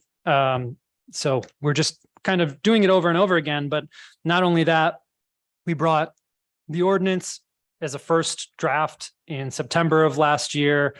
And then it was brought again at a special meeting later that same September in 2022, where we also did these sort of line by line dissections, like how do the mechanics of these different pieces work? How do these two ordinances speak to each other? So just wanted to acknowledge that, please don't misconstrue it. A lot of time has gone into this over the last 18 months. I do think there was a good point about, I don't know if it's the January 10th meeting that's on here on the staff report, but actually I don't think we had that January 10th meeting. Didn't we have well, we had there were the storms. And so we put off the January meeting, and that's why the February meeting had like 27 items with all those items on consent, and people were asking like, why was that item, so anyway, I just wanted to note that, although we did have some missing things earlier in this whole process between March and May of 2022, where we had a discussion about this at the retreat in March here in this room, and members of the public did come and bring their questions about this. So just want to acknowledge, like, there's some little tweaks, but generally we've talked about this quite a bit over the last 18 months. So anyway, the other thing I wanted to note, another individual spoke and brought up the fact that something about 2.8 was this statistic that was thrown out from this spreadsheet, and the data is actually being misconstrued. And I'm not surprised, because there are numerous purveyors of misinformation that can't seem to help themselves from spreading misinformation to the public. But with that particular piece of information, I think what that speaker was referring to is the fact that we were trying to understand at that time how many people would be potentially going through a petition process and how many people might appeal to come to the town council, which is currently the rent board. That was trying to get a sense of the capacity that the town would require in order to receive petitions and manage an appeal process. Currently, we do this for the Planning Commission as well. We take the appeals as the town council, as a quasi-judicial body. The point that was made about the 2.8 petitions or cases and this not being an issue and, sold a bill of goods, that number actually comes from us trying to figure out, based on the numbers that we were seeing in terms of petitions and appeals from other municipalities throughout the state, could we project, could we anticipate what the number might be? And could that help us figure out how much a program would cost? We came up with this number of the 2.8%, which is now being used as a number to say, before we even started this process, there was this 2.8% number and or 2.8, cases or something. And so it's not an issue. And that's couldn't be further from the truth. That was just a number that we came up with as we were trying to understand the petition and appeal process in other communities. So just wanted to clarify that this is one of these common slippery things where people start throwing out numbers. They don't have a good grasp of the issue. And all of a sudden, a lot of people are scared because they've heard this number, or they're upset because they've heard this number and they're saying there was no issue. To the contrary, we had heard from Legal Aid of Marin prior to the actual deliberations on the ordinance that there were dozens, if not close to 100 folks in a given time period in a course of a year, a couple of years, where they were, engaging with people that were struggling with these issues. So it wasn't some 2.8 households or dwelling units number that was used before. The other thing I just wanted to point out, which is a comment that was made about, people have to make choices for their own lives. I just wanted to acknowledge that the intention behind the just cause eviction is, in the event when people aren't able to make choices for their own lives because they're about to experience an arbitrary eviction, what are the safety nets and what are the ways that we make sure that people are able to land on their feet? So just wanted to point that out. Like, this isn't all of the cases in the world. Here are the ways that these things happen. These sorts of policy tools are safety nets effectively. And it's not just, the way that people make choices and they receive these outcomes. It's choices that other people make that happen to you. And now you're stuck with them and you have to figure out what you do next. And so this is trying to help people figure out what they do next in the event that they face the unfortunate situation where they lose their home for no fault of their own. Okay, with that said, I know that there were some suggestions about going line by line through some things. And yeah, I know you had additional things you wanted, 2 things you wanted to bring up additionally. Actually, it's 4 things, but they're very short. Okay. And I would make a suggestion. I know Councilmember Hellman wants to do line by line, but maybe if we could, if I could just cover mine quickly, and then if you could bring up the ones that you want to revisit, because I don't know that we need to do every page. Sure. But that's just a suggestion. So I just want to bring up, so on page 6 of the red line, not the, Not the supplement, but the original that was Yeah, in the at the packet. With the top. lodger at the top? That one? no. Oh, I'm looking on the online version. Page, Don't look at the online version Well, because I have the no. online version is actually red. Okay, This one well, isn't. I'm so- sorry, but I can't tell you what. Okay, so I can't tell you what page. Okay, it's okay. They have page It's numbers under- at the bottom. Can I It's just okay. talk? Yeah, Okay, go for it's it. under applicability and it's on my page, the top of page 6. So where it talks about what's applicable. So I think there's 2 sections in there that are in there incorrectly. Number 2 says dwelling units in single room occupancy residential structures. So that should not be in there because, I really would like to hear the follow. it's okay, so go to applicability. 5.55.030. It's 5-4. Yeah. 5.54.030A. He sees it. Okay, so number 2.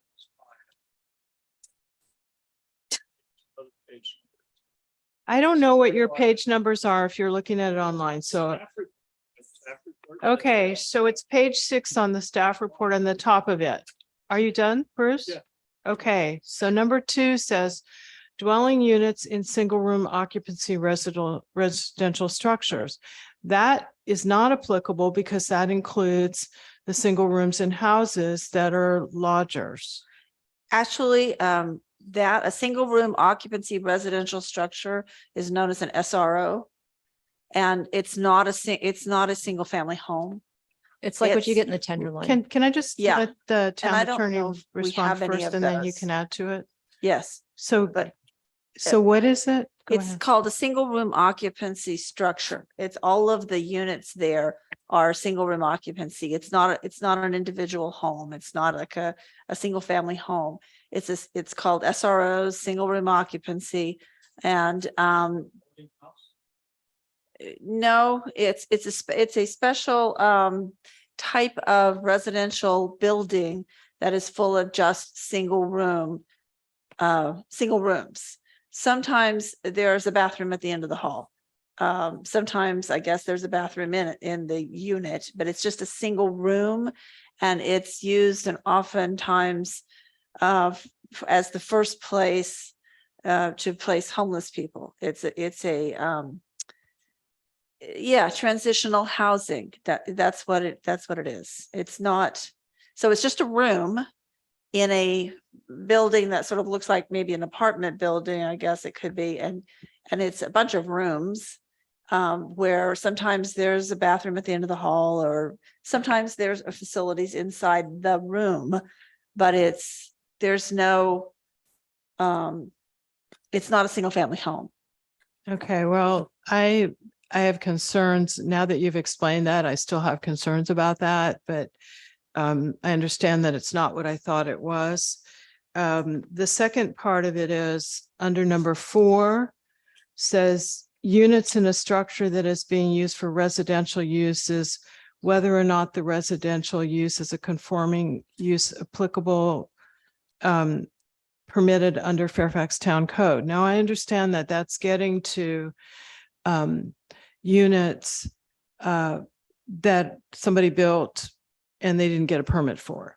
But that can include an ADU that's attached, a JADU, they could have gotten without permits, or a single room in a house that somebody built illegally. Okay, so my point of that is I think to make number 4 appropriate, you would say applicable units, because otherwise you're including things that we're exempting in this ordinance.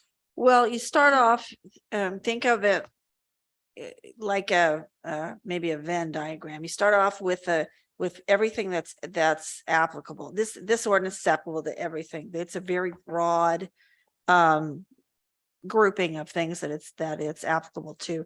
And then you go down to B and exemptions, and you start carving out the exemptions. You start taking out the pieces from that big broad grouping, things that are exempt. And you have number 7, which is an accessory dwelling unit, ADU, as long as the ADU is attached to an owner occupied dwelling unit. So you would exempt an accessory dwelling unit from this just cause. What you're trying to grab in 4 is maybe there is a building.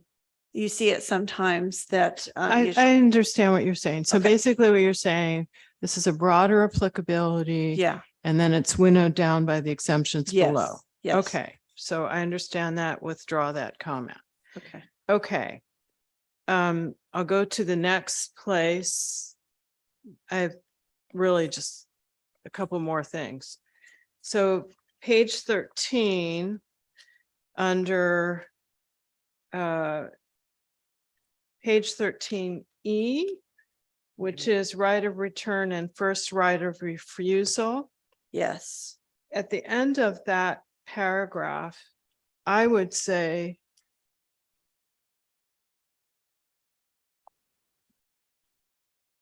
the tenant shall provide formal written notice of their forwarding address to the landlord upon their departure from the unit. I mean, one of the things we were trying to avoid is having the landlord having to hunt down people. So this is not a big burden. As soon as you leave, you tell the landlord your forwarding address in writing. Yeah, I would only say that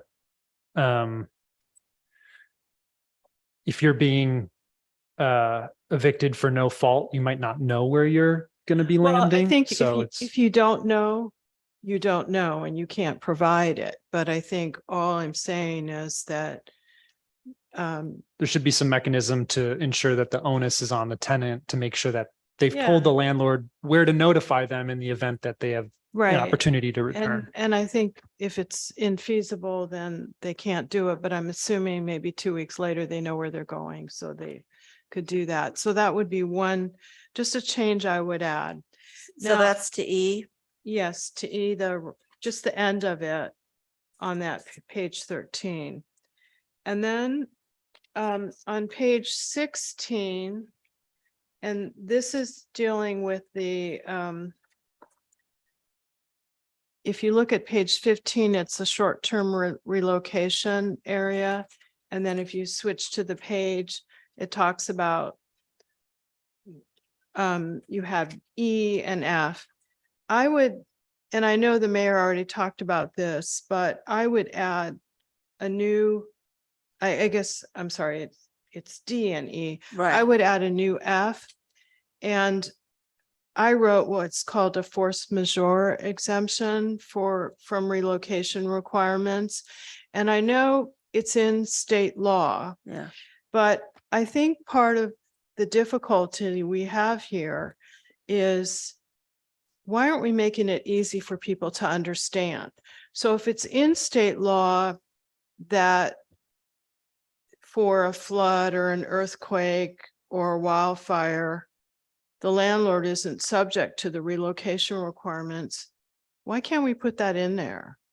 I mean, let's make it easy for the landlords to say, I don't, so I wrote a force majeure provision that said force majeure exemption from relocation requirements in the event of a natural disaster, e.g., and I wrote fire, which I guess you wouldn't include, wildfire, flood, earthquake, etc. Landlord is not subject to the relocation requirements in this section.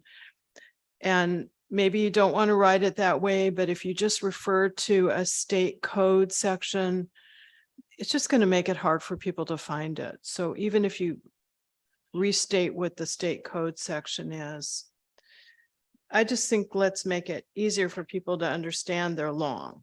And then I have one more change and then I'm done. And that is, it goes to page 17. And this is the units withdrawn from the rental market pursuant to the Ellis Act.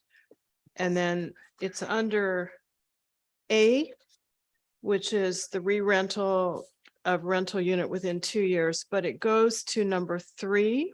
Mhm. I'm sorry, what page are you on? I'm on page The 17, top, right on the top of page 17. on number 3. Okay, thank you. Okay, so the last sentence says the tenant or former tenant may advise the landlord at any time during the eligibility of a change of address to which an offer is to be directed. I would like to change that may to shall. I mean, again, it's really just, you know, we don't want the landlords to have to be hunting down people who have moved 3 times. So I would just change. Can we also make sure that that language is in alignment with the earlier suggestion you made on the other part of the? Sure. Okay. Yeah, I'm fine with that. So change it to a shall, and the mayor's talking about aligning it the way we did before, which we talked about something about if infeasible, you know, if there is no forwarding address, they don't have to provide it. Well, or I guess I just meant like making sure that in the other right to return section, that there was similar language that they shall, in the event that they Oh, yeah. move or change their contact information, it's on them to. Yes. Yeah. Yes. Did you get that, Janet? I Thank you, did. Mayor. I Yeah. did. Okay, that's actually, With your other comment about the fire, flood, et cetera, the force majeure. Yeah. So there's other instances in the red line where we've included California civil code. So is the idea that we would be consistent in how we're pointing folks back to California civil code. I just don't. If you like, I mean, what I was hearing here was that you thought a reference only to state law was not clear enough that people would have to go look it up or Right. whatever. But if you, What I'm suggesting is that we stay consistent, because you're referring to the section number of the civil code in other areas, yes. and then detailing what that is. Yeah, I think there's a both and Yeah. version of it that would be really good, where you get the language right there, but you also have it backed up by the state law. yeah, and I really appreciate your comment, Councilmember Hellman. I think, you know, these are very hard to understand. There are many pages, and we don't want people hunting around for, you know, oh, I got to look up the civil code. And so the idea is to spell out the intention of what that is as well. So those were all my comments. okay, so I have 3 of those. Okay, so Comments, the right? first one's on page 6, I'm withdrawing those. And then I had just had the 3 other comments. So thank you. Got it. And in order for a first reading of it, you'll be able to read into the record Yes. exactly how it will be. So you're going to work on that language, or you're Yes. okay. Just because I took the notes on I- in concept what it is, but I'd Yeah. like to be able to write down for my Yeah. notes. Do you have? Oh, I was just going to suggest, because there seems to be, there was some resistance to going line by line. Maybe we go page by page. And if anyone on the dais has comments or changes to any of the red lines on that page. Sure. I had very few. So, and I think one of them has already been addressed, which is the health and safety code thing for natural disasters. But Okay. Right. yeah, let's start. With like page 3, I guess. Page 3 is the start. Does that sound good, Councilmember Blash and Ackerman? Okay, great. No changes for me. No changes on page 3.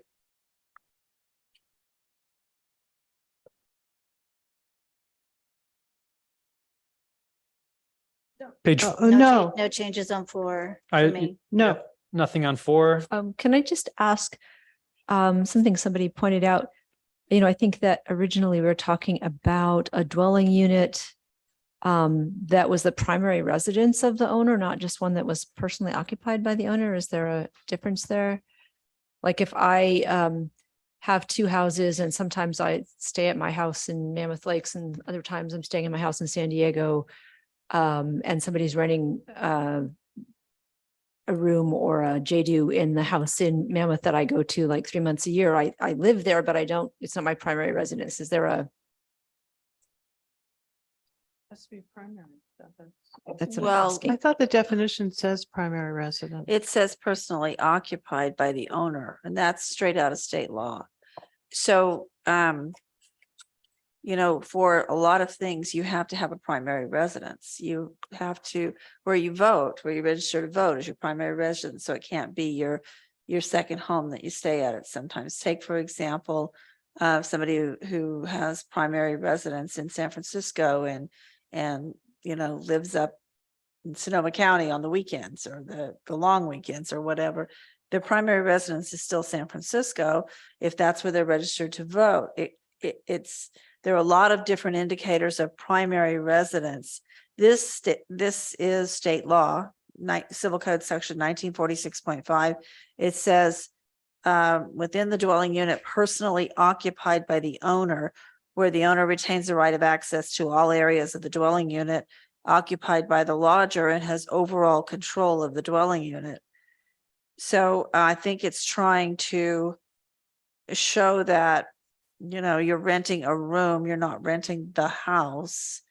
So even if it's somebody's second home and they come there on the weekends, if it's, personally occupied by the owner and somebody only rents a room, it's still the place where the owner is living. They're not renting out the rest of the house to somebody else. Okay, because I was just curious about that, because I noted that when I looked at other ordinances, they all specifically pointed out that it was only if it was the primary residence. So it wasn't like a situation where they had a house somewhere else and sometimes they were there. And we can change it. I hesitate to do that because we have cited to state law. And so I won't be able to cite to state law here to define what lodger is. If we're going to change it and make our own definition of it, then we'll need to make some changes that take out the as defined by California Civil Code Section 1946.5 as may be amended or renumbered from time to time, which I have. And I also have another point about that. Let me see here. There is the definition of lodger. There is also in here, it's the same definition. But when you're talking about lodger, the rest of 1946.5 talks about the section applies only to owner occupied dwellings where a single lodger resides. Nothing in this section but shall be construed to determine or affect in any way the rights of persons residing as lodgers in an owner occupied dwelling where more than one lodger resides. So it's only one.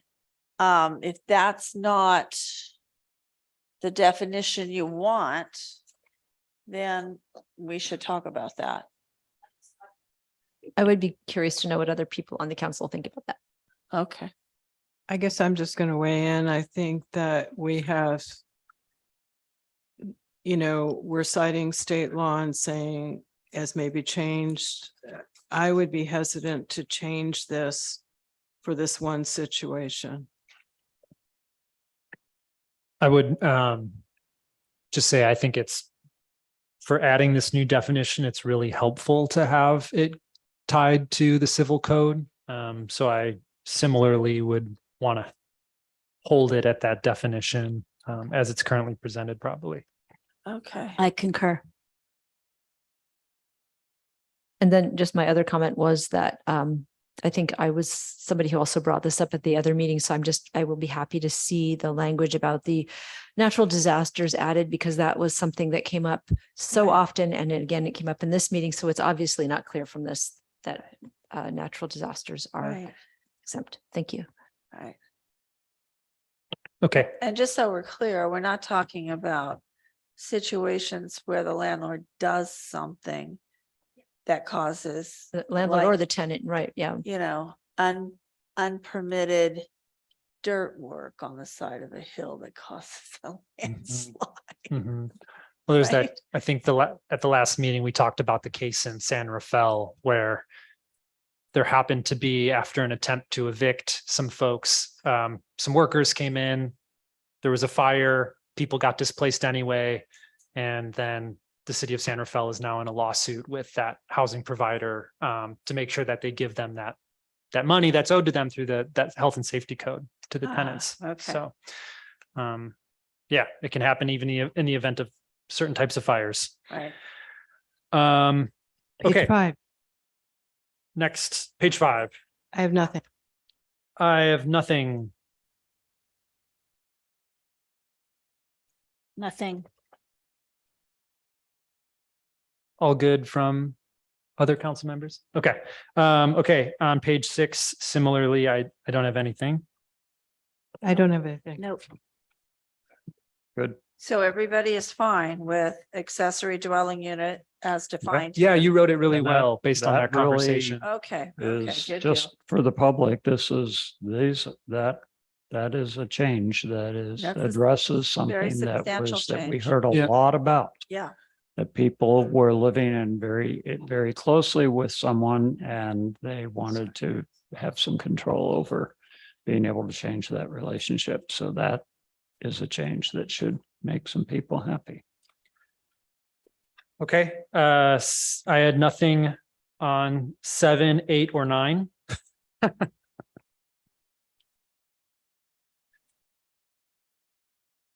I'm sorry, I'm just looking. Yep. Same. Same. Okay, and I had nothing on 10, 11, or 12. Same. If somebody's yeah, all good. Those look good. Okay, Wait, And- one second. What are we on we're 12? we're just concluding 12 and we're moving to 13. Unless you had something on 12. Nothing on 12. Nope. We had the one change on 13, which Yes. we already talked about, that I yes. discussed. Yes. That. And I think on E, I just wanted to sort of do a temperature check here. We have the 2 years, and then in the other part of the ordinance, we have 2 and then a 5-year, and we amended it so that the 5 years, it's not 2 separate 5-year things that are each Right, lettered, but it's combined. yes. Just wanted to get folks' opinions on, how we make this as uniform and how we make sure that as far as the, right to return works, I know that there are some folks concerned about workarounds with the 2-year thing, and that's why the 5-year sort of time horizon exists. But do people have any opinions about 2 or 3 or 5 or anything like that with the current number that's in E at the bottom of page 13? I'm good with the current number.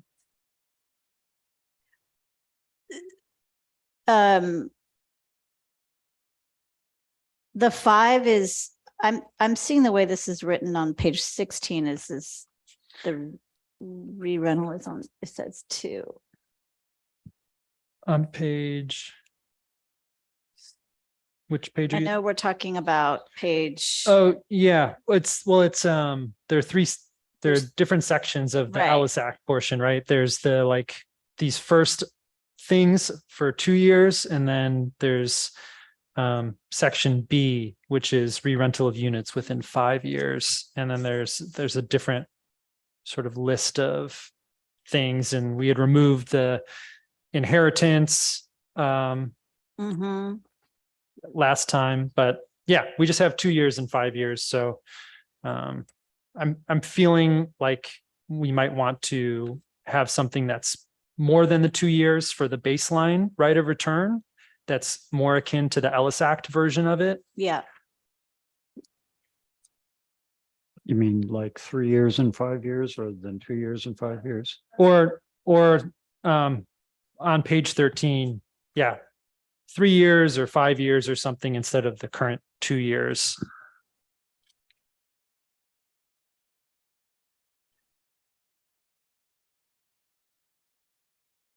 Do you have any comments on this, Councilmember Blash? I have so many voices now. Yeah, please, no comments from the audience at this time. Thank you. I would go with 3.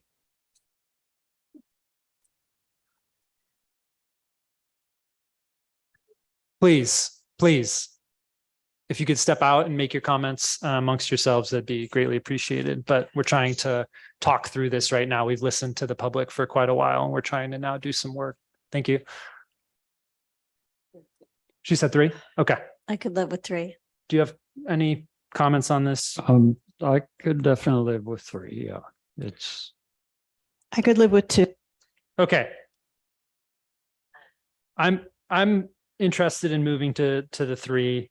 I think that's a compromise position between something that's too weak and something that's, what other folks have been asking for. So. So we're talking about page 13E. Yep, Instead of it saying within 2 years, it says within 3 years. correct. and that would be the only change to the text that would Mhm. be needed in order to make that change.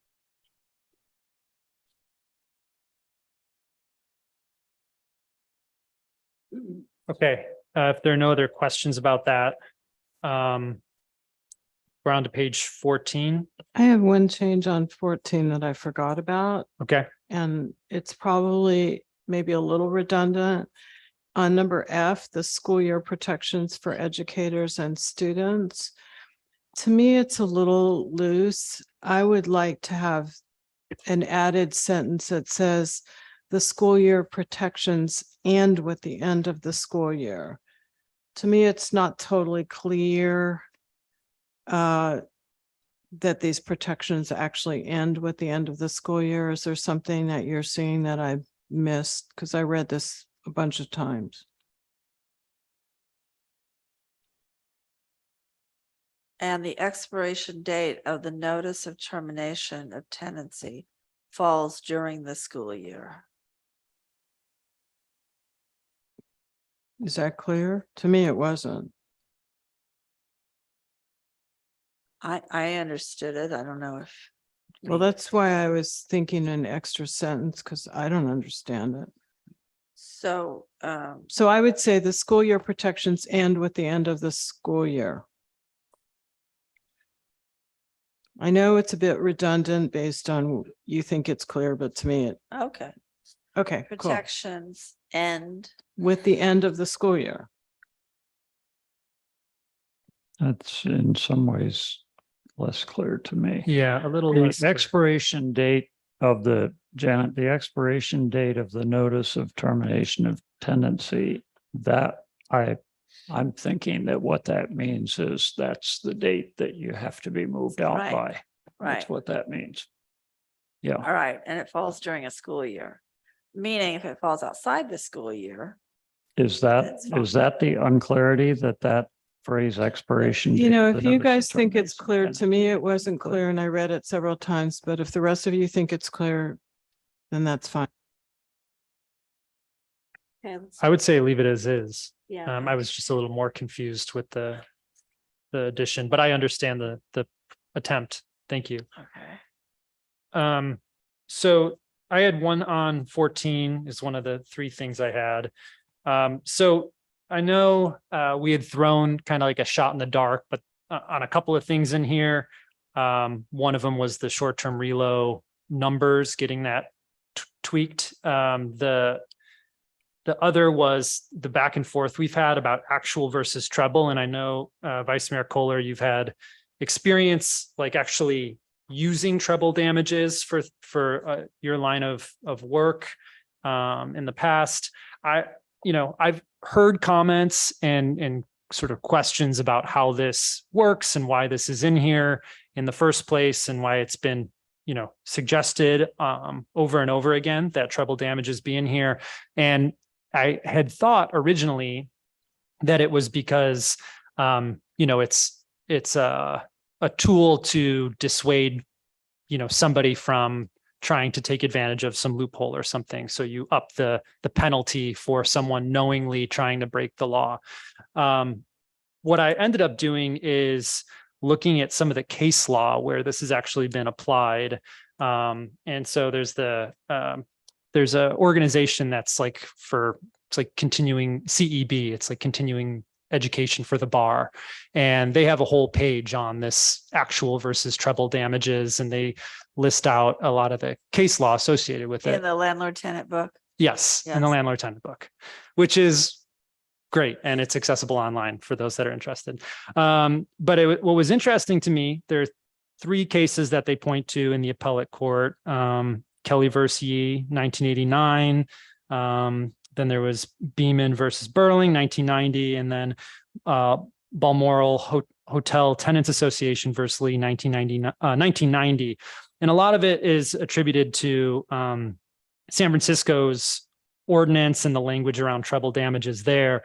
But what they adjudicated, what they talked about is that the treble damages wasn't merely an attempt to, award these damages, but rather it was created to encourage private enforcement of the ordinance rather than just, punish extreme or outrageous conduct.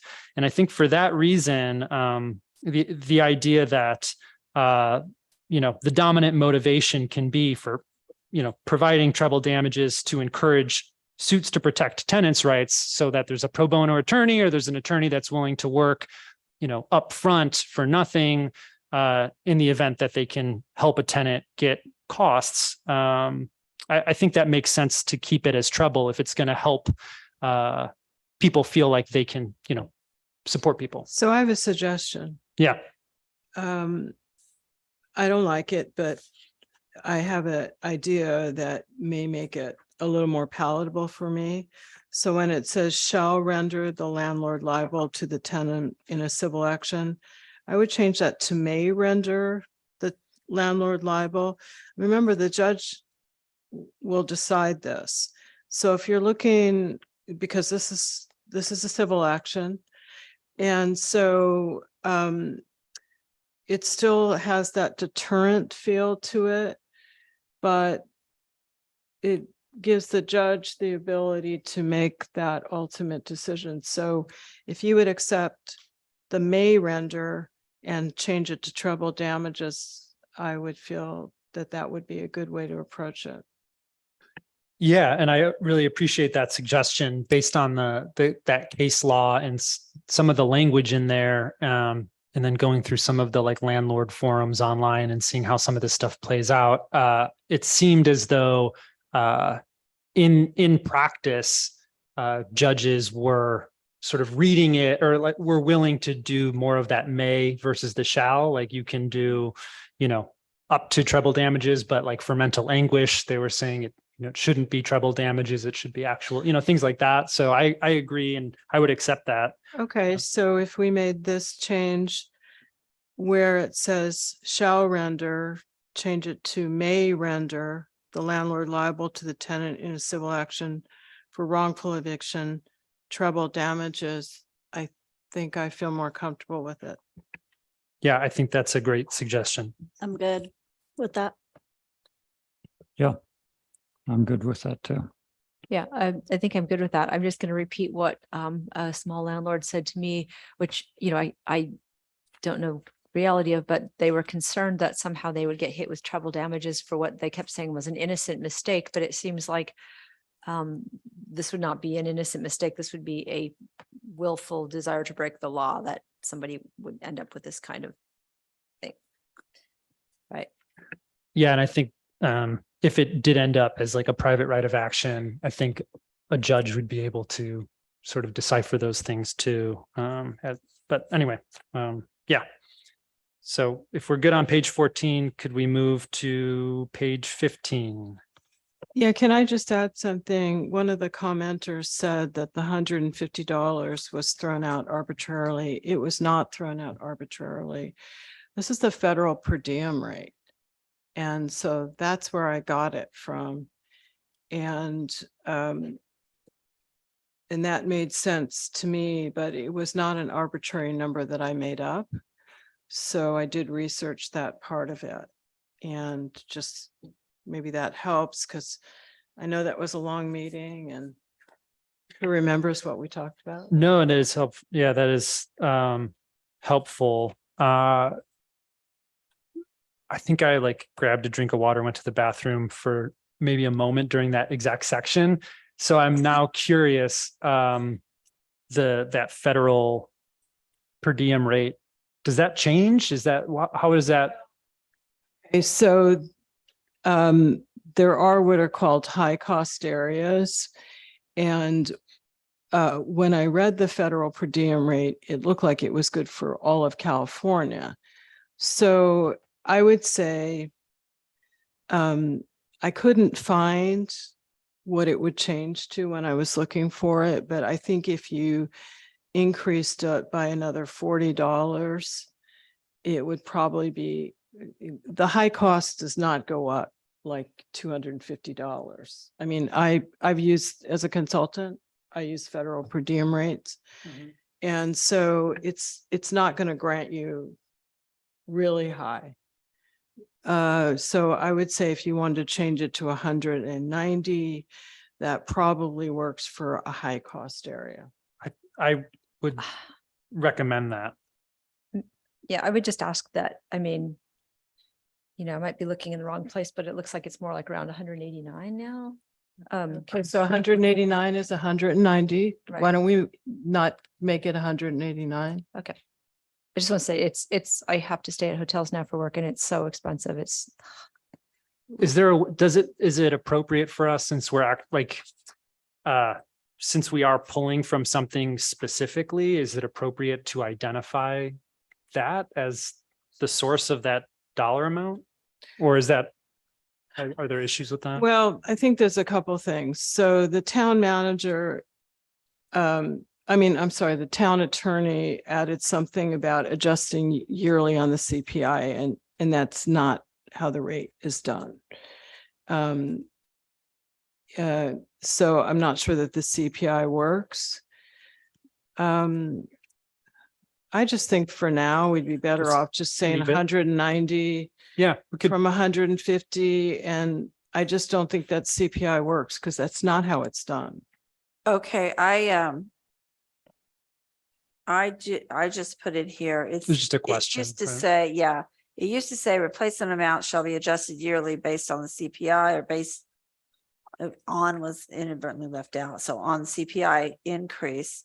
But if you're not doing these amounts, if you're going to per diem. No, we're not. We just agreed on 190. And then I think if you have the CPI, it's not the worst thing, because we're tying a lot to the CPI.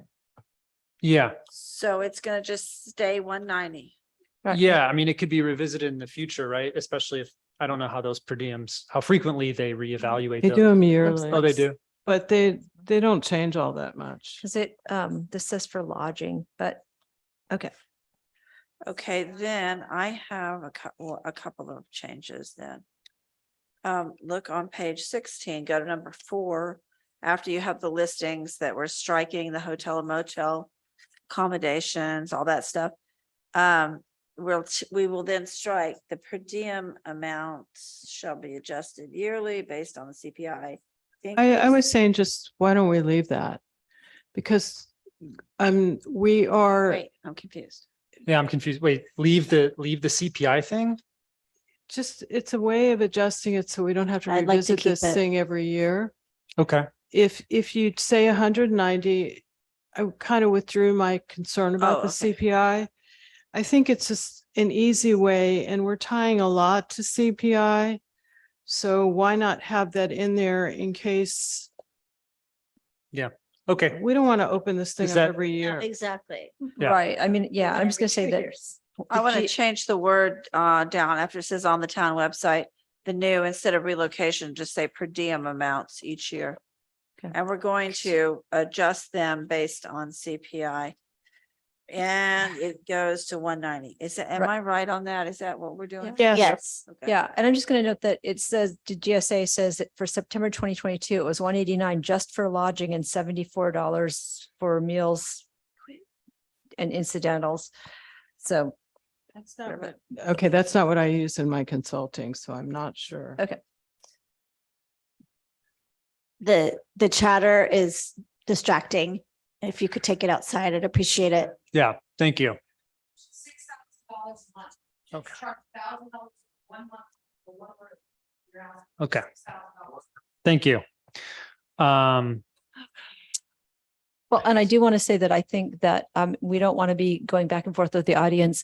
But, you know, part of our concern last time we discussed this was trying to get a balance between how much it would cost a tenant, particularly a low income tenant, to relocate to a hotel in Marin, which tends to be kind of pricey, versus how burdensome that would be to a very small landlord who had to pay that amount of money to put the person up. So I think that there's, you know, definitely concerns there both ways about what that means. And I think that might be why we settled on the 150 rather than some of the other costs, because of that concern. Okay. Thank you. I think we're able to move on here. The only other thing is the treble again, if we can change that to may instead of shall at the bottom of page 16. And I'm sorry, I mixed up where you are. we're Oh, I see. We change it to may in and treble instead of actual.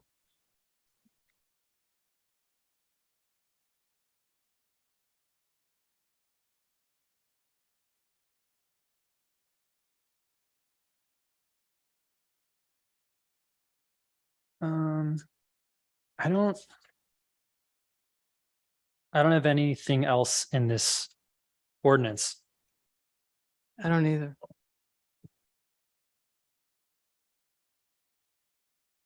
Sorry, to make sure I didn't have any question. Okay. I don't either. And Janet, I do think you did a really good job. Thank you. Okay, I tried. Okay, so then we're moving on to 5.5. Yes. And if you, as you can see, dwelling units, same as in 5.4. I just made those conform for some reason under on page 5.55030A applicability again, for some reason. So Janet, we can't hear you at all. I'm sorry. You need to speak into it, not speak to your chest. Okay.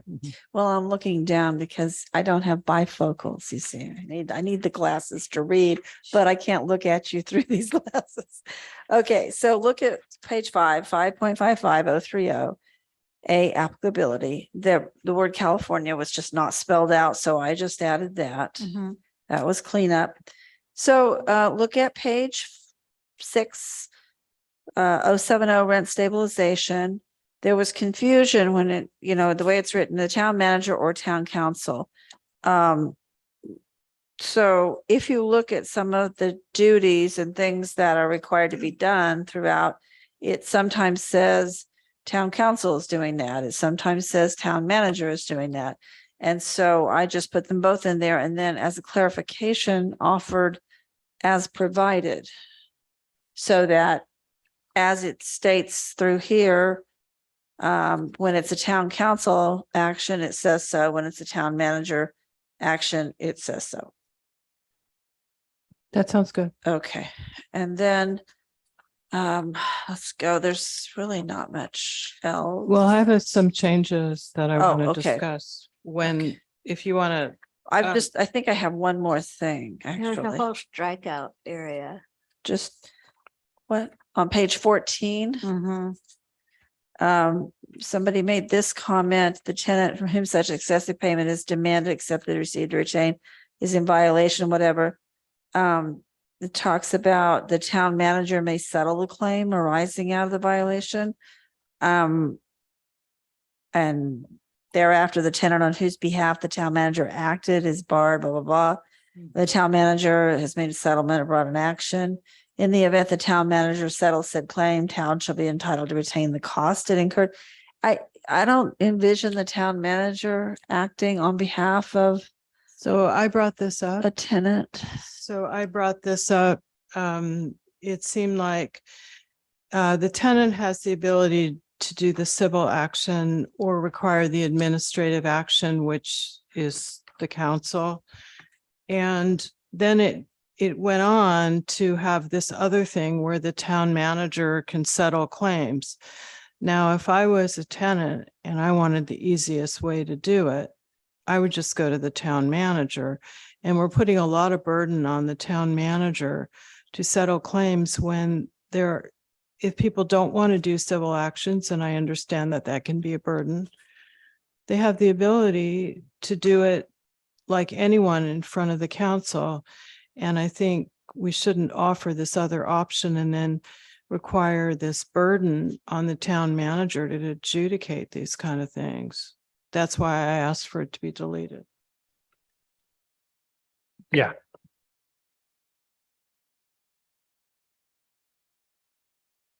I have a couple of things, Uh-huh. if it's all right. Sure. Okay, so I brought this up last time and it's on page 8 and 9, the establishment of base rent. Okay, so we have the rollback date of February 2nd, 2022. My contention is that the very earliest rollback date could be March 2nd, 2022. And I think this is really a typo.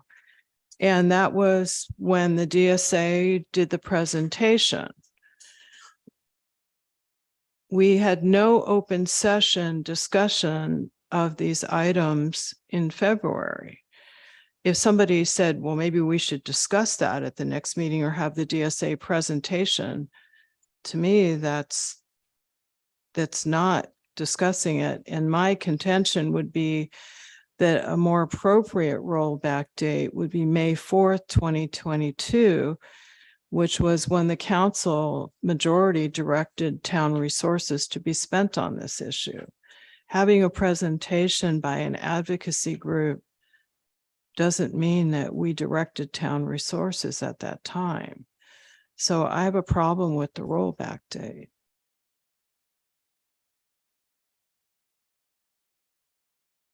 And if you look at what we've got, the earliest time there was any discussion was March 2nd. I just think it's a typo. But then I would argue for May, which is when and I wasn't one of them, but the majority of the council directed that we start spending town resources on this.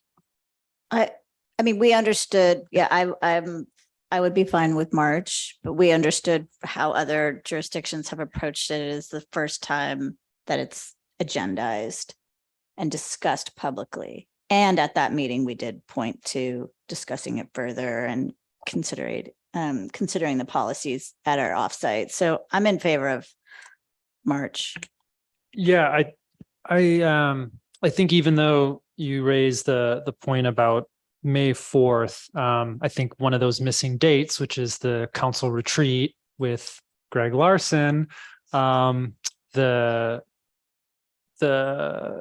discussion came up there, and there was public comment at that retreat related to this, and it was added to the list of things to consider in 2022.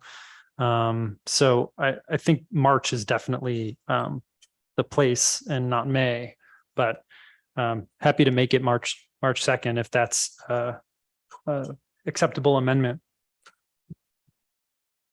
What was the date of the March meeting? It was March It's 2nd. right in the staff report. It's March 2nd, March 2022. 2nd. Yeah, that would be because February 28th, that would be right. Okay. Okay, so the next thing, and is on page 9. It's the annual general adjustment. And I brought this up at the last meeting, and 3 council members, one Councilmember Blash said she was open to hearing more. Councilmember Ackerman said might consider 80% of the CPI or talk about it more. The mayor was not interested in a change of the 60% CPI, nor was Councilmember Hellman, and I was interested in a change. So so there's nothing in here that even sort of memorializes the majority of the council was open to discussing it at least. And I would just say this, is that this year's CPI is 2.9%. So 60% of the CPI is 1.74.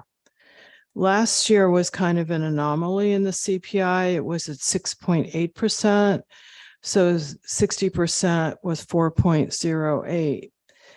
I guess my experience with CPI is it tends to be more on the low end. And so 1.74, I mean, that's pretty low, and it makes it very difficult for people to do things. And I understand where the 60% of the CPI comes up, but I really think it's too low. I would rather that we do something like the CPI and no more than 5%, potentially talk about 3%. But I really think having the CPI and no more than 5% means that it won't be any more than 5%. 1.74 is just really minimal. And I mean, I know my own utility bill went up 3 times and I don't even run anything. So there's a lot of changes that people are subjected to right now. So I know this isn't a popular view, but I'm throwing it out there. And so I guess I'd like to hear some discussion on it. Yeah, thank you for bringing it up again. No, I appreciate it. I think it's good. I mean, it's like a important thing to work through. I still have reservations myself around, you know, it's predicated on the assumption that there's a base rent that's capturing the costs associated with running the business.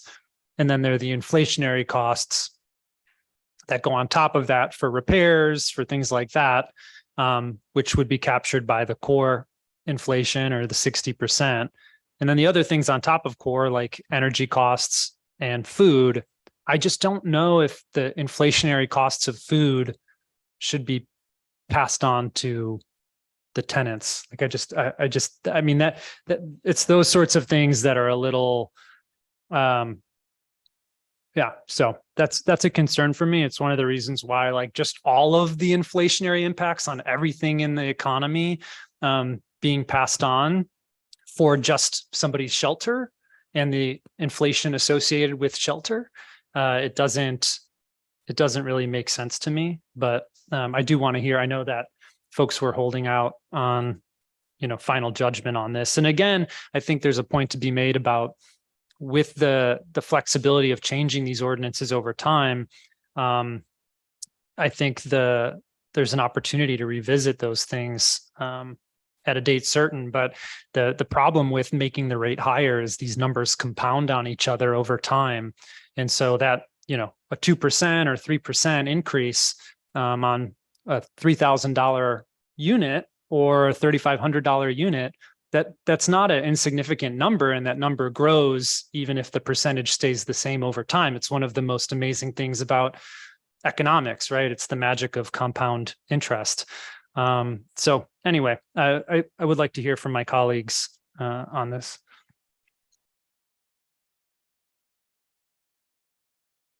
I guess I would just like to reiterate that if, as a landlord, your costs exceed what this CPI or 5% structure allows, if your capital costs are because of water going up or you need a new roof, you can substantiate that your costs warrant a higher rent increase.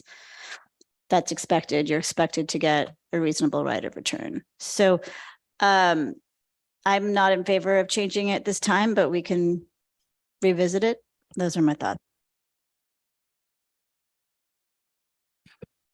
Well, I guess I'm seeing a big difference between a situation in which the utilities are included and a situation in which utilities are paid by the tenant. Those are, because I thank you for clarifying for me anyway. I guess I was just slow in understanding this, that you've got the different categories, like the mortgage that the landlord is paying, that should not be going up. I mean, hopefully they got fixed rate mortgage, not a variable rate mortgage, and that's just not changing. Bruce, you need to talk into the mic. People can't hear you. Insurance can change. People talk about that, and it can change just a little bit, or all of a sudden it can change a whole lot. Like recently, we've been having big lurches in insurance, or people having to get new insurance. Food, I would say, shouldn't be included.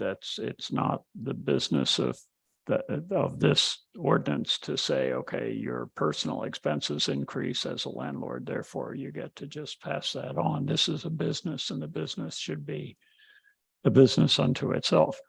So, there's these different categories, and that's helpful for me to start to understand where that comes from. But I do see a difference between utilities included and utilities not included. I don't know how we capture that in this.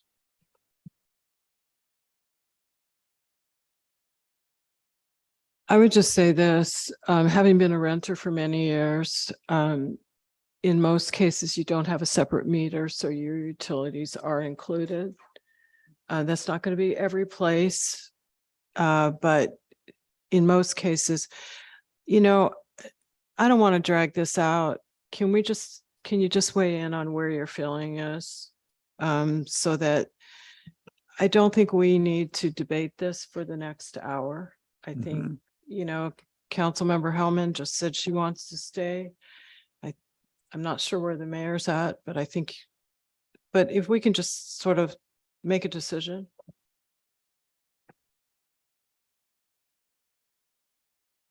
Well, it's pretty arbitrary, but I guess I would be willing to go up a little bit, maybe 75%.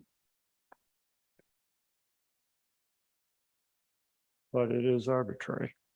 And, I agree that a lot of rentals have no separate meter, but that tends to be the rentals that are an ADU or whatever, and that's what we're exempting.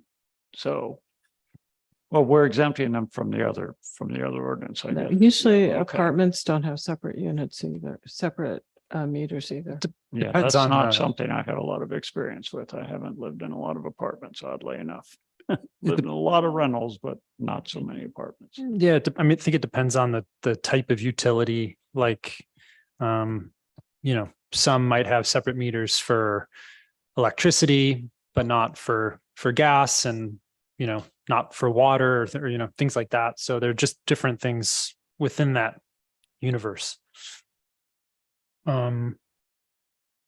Yeah, Councilmember Blash, do you have any particular feelings about this? Yeah, I'm a little torn. So I'm just going to say I lived in a rent stabilized apartment for more than 19 years at rent raises of about 60% of CPI. And so, my general experience with it as a renter was that, this is what got us out of poverty and allowed us to get better jobs, go back to school, get better jobs, save money, and eventually buy, a 650 square foot house in Fairfax. And I think that if we hadn't had rent stabilization, we'd been trapped kind of in an endless cycle of working low wage jobs and basically paying every penny towards rent. So, I have that experience. But And I do know that my landlord at one point asked the city if he could make a number of capital improvements to the building, the 12-unit apartment building. And he was successful. And at first we all thought, oh, that's horrible. He's going to raise our rent. But the rent increase was actually pretty reasonable. And he did do a lot of improvements. So, I mean, I know that's possible. But then on the other hand, at the time that I was in this apartment building, a lot of the smaller units were actually exempted from just cause and rent stabilization. So, it's hard for me to know how burdensome this might be on really small landlords where you don't have the extra padding of having a couple of other units that, I have a friend who rents a 4-unit building in Berkeley. She thinks rent control is fine. She thinks it's just great. But she said, we have 4 units. One person has stayed for 20 years and the others move on all the time. So we just keep raising the rent in those units. And then we love the guy who stays because he takes care of everything. But she has the padding of the 3 extra units to kind of, float them. So I am both concerned about the fact that I think that a lot of the rise in CPI is actually driven by the runaway cost of housing. Like that's a big issue. And that's why the calculation of 60% of CPI is what it is. It's trying to sort of take out the amount of inflation that's driven by rapidly increasing housing costs. But I'm a little torn about it because I do, have some concern about how developers assess future returns long-term on investments in building houses in areas, apartment buildings, and some concern about smaller landlords. So I'm not sure how to balance that. Like I would go up a little bit. And I'm also just concerned. I'm very interested in, and one of the reasons I'd like us to continue to have the flexibility to change things is that, we're going to be in a county that may have a number of rent stabilization ordinances, and it would be great if people didn't have to change that from jurisdiction to jurisdiction. But that aside, I might be willing to be up to 75%. What about what I've seen in some communities is, I've seen 80 as well, which you brought up last time, Councilmember Ackerman. I've seen that actually, not just in this state, but in other states. I've seen 60%, I've seen 80%, I've seen CPI. But I don't know if the 75 number, I appreciate the comment that all of these things can feel almost like arbitrary or nebulous because we're trying to capture some element of inflation, which kind of feels like this unicorn of a concept anyway that impacts all of our lives and everything. But I'm open to, especially I think I've been persuaded by Councilmember Ackerman, your comments related to the costs of utilities. I think originally I had reservations around food and energy writ large being captured in this whole vicious cycle of compound interest, or compound inflation. But I think there's some good rationale to be made for trying to capture at least some of that utility cost, the inflationary impacts of that. So I'm willing to go up to the utility and insurance. Yes, Both, sure. And that's just current times, but it may continue. 75% of CPI. With climate change, utilities may go up higher and higher, and with insurance the same way. So those are both things that we Okay, should so consider. I don't love it, but I would go to 75% of the CPI. And then, just looking at other ordinances, do we want to do 75 or 80% or 75 or 80% with a cap of X? Some people do. Well, we already have a cap of 5. Let's leave it at that. Okay, great. Yeah. I'm good with that. I think that makes sense. I've Yeah, seen some more ambitious things, but I think it makes sense to keep it at 5. Okay, so So we're talking about page 9, C1 equal to 75%. Is that right? correct. Yes. Okay, is it listed anywhere else? I don't think so. Okay. That's the only change. Okay. I didn't say anything, but when you're done, I need to read all these changes to you to make sure that we get them adequately captured. Are folks ready to have those things read, Yes. read into the record Yes. here? Please. Excuse, Provided you're going to want, I'm sorry. 11:30 rule. there's some staff members just waiting to know if we're going to go on after this. Well, we do, We're on Zoom. we do plan to. I'm still comfortable with what we said before, yeah. Yeah. Okay. Yeah. We'll forge ahead. Just yeah. And if I may, is it the intent to introduce the ordinance tonight? So then I need to read all these changes in, Yes, please. so that what I read in is what, including the red line strikeout, is what you're going to be introducing. Yeah. And then it will come back for adoption at the September meeting. Yep. Correct. Okay.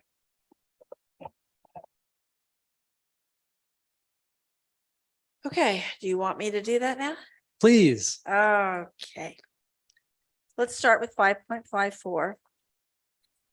And all of the changes that were marked with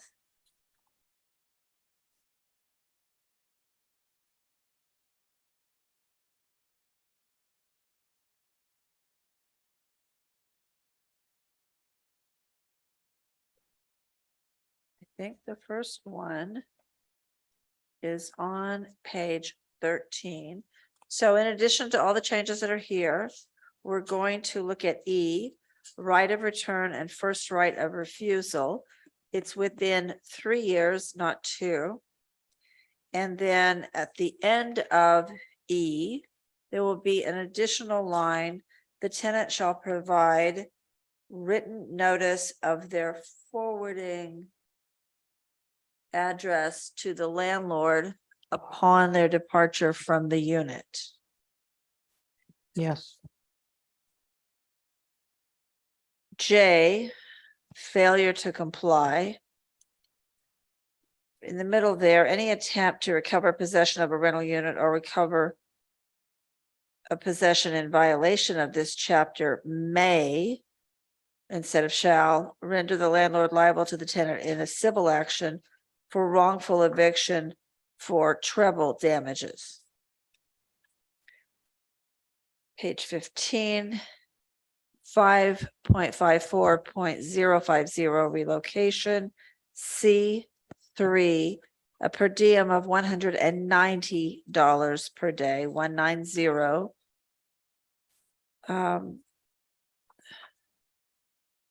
And then in number 4, after it says the town manager shall publish on the town website, it'll be per diem instead of relocation. At the end of that section, G will be added. It's There will- actually F. Because you had D, E, F, you're right. so That it's is F. F. And we're going to say a landlord is not required to provide relocation benefits in the event of a natural disaster. And we will cite to the state law on that. Okay. On 5.54.060, A, re-rental of rental unit within 2 years. The landlord, go to number 1, the landlord of the rental unit may, instead of shall, be liable to any tenant who was displaced from the property by that action for treble damages. Page 17, it's number 3. The very last sentence of number 3, first paragraph, that tenant or former tenant shall advise the landlord at any time during the eligibility of a change of address. And then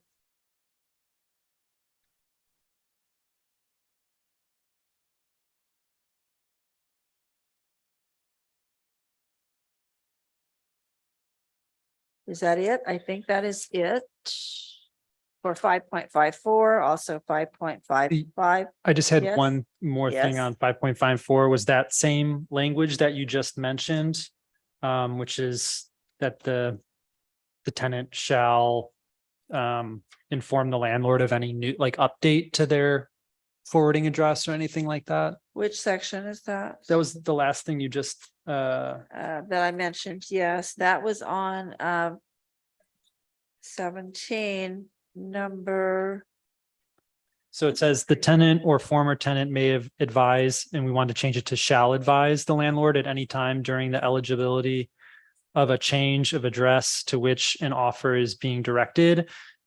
I think we wanted that to also be a part of the earlier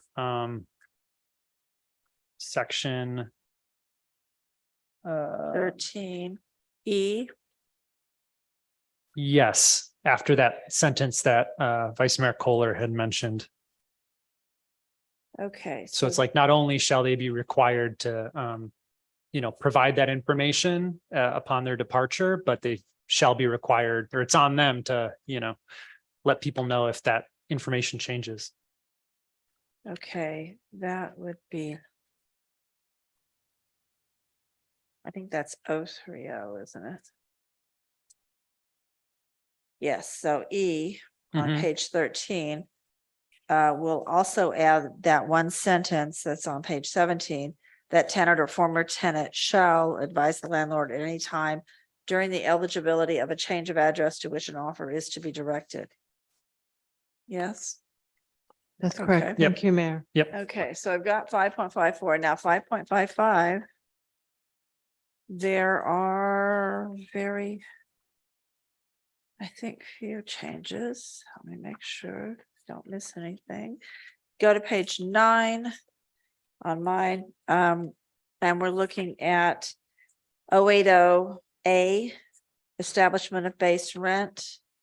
We're changing the February 2nd date in that entire paragraph. I see it showing up 3 times to March 2nd, 2022. Correct? And then in C1, the annual general adjustment shall be equal to 75% of the percentage increase, et cetera. Is that right? Mhm. Yep. And I think that's it. Yes? Yep. Okay. So with those changes read into the record, in addition to the red line strikeout that is in the packet, the actual ordinance, including only the changes themselves, is what you are introducing tonight. I just want clarification. Yes, So the supplement doesn't have all the changes that we added tonight. I just read them into the record. Okay, so when we approve this with the supplement, it will include that, right? Yes. Okay. So how do we read the motion? How do we reflect? You want to you want approve? to introduce as amended. Waive first reading and Mhm. introduce as amended. Would someone like to make that motion? I will. I'd like to move to introduce waive first reading and read by title only ordinance revising town code chapters 5.54 just cause evictions and 5.55 rent stabilization program as amended. Is there a second? I'll second it. Okay. Motion Hellman, second Blash. Could we get a roll call vote? Yes. Councilmember Ackerman, Yes. Councilmember Hellman, Yes. Councilmember Blash, Yes. Vice Mayor Kohler, Yes. and Mayor Cutrano. Yes. All ayes, motion passes. Okay. Thank you all. That was fun. Yep. That was that. And now we're on to the next section here, which is, item number 3. Conduct a public hearing on the second reading by title only and adoption of an ordinance adding chapter 15.17 gate safeguards to title 15 building and construction of the Fairfax Municipal Code. And I think we had Mark with us. I saw him appear. He might still be with us if we need him. I'm here. Can you hear me? Oh, we can hear you. Almost good morning. Thanks for hanging in there with us, Mark. Okay, my camera's been disabled. That's okay. Can I ask the folks in the room to please take your conversations outside? And just note that there was actually a supplement for this item, which changes the date for compliance to January 1st, 2024. So, hi, Mark, we see you now. Okay, yeah, I was gonna mention all of that, but you've mentioned it, so I'm here to answer any questions that you have. Any questions from the I council? have no questions. I have no questions. Okay, if there are no questions, then we will Sorry, open, Mark. we will open the public comment on this item, public hearing on this item. Thank you. Okay, anyone on Zoom? No, but I was just giving them a second because Okay, Sure. So we're all for safety, but I think before you adopt this, and I heard the gentleman speak and I feel for him that has probably for the benefit of everyone come up with what you're likely about to pass. But I think you need to inform the public what the costs are going to be and what the availability is. This town council seems to be doing things where there isn't availability and there's high cost of things. So I would like to know what the cost is that has been mentioned before for everybody that's listening to the meeting tonight, and what the likely install cost is and what the availability is. That's all. Thank you. thank you, Todd. Hi, Council. Michael McIntosh. I really disagree with what Todd just said. If somebody has a financial wherewithal to put up a gate and have a permit to put up the gate, they can certainly put up the gate so it's safe. There are certain safety measures that we've heard about their impacts. I have personally seen gates off their tracks and fallen. So if you can afford to put up a gate, you can afford to do it correctly. Thank you. Thank you very much. And we'll close public comment on this item and take it back. Huh? Oh, there's someone on Zoom now? Oh, there's it's a public hearing. That's all. oh, public hearing. Sorry. Okay, thanks. I feel like we've all just become business partners and that this is no longer between an owner and a tenant. This is now like a tripartite agreement where you've entered the management significantly. Sorry, but we're on a different Pardon item. me? We're on a different item. I'm sorry. We're on the safe. I'm talking about the one we just talked about. And it's really, really deeply concerning. Yeah, thank you for your I comment. don't think Appreciate that we need a town council as our partners. Thank you. Okay, we'll close the public hearing and take it back to the dais. And Mark, I believe at our last council meeting when this was first introduced, you had some numbers associated with the cost for retrofitting the gates, and they seem nominal, but could you share those again with us? Yeah, I had estimated a few $1,000s for to upgrade the gates, but the gentleman that was here, he mentioned that there was a part that was only like $100 or something that could make the gate safe. So it turned out that from what he had said, that it's actually a lot cheaper than what I had thought, what I had estimated. Got it. Okay. Thank you very much. And maybe one more thing, sorry. Just in terms of, we have a known number maybe of these gates in town, but there might be others, but you'll be checking in with folks that are known to have these gates, or? Well, I know of 3 commercial gates, but there are quite a few residential ones. And so it is going to be kind of difficult to figure out where all those are at. But I've been noting them down as I drive around and I spot them. So hopefully we can get a pretty good idea. Great, thank you. Can I ask that the town manager that we make it clear in the newsletter, we post this on the website. And as we discover these, I think we need to send a copy of this. It's only a few pages with a cover letter to anyone that we find. And the other thing I asked at the last meeting is, even though we don't have jurisdiction over public schools, we have 2 in Fairfax that I know White Hill does have them. I've seen them there. I don't know about Manor School, but I'm pretty sure they do.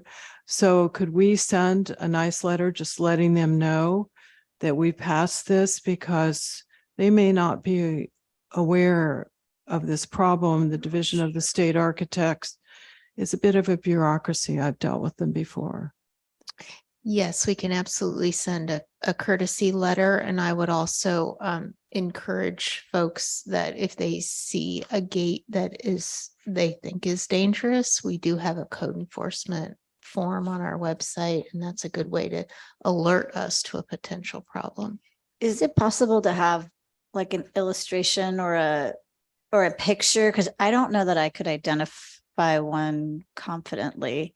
Well, actually, when you publish it in the newsletter, which was something I was going to suggest too.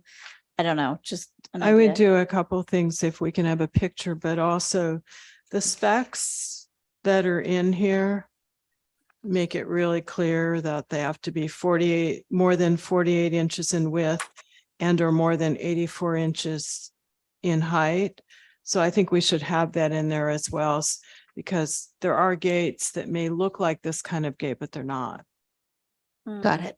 Thank you. I think that would be good if we could have a picture. Mark, do you have a picture of one, or can you take a picture of one? That we can- There's pictures available, yes. Okay, great. And I would love to make the motion if that's okay. I'd like to make a motion to waive second reading and read by title only an ordinance of the Town Council of the Town of Fairfax, adding chapter 15.17 gate safeguards to title 15 buildings and construction of the Fairfax Municipal Code, and including the supplement and adopting the ordinance amendment. Is there a second? I'll second it. Okay. Motion Kohler, second Blash. Could we get a roll call vote, please? Yes, Councilmember Ackerman, Yes. Councilmember Hellman, Yes. Councilmember Blash, Yes. Vice Mayor Kohler, Yes. and Mayor Cutrano. Yes. Motion passes unanimously. And much gratitude for Vice Mayor Kohler for helping to shepherd that along and bring that forward to us. Definitely. And thank you to our building official, Mark Lockaby, who put this together. Thank you very much. Thank you. Good night. Have a good night. Thanks for staying up with us, Mark. You're welcome. Okay, we will move on here. We had pulled continued item 4 to the next meeting. So we'll move on to item 5, which is to authorize town manager to issue a request for proposal for street sweeping services for the town of Fairfax. I'll first ask the clerk whether we have Lauren. I see we do. Wow. Good morning, Lauren. Good morning, Council. So I will jump into this. I know it's late, so we will move quickly on this, and you can ask more questions of me. But the item before you this evening is to authorize the town manager and myself to issue an RFP, a request for proposals for street sweeping services in the town of Fairfax. Currently, we have one area of town that is regularly scheduled. That is the downtown area and a few streets off of that. And that area receives regular street sweeping once a week, every Monday. What we're asking the council for permission to proceed with is to expand that and add more regularly scheduled sweeping to other areas in the town. What the proposal is at this time is to identify certain areas and have street sweeping occur on those streets at this point 2 times per month. So like the first and third Tuesdays or the second and fourth Thursdays. We'll work out those details when we find a contractor. But the idea would be to increase those services throughout town by hiring a third party. And there are, in my mind, some benefits of doing so. But I'm happy to answer any other questions about why we think that that's the case, although we did include some information into the staff report. So if there are comments or questions, I'm certainly able to answer those right now. And just for the expediency, we can just jump right into it. Thank you. Yes, quick question. So I guess I have two questions, and the town attorney may need to answer this. Regarding the insurance requirements, the RFP doesn't have everything that's in the actual agreement, but one of the things it doesn't mention vehicle insurance. And what it has in the agreement is automobile insurance. I believe the street sweeper would not be covered under automobile, would it? Okay, nodding your head is not good. You have to say it for the. Oh, it's not covered. It would not be covered. Okay, so we need to require vehicular insurance. Yeah. For the street sweeper. For It's the not in the RFP and it's not in the model agreement. Okay, so we need to add that. Right. The other question I have is there's some discussion in the RFP about the Bay Area Air Quality Management District. The requirements for the diesel reductions. So California Air Resources Board has the authority for mobile sources. Air districts have the authority for stationary sources. So my question is, can we change the RFP to specifically call out the California Air Resources Board? There may be some additional requirements that the Bay Area Air Quality Management District has that we would want. But I just want to make sure that the RFP is clear so people know what they have to do. And I am concerned about the insurance for the sweeper. So we need to get whatever the correct terminology is. Yes, we will. Any other questions from folks? Okay. Sounds good. We'll go out to public comment on this item. Thank you. To follow up Barbara's comment about insurance, you also want to require workers' comp, because remember, they'll be working on your area and your property, so they wouldn't have to have workers' comp on themselves. They could still sue you for that injury. That's covered, actually, Michael. Yeah. Okay, I'm sorry, I didn't hear State that law. discussion. The other thing I also want to point out, when School Street Plaza is built, and especially looking at the lack of parking, all those cars are going to be parked all around the downtown. And that also might be considered, or at least as a future area that you're not going to be able to do if you lock into a contract. Because all those cars can be parked in the street and you're not going to clean them. Thank you. Next speaker. Frank Ager, Meadow Way. I object to privatizing this public service.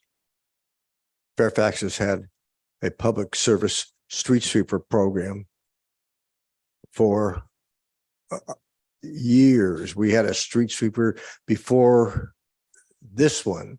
So I'd say we probably had 50 years of public street sweeping services owned by the town, the street sweeper owned by the town, and operated by a Fairfax employee. Now, since Fairfax got rid of their diesel sweeper, does this RFP call for an all-electric sweeper? Question. Thank you. We'll address it after public comment. Well, I don't have the contract. I don't have the RFP before me. Does anyone know if this requires an electric sweeper as part of the RFP? I don't think it requires it, but we evaluated the cost associated with procuring our own electric sweeper. I think that's in front page of the staff report.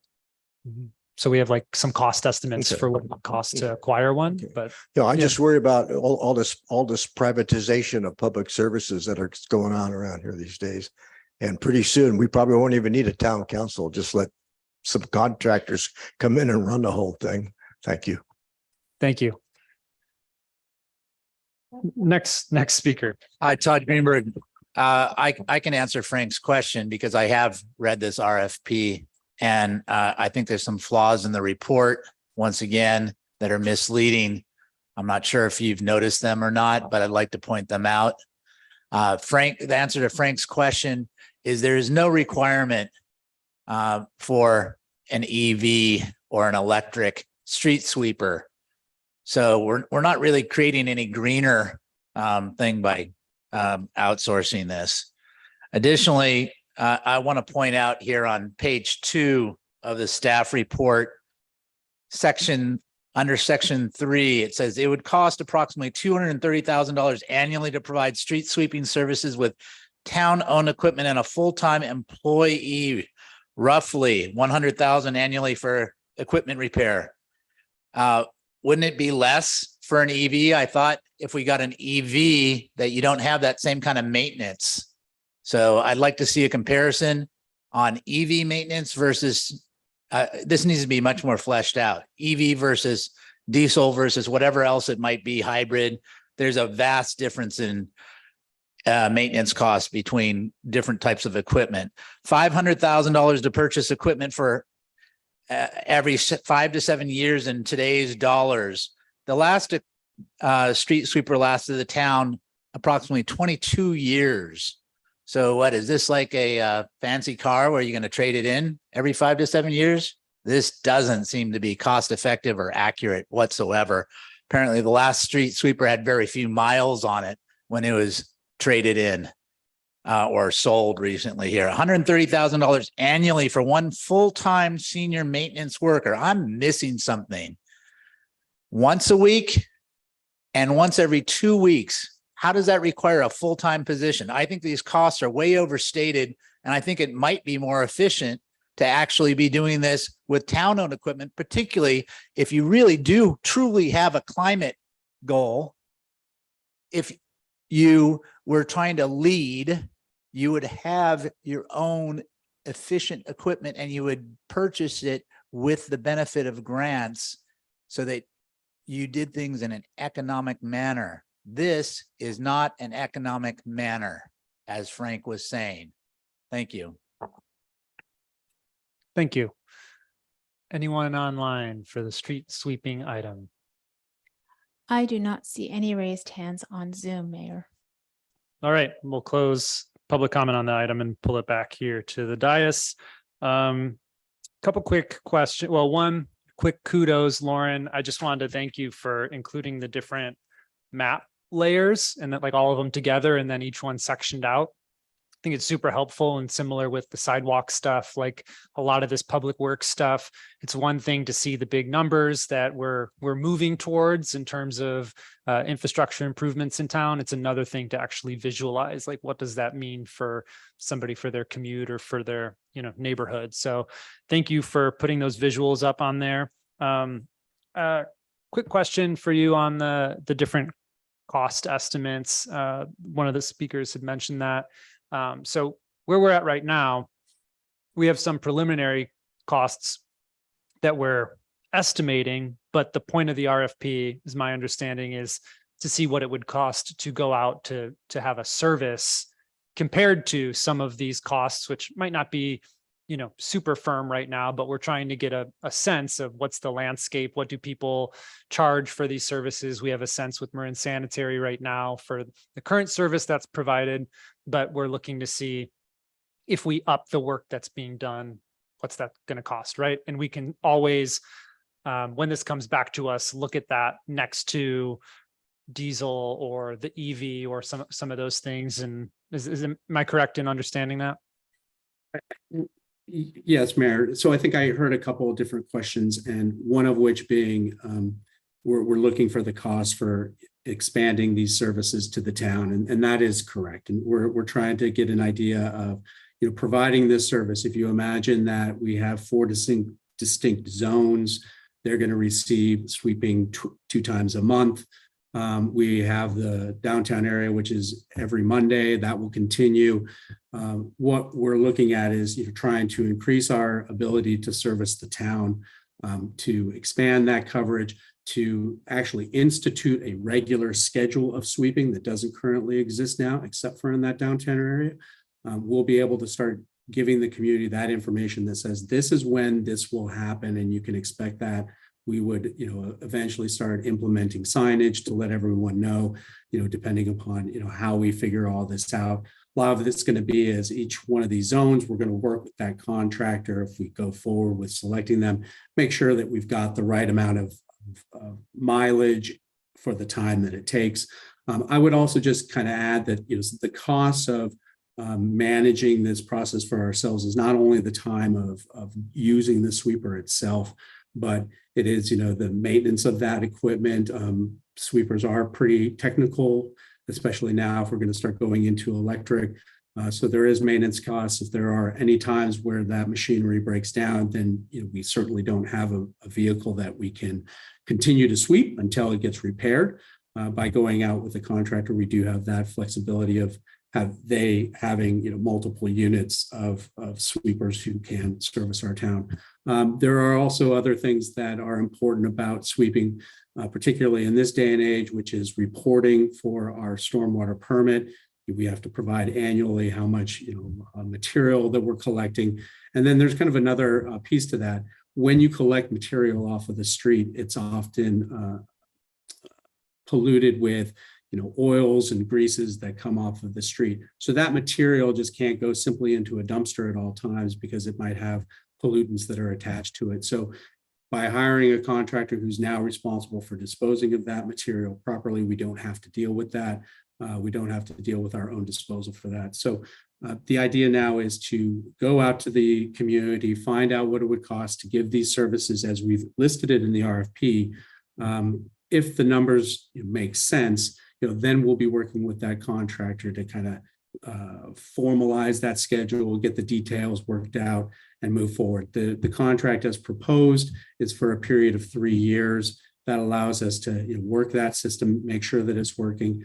If we like the way that it's working, we can continue that for another 3 years if we want. If we don't, we can stop that service at that time.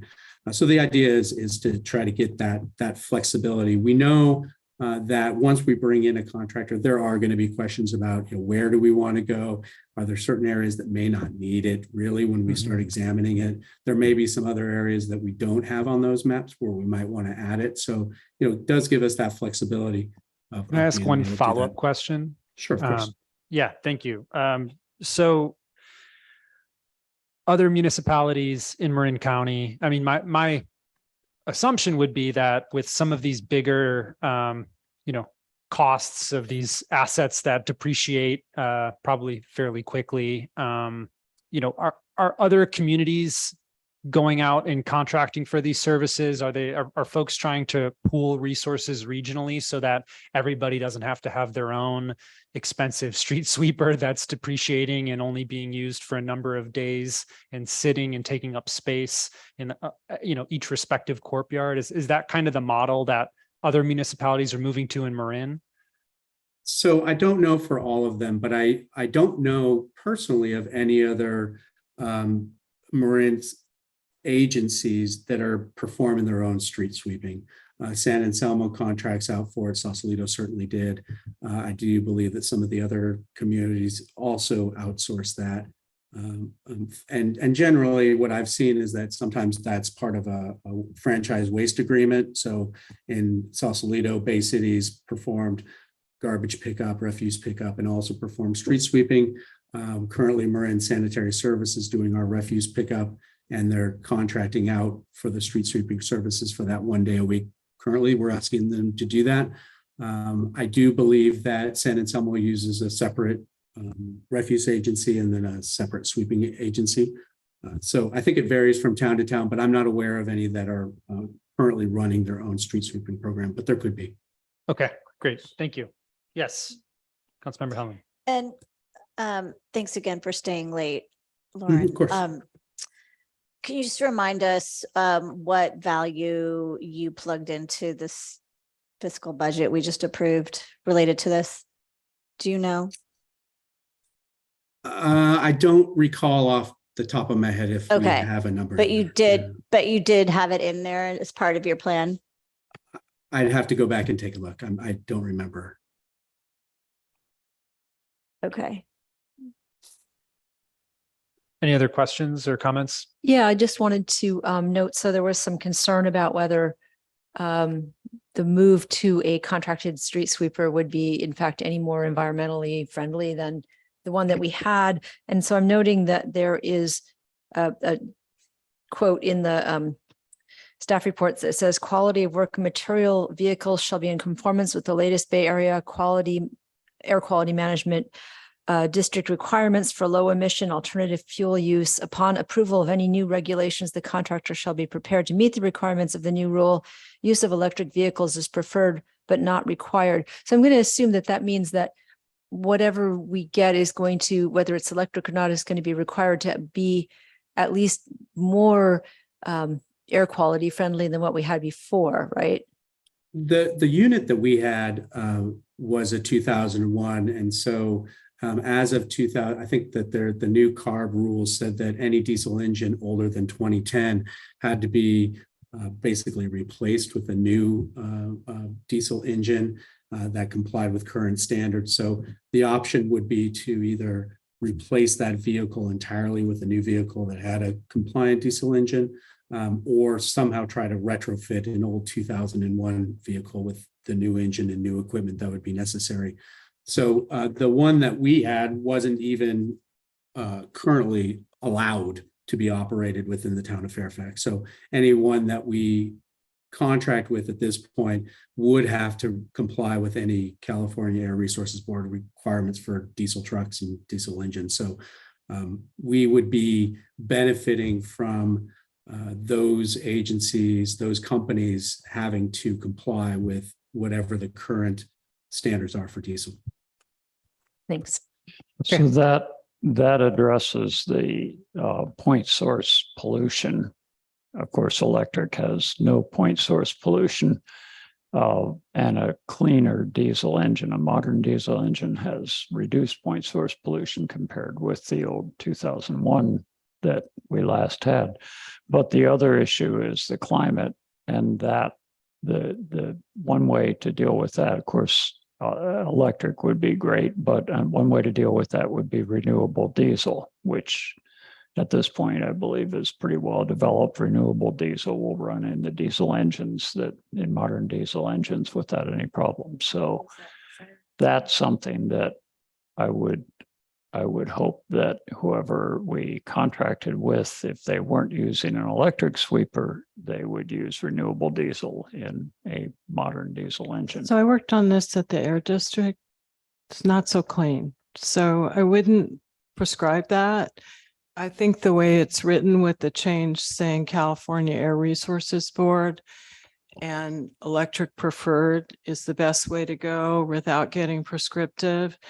And there is no retrofit for those kinds. I created a mobile source enforcement program for the Bay Area Air Quality Management District. There's no retrofit that could have worked for that 2001.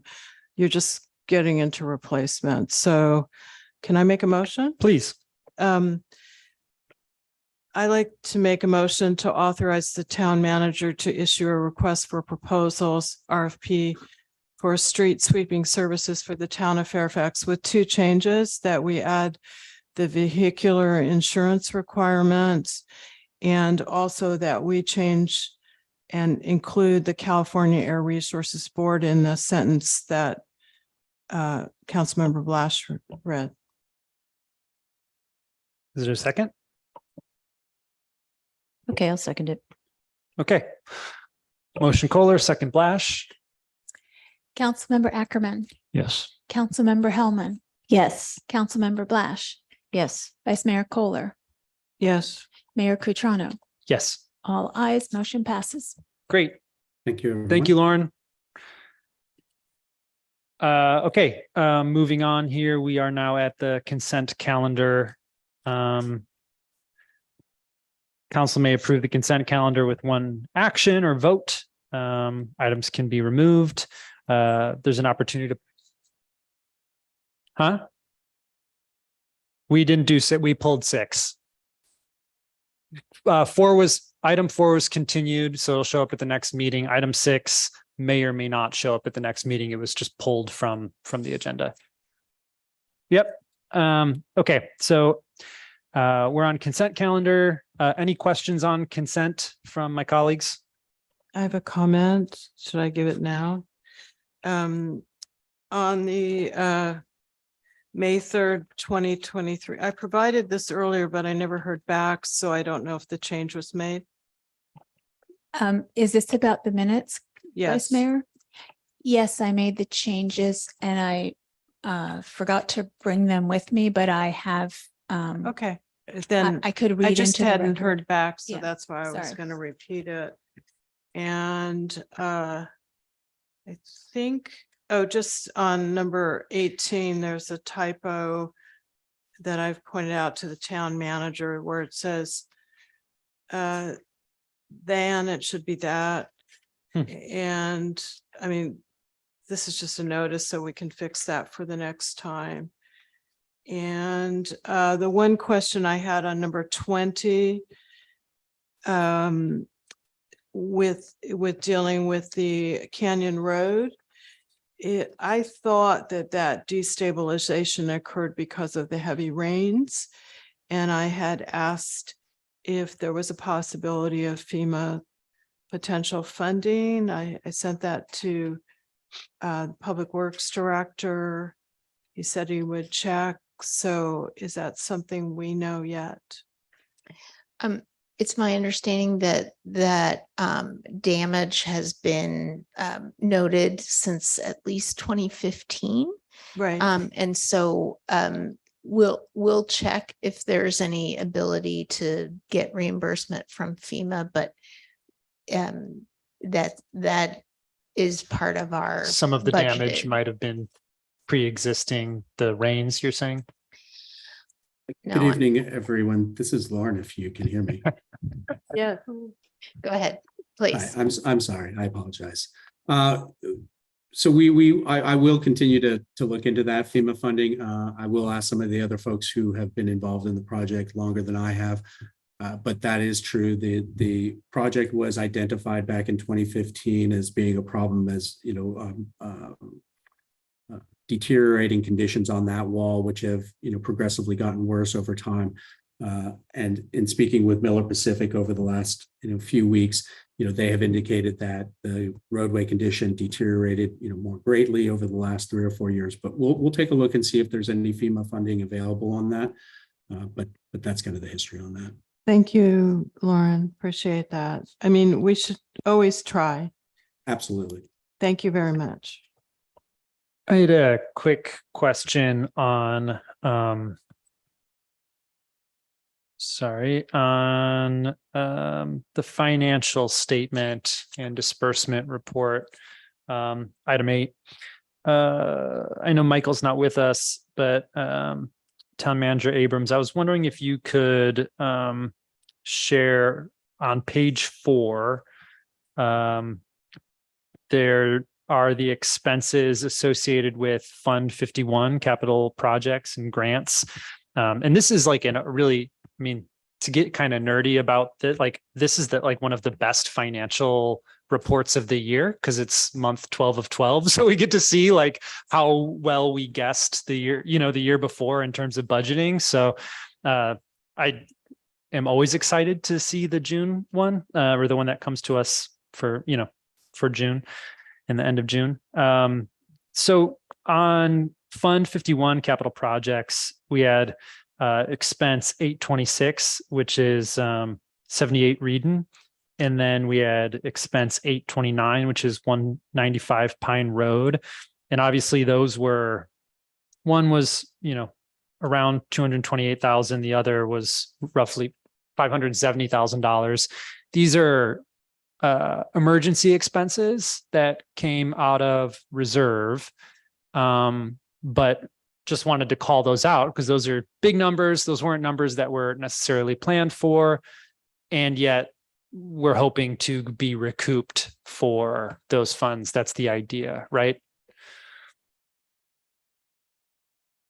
Yes, so the way the accounting works is that we show you all of the expenses and then revenues coming in other spots. So it's not like our checking account at home where there's money coming in and money going out. It's money coming into revenue and money going out of expenses, and they're sort of separate. And then Michael Vivret is making a bunch of transfers for Reading.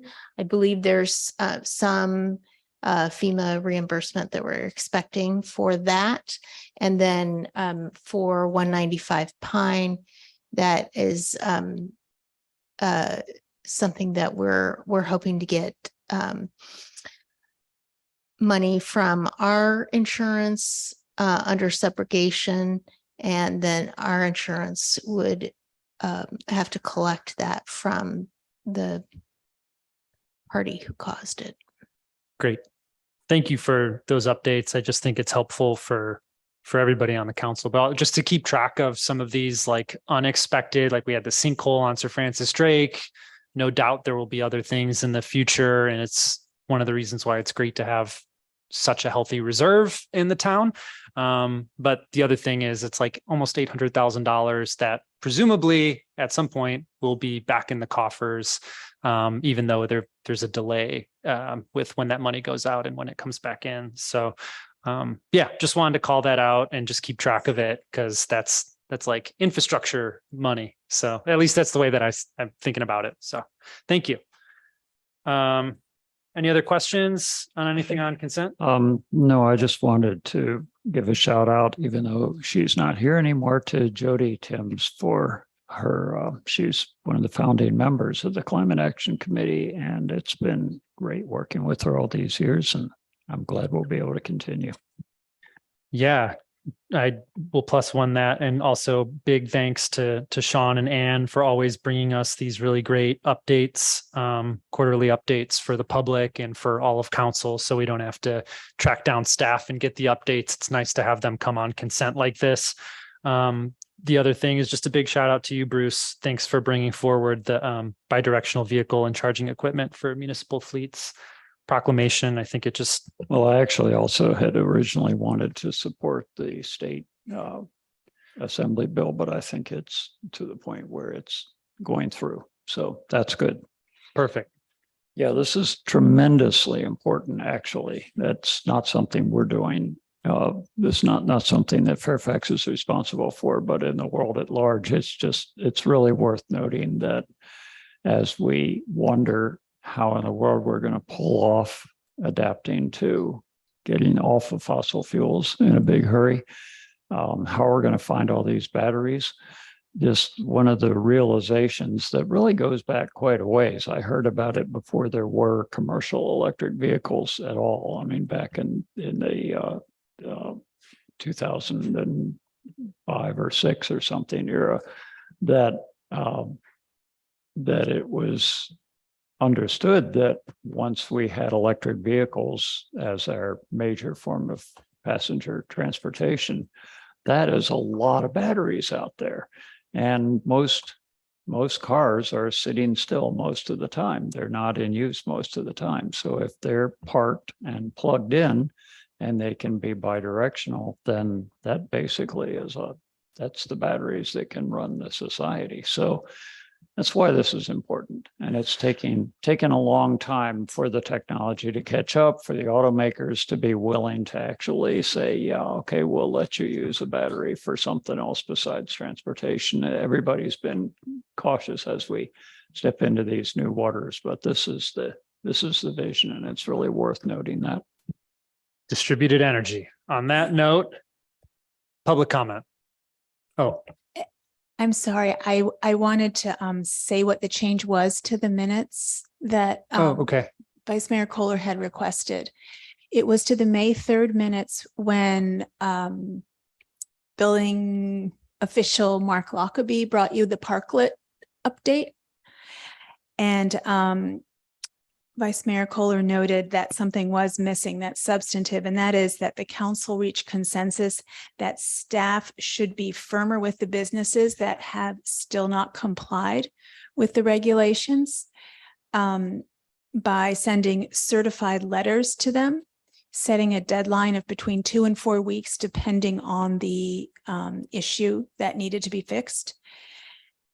And if a business were to miss that deadline, staff would red tag and or issue a citation.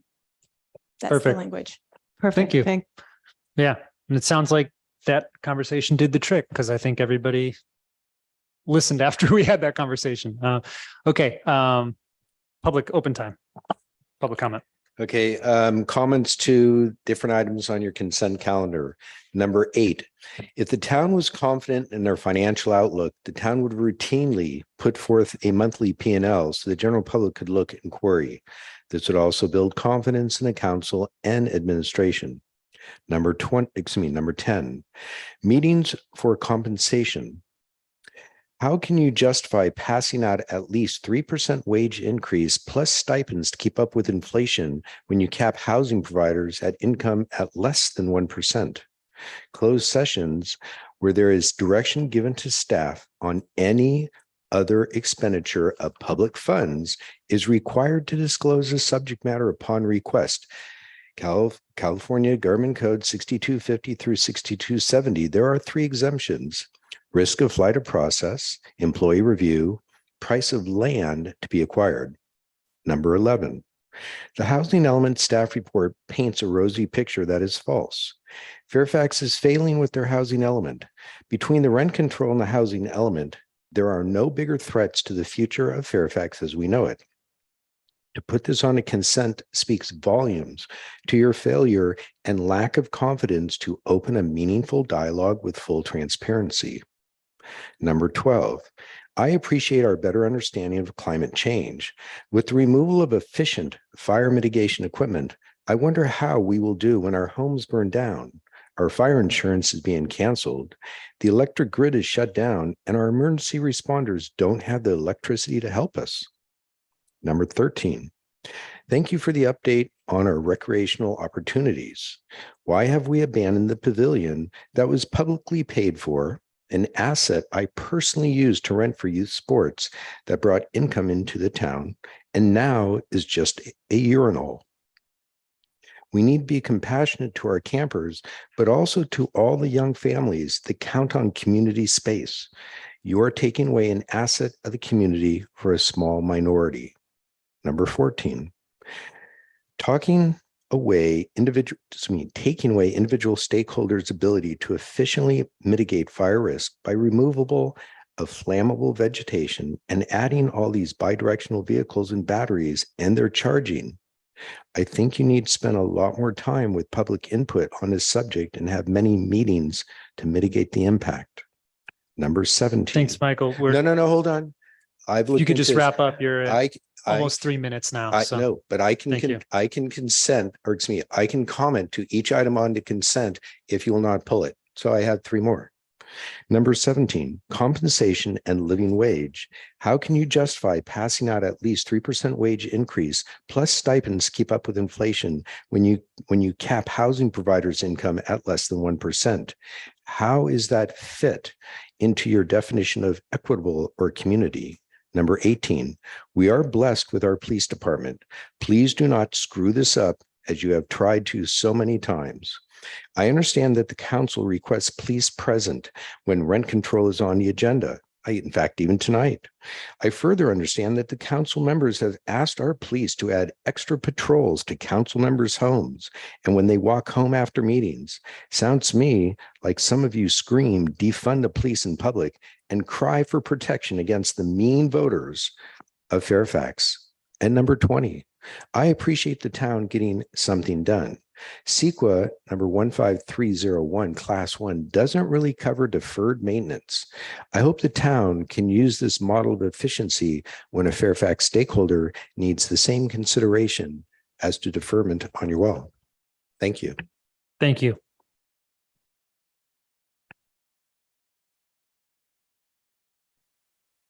Frank Ager, Meadow Way. Item number 9 was the approval of the minutes for the April 19th and May 3rd meetings. And our town clerk, Michelle Gardner, asked the comment about the parklets. And I've never seen a building permit stapled to a parklet. So I'm asking if the parklets receive a building permit from the town building department. Does anybody know that answer? I would defer to staff, but Mark Lockerbie is no longer at the meeting. Okay. You, Okay, but I mean, the ordinance gave the town manager the authority to issue permits at one time. So I'm wondering if the town manager issues a permit or the building department. There are issues a permit. encroachment permits, which is what we did with parklets, but we're not supposed to go back and forth, Frank. No, okay, that's no problem. I'm just asking, it's a minutes issue. Then it was the parklets were included in one of those minutes. And then item 11 is to receive the status report on the 6th cycle housing element update. And that includes all of the property sites that were selected as receivers for new development. You're going to be meeting with housing and community development staff people. So I'm wondering, will the public be notified of the time and places of the meetings with the housing and community development staff and the Fairfax representatives? There was in the staff report. yeah, I'm sure that'll show up in our draft housing element. No. I'm asking. I read the staff report on this one. It says that Fairfax will be meeting with housing and community development people in Fairfax. I'm asking if the public will be notified of the time and place of that meeting so they can attend. That's all. I think those are private meetings between staff and the state. Those are staff level meetings. They're not public meetings. They're not for comments, and HCD would not agree to that. Thank you. Oh, I would ask that we not have dialogue. It's almost 1 a.m. and I'm literally falling asleep. I can't be here much longer. Yep. Item 15 is reappointment of Jody Timms to the Climate Action Committee. And I noticed that Jody Timms comes to the council meeting and makes her report. She's a town appointed person, makes her report under open time, basically taking up open time that the public usually has to ask or comment on issues. That report should be part of a agenda item, so that report is published and don't take up the public's time under open time. The 2 minutes is up. So thank you, Frank. We're going to move on because it's so late. I got a couple more items, please. I'm sorry, but you need it's to understand what the law is. I happen to know the law a little better than your town attorney. I've got a right to speak on every item on this agenda. Actually, And the next two items are really important. If you don't want to hear about them, you're going to read about them. You're going to read about them in social media, and you're not going to be happy with what I have to say. That's fine. Okay. You know, we need to stick to the 2 I minutes. mean, I can't speak on an item on your agenda. No, you can No. speak, and you have been speaking for almost 4 minutes, but you could also write us. There are other ways to get in touch with both staff and the council about these agenda items, especially prior to or after the meeting. Wait a minute, you've got an item on here that's going to cost millions of dollars for this community.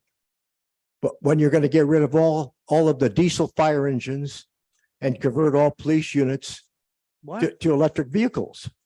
And the fact is, the California Highway Patrol is adamantly opposed to what's going on with their vehicles, because when your officers come in, the next officer of the 3 shifts is going to use the same vehicle. If you're going to have EV vehicles for the police department, you're going to have to double the number of vehicles you own. And with the fire engines, Cal Fire is absolutely opposed to electric vehicles like your Type 3 here engine in Fairfax. They're fighting wildland fires, and they have no way to fight the fire and recharge that Type 3 engine. That's not on consent. That's on None your of this is consent just stuff calendar. that you're just It's under bringing up. That's not on proclamation. the agenda. So if we This is could end your actual public comment and move on to the next person. proclamation in support of Anybody item is discussing. 16. Am I reading it wrong? You said by 2030, you're going to convert all your vehicles to Yeah, it's in our EVs. climate action plan. Right. I'm speaking to it. I'm telling you, your public agency, your police and fire you're going to make it impossible for them to function. Well, fire is not Fairfax vehicles, so I don't think that's. Well, of course it is. Of course it is. Okay. You are the agency. If we could say, end your lastly, comment, please, Mr. Edgar. I want to commend your action this evening on item 17. Thank you very much. Okay. Next speaker, please. Hi, Todd Greenberg here regarding the consent calendar. I'm noting that Ms. Heldman has left the room, seemingly packed up for the night prior to the meeting end. Aside from that, number 8, receive financial statements. I'm going to bring some highlights here really quick. Revenue from other agencies, gas tax, $396,191. Cars stopping here not only pay gas tax, but people have food and shop. There are significant revenues and repercussions if you handicap gas stations, which are already significantly decreased. This whole push for EVs and EV everything, electrify everything is deeply flawed. You should really be thinking about what you're doing. On that same one, again, debt service is costing this town $625,101 this past year. That's number 8. Number 11, housing element. It's wrong that this is on the consent calendar. This is a big item. This is where we should be spending our time, not on these rent controls. This should be brought up to the public at the beginning of a meeting, not on the consent calendar. Number 12, receive climate action quarterly update from Sean Yora. I want to note that there's a goal in here for 100% EV by 2030 in Fairfax. No other city or town in Marin County has that goal. You are forcing people to do stupid things and spend money that they don't have. This is wrong. This climate action thing is out of control. I'm for a good environment, but this is out of control this way. Okay. I'm noting here in his report that there is a Ford F-150 Lightning that's been ordered and another vehicle, which is a Mustang Mach-E. What's the cost of those? I'm wondering. Where's that money coming from? I'll move on from the climate action report. You're past 2 minutes. Yes, but I get to speak on these. Number 16, bi-directional. You want to do a street sweeper? You want to consider being cost effective? Why not be bi-directional or tri-directional and move the street sweeper down the streets from one jurisdiction to the next and share the purchase cost? Has anyone done the analysis? It might be more cost effective. Number 17, CPIs here is 2.9%. Landlords don't get that. Why? That's unfair. Number 18, COLA of 5%. COLA is cost of living increased allowance, 5%. Landlords don't get that. Why is that? Number 19, I want to commend Lauren for 19 and 20 for what appears to be a job really well done. He got multiple bids and he got the lowest cost provider. And I think Marin Heating Air, one of the guys lives here in Fairfax. So let's keep our dollars local and support local people. That's all. Thank you. Thanks.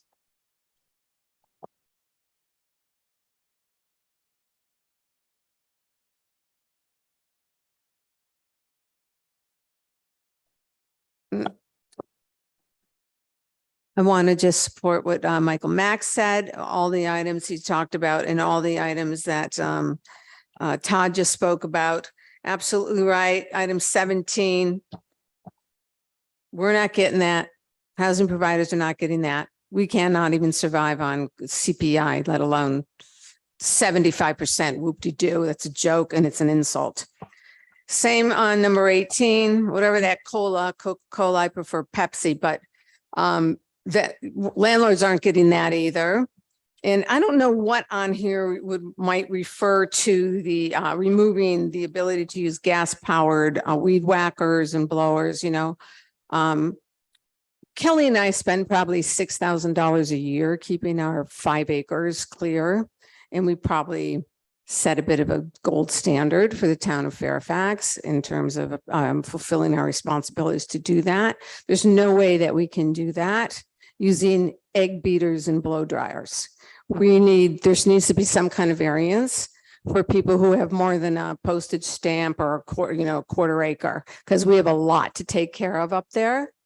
And a couple of years ago, there was a fire below us and it did blow embers, and thank God we had done our job, but we can't do that with electric battery powered things. We'd need a room full of them and a room full of chargers. So please do a variance for people who have bigger properties and want to maintain them and do the right thing. Thank you. Thank you. Is anybody up on Zoom? No. Okay, we'll close public comment and take the consent back to the dais here. I'd like to make a motion to approve consent in its entirety. With the minutes With the amendments? change to the minutes. Thank you. Yeah, okay. I'll second that. Great. Motion Kohler, second Ackerman. Can we get a roll call vote? Councilmember Ackerman, Yes.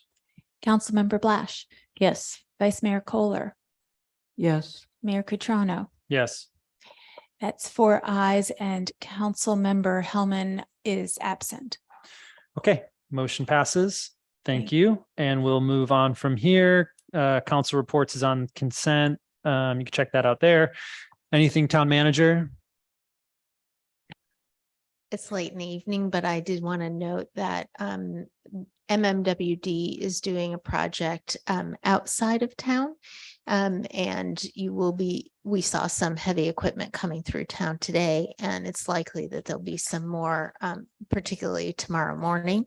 So just please be careful and go slow on the roads and let those big trucks pass you by so that everyone's safe. Great. Thank you. Anything on future agenda items? No? Okay.